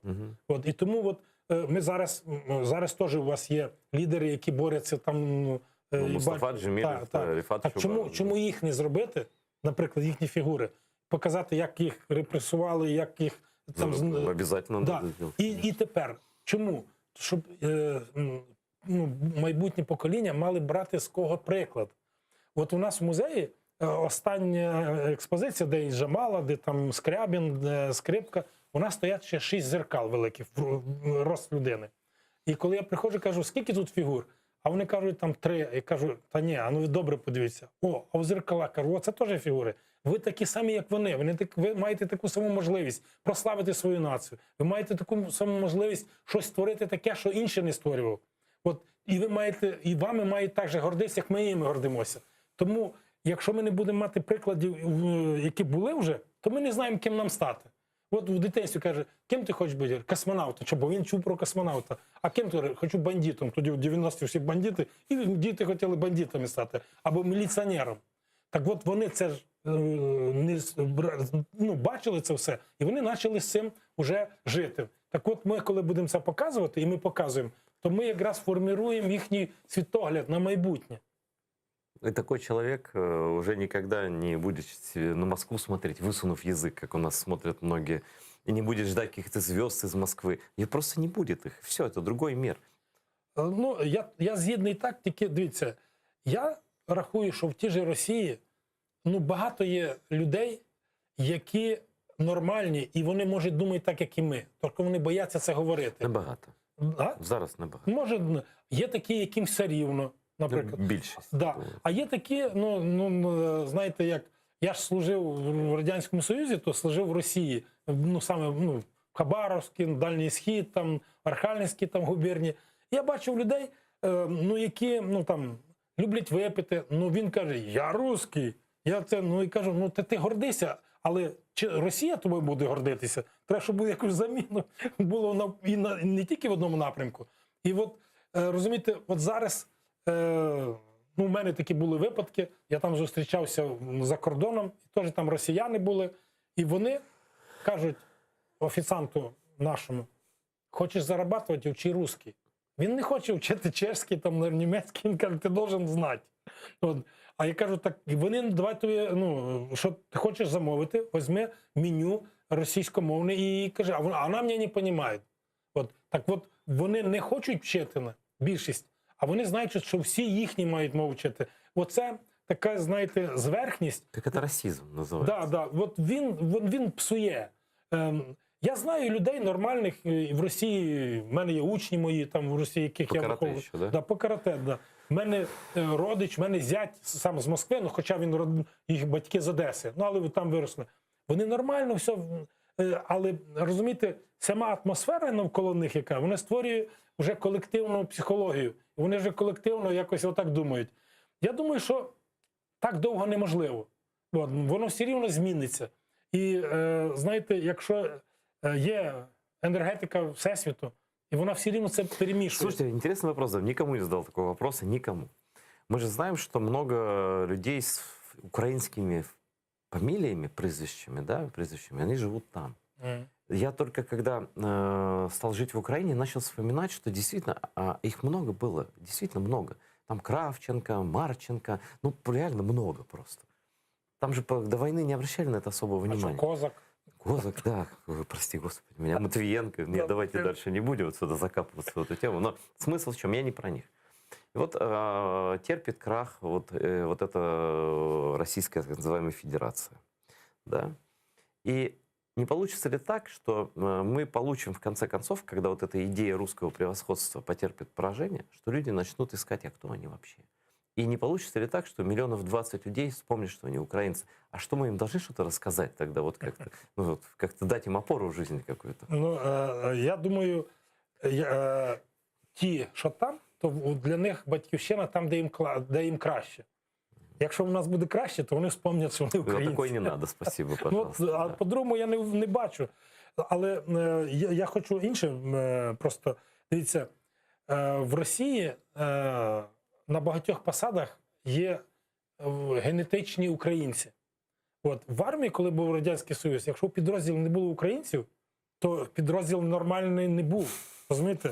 От, тому що в українця є повишена така відповідальність. Вони відповідальні. От, і так як, от, наприклад, у нас служили теж і волзькі, і кримські, то вони вояки. От як татарин от там був, то він такий вояк. Він не такий хазяйственник, але він вояка. А, наприклад, багато росіян були, на яких я наприклад, не міг покластися, бо він може або не виконати, або не прийти, або випити. Не всі, але були. То кожна нація має свою, ну, будемо казати так, якусь характеристику. Так як, от, наприклад, єврей з лопатою ти не побачиш, він мало копає.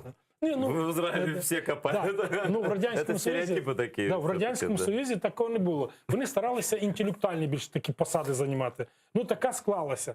Тому ті українці, які там живуть, вони багато дали своїм інтелектом, своїх генах, то, що вони відповідальні, вони працювали, вони піднялися.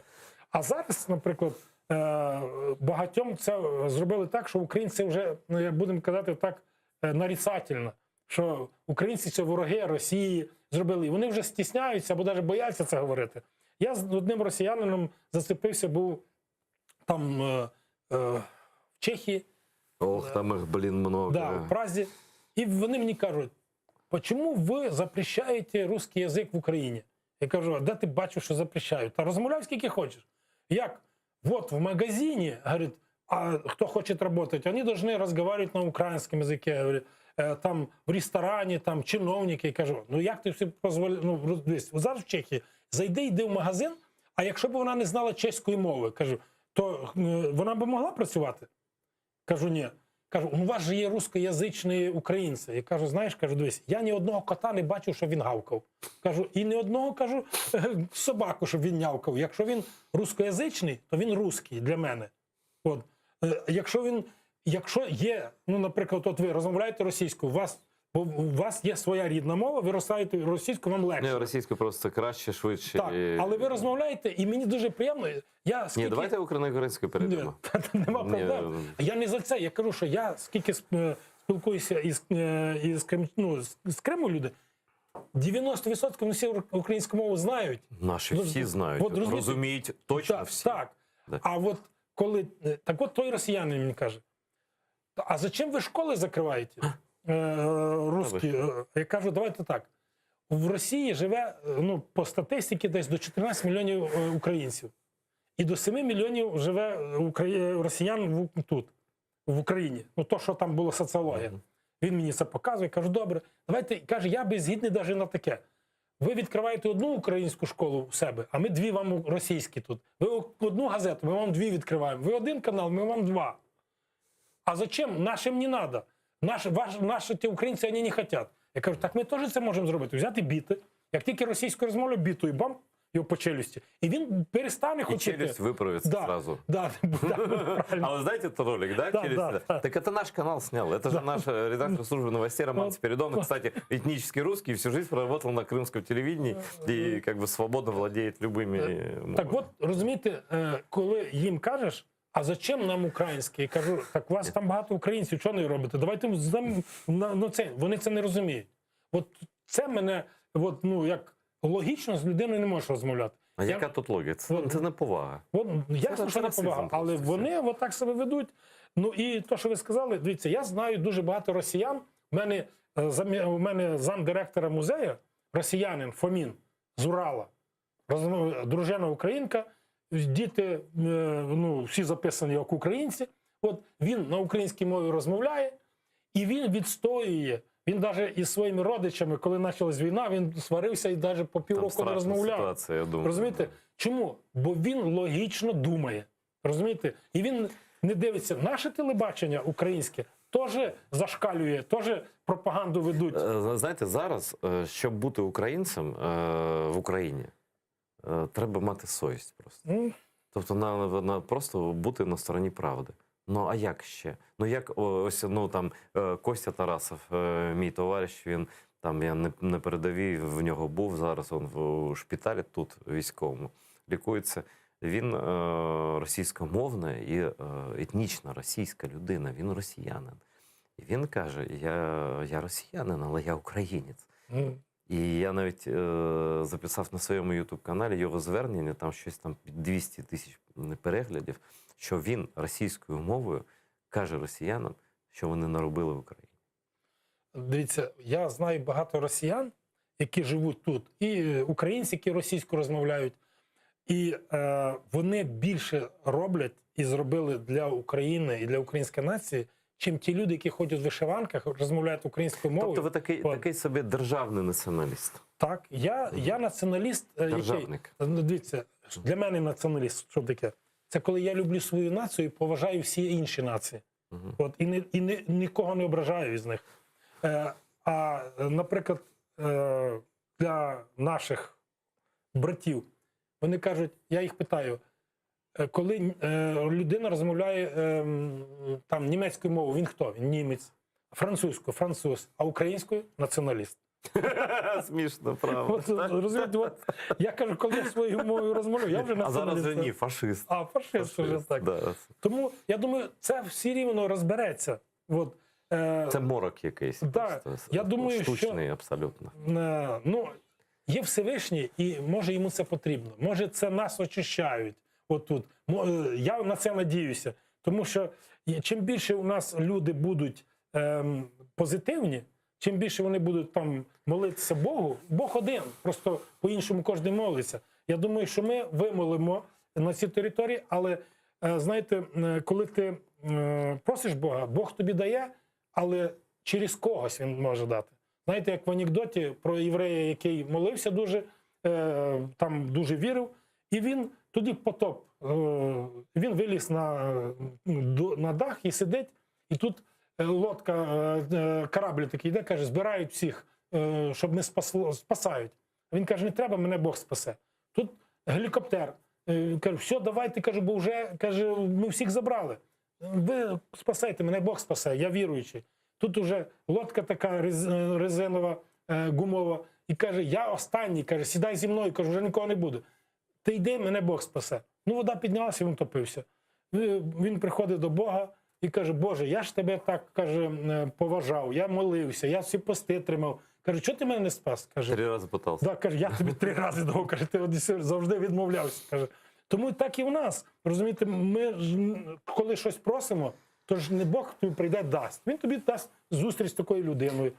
Знаєте, що я хочу, на жаль, наша програма добігає кінця.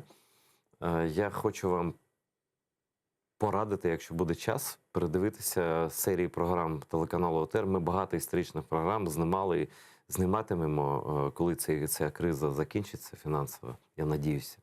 І в нас працюють найкращі історики, які пишуть книжки історичні. І ми знімаємо документальні програми про різні епохи, різні часи. І головна ідея – це поєднання історії, відновлення історії, відокремлення нашої історії спільної від московської версії її. Так? І коли ти дивишся на те, що насправді було, ти розумієш, що просто нас дурили, вбивали, принижували. І нам просто треба встати з рівною спиною і обійнятися і об'єднатися. Все правильно. А ви дивилися фільм «Рутенія»? Ні. Так от, це знімали гарні люди, я там один із учасників, і там є якраз про герб, навіть і український, і про татарський. Да. І там є Рутенія, це шрифт український. Ви знаєте, що ми зараз користуємося російським шрифтом. Коли закінчив тут Києво-Могилянську академію, великий Ломоносов, там, то вони... Он славяно-греко-латинский учился в Москве, он в Киеве не учился. Ні, теж вчився тут. Да? Да. Какое-то время был тут? Да. І от він тоді створив алфавіт, і вони викинули із цього. Я знаю. І ми зараз ним користуємося. Там тризуб вже була. Да, і там багато букв. Ви подивіться, дуже цікаво. І там я відкриваю таку тему, як ідеологія. Розумієте, якщо ми зараз підняли в наших музеях фігури отих людей, то ми про них говоримо, то ми наповняємо енергетику, і та енергетика діє на нас. Як пов'язані Тамга і тризуб? Так от дивіться, це був на цій території по езотерики є один знак. Тризуб і знизу якраз от так, як буква Т, це один знак. І їх розділили. І от езотерики кажуть, поки вони не об'єднаться на цій території, тут гарного життя не буде. Вони мають об'єднатися ці два знаки. Бо це є одна знак цієї території. Це дуже круто. Це крута ідея. Ви подивіться цей фільм, там є людина... Рутенія, так? Рутенія. А ви подивіться програму «Етер історичний». Домовились? Так. Дякую вам. Дякую вам. Вот такая у нас программа была историческая, такая, может, сумбурная из-за того, что я немножко в этих вопросах туповат, но у всех свой опыт жизненный. Я люблю историю, призываю всех смотреть этеровские программы по истории, посещать музей, который строит Валерий. Я надеюсь, что в Крыму когда-то будет музей, где все наши великие Крымлы разных времен будут тоже представлены на своей земле. Спасибо за то, что смотрите, помогаете, за то, что не бросаете в трудную минуту свой любимый телеканал, цель которого одна, чтобы наш народ выжил, чтобы Украина соединилась, чтобы русские оккупанты геть звідси, короче, да. До завтра.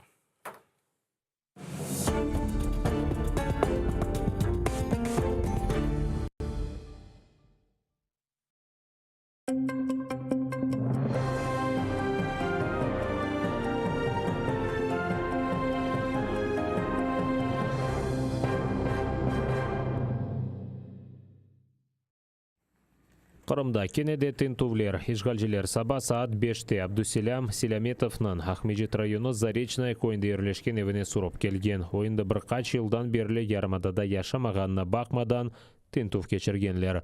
Адвокат Рустем Камилов қайдеткенне көре Селяметовнан уйкен оғлы Адель евде екен. Оның сөздеріне көре рус көветчілері оңа ақларыны аңлатмағанлар тентув кечірілмесіне рұқсет берген весиқаны көстермегенлер. Тақиқатшылардан бірі қайдеткенне көре тентув насылдыр терроризм давасы бойынша кечірілі екен. Көветчілеріні Селяметовнан IP адресі ве мектуплешіві мерақландырған. Бұне берабер дини әдебият, телефон, білгісаяр ве видеомагнитофонына алып кеткенлер.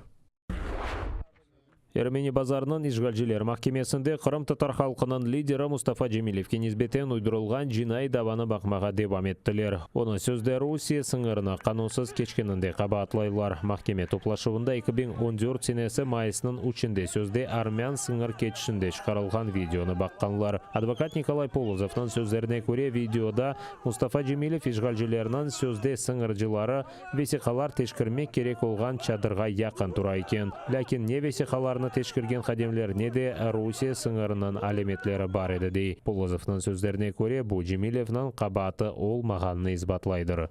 На этих видео мы видели изображение Мустафы Джемилева в нескольких эпизодах, где он находился фактически в одном месте, не предпринимал никаких действий, находился рядом с палатками, где должен был осуществляться паспортный контроль. Однако никаких представителей пограничной службы на данной местности мы не видели. Кроме того, на кадрах, ни на одном из кадров не видно каких-либо признаков наличия государственной границы поблизости, ясных видимых пограничных знаков, которые должны определять наличие государственной границы для неограниченного круга лиц.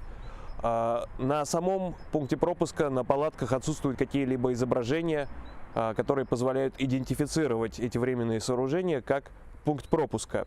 Также мы видели большой баннер с изображением на украинском языке «Херсонская область». Никаких пояснений по данному видео, сопровождении текстом, голосом не было. Приходилось только догадываться, что происходит на данных видеозаписях.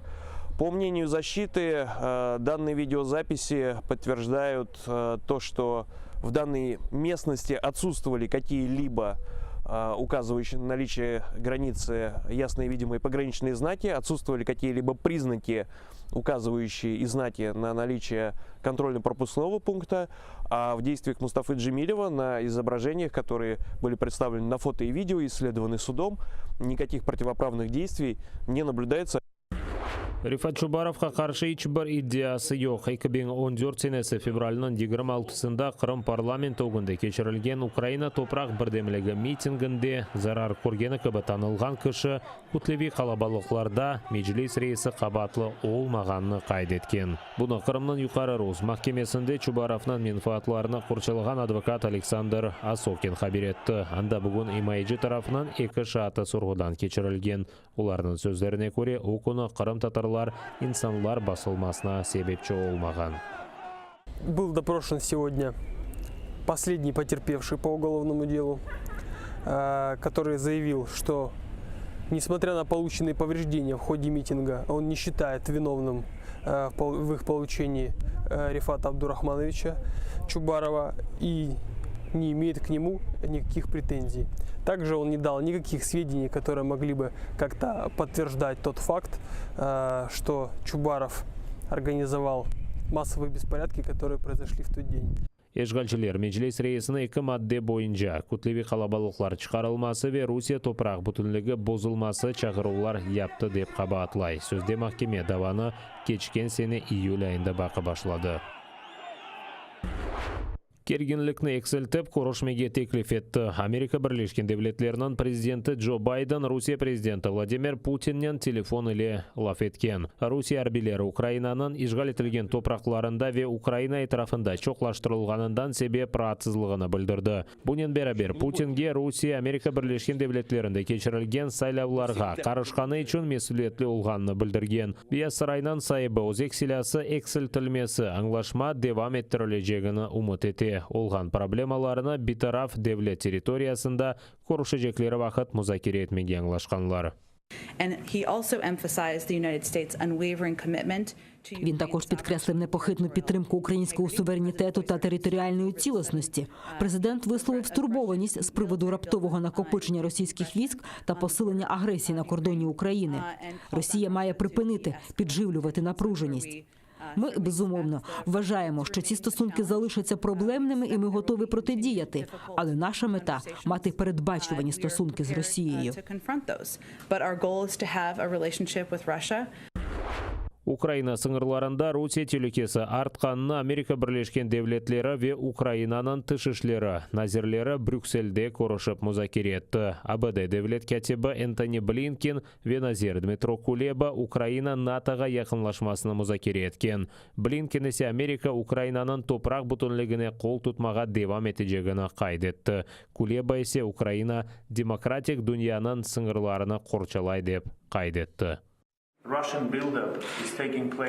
Росія накопичує сили не лише на кордоні України, а на кордоні демократичного світу. На тисячі кілометрів на північ та схід України. У цій боротьбі між демократією та авторитаризмом підтримка Сполучених Штатів є абсолютно важливою. Ми за неї глибоко вдячні. Наша зустріч в Брюсселі на полях наради НАТО підкреслює, що євроатлантичні країни стоять пліч-опліч з Україною у цій складній ситуації.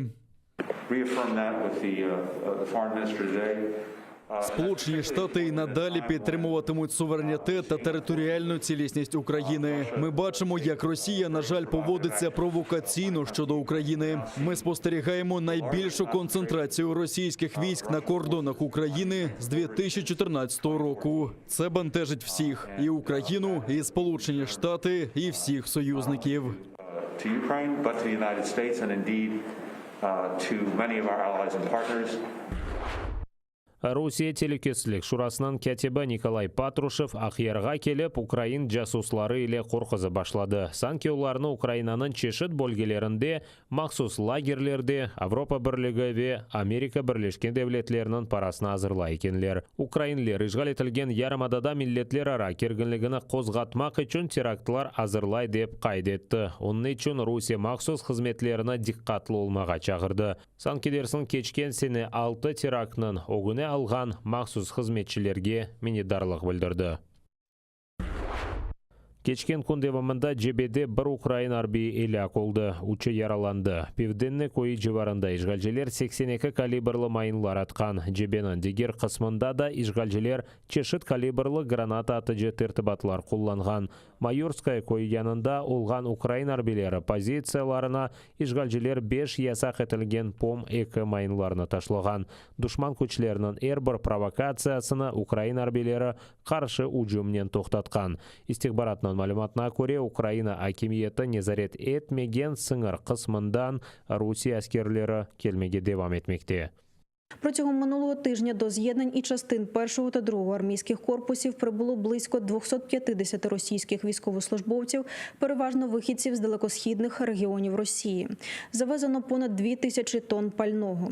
Водночас командування Збройних сил Російської Федерації підвищує контроль зберігання військового майна у частинах і підрозділах російських окупаційних військ і попереджає, що всі посадові особи, винні у недостачах завезеного з Росії майна, будуть негайно усунені з посад та притягнуті до суворої відповідальності. З середини квітня проводитимуться раптові перевірки наявності пально-мастильних матеріалів. Украина арби кuvvetlerinin артиллерия ве танклары душман күчлері yok етілмесі идманларына кечірген. Сценарийге көре işgalcilerinin ордосы Украина сыңырына бозып Украина территориясына кечкен. Арбилер душманның арби ноқталарына белгілеп зырхлы техникасына yok etmek için рапира топ-атов батареялары ве булат танкларына құлланған. Бірлескен Кuvvetler операциясының ел басшысы Сергей Наев қайд еткеніне көре, Украина арбелері мемори сыңыр янында бір чоқ талемлер кечіре, олар есе женг шарайтлеріне пек яқындыр.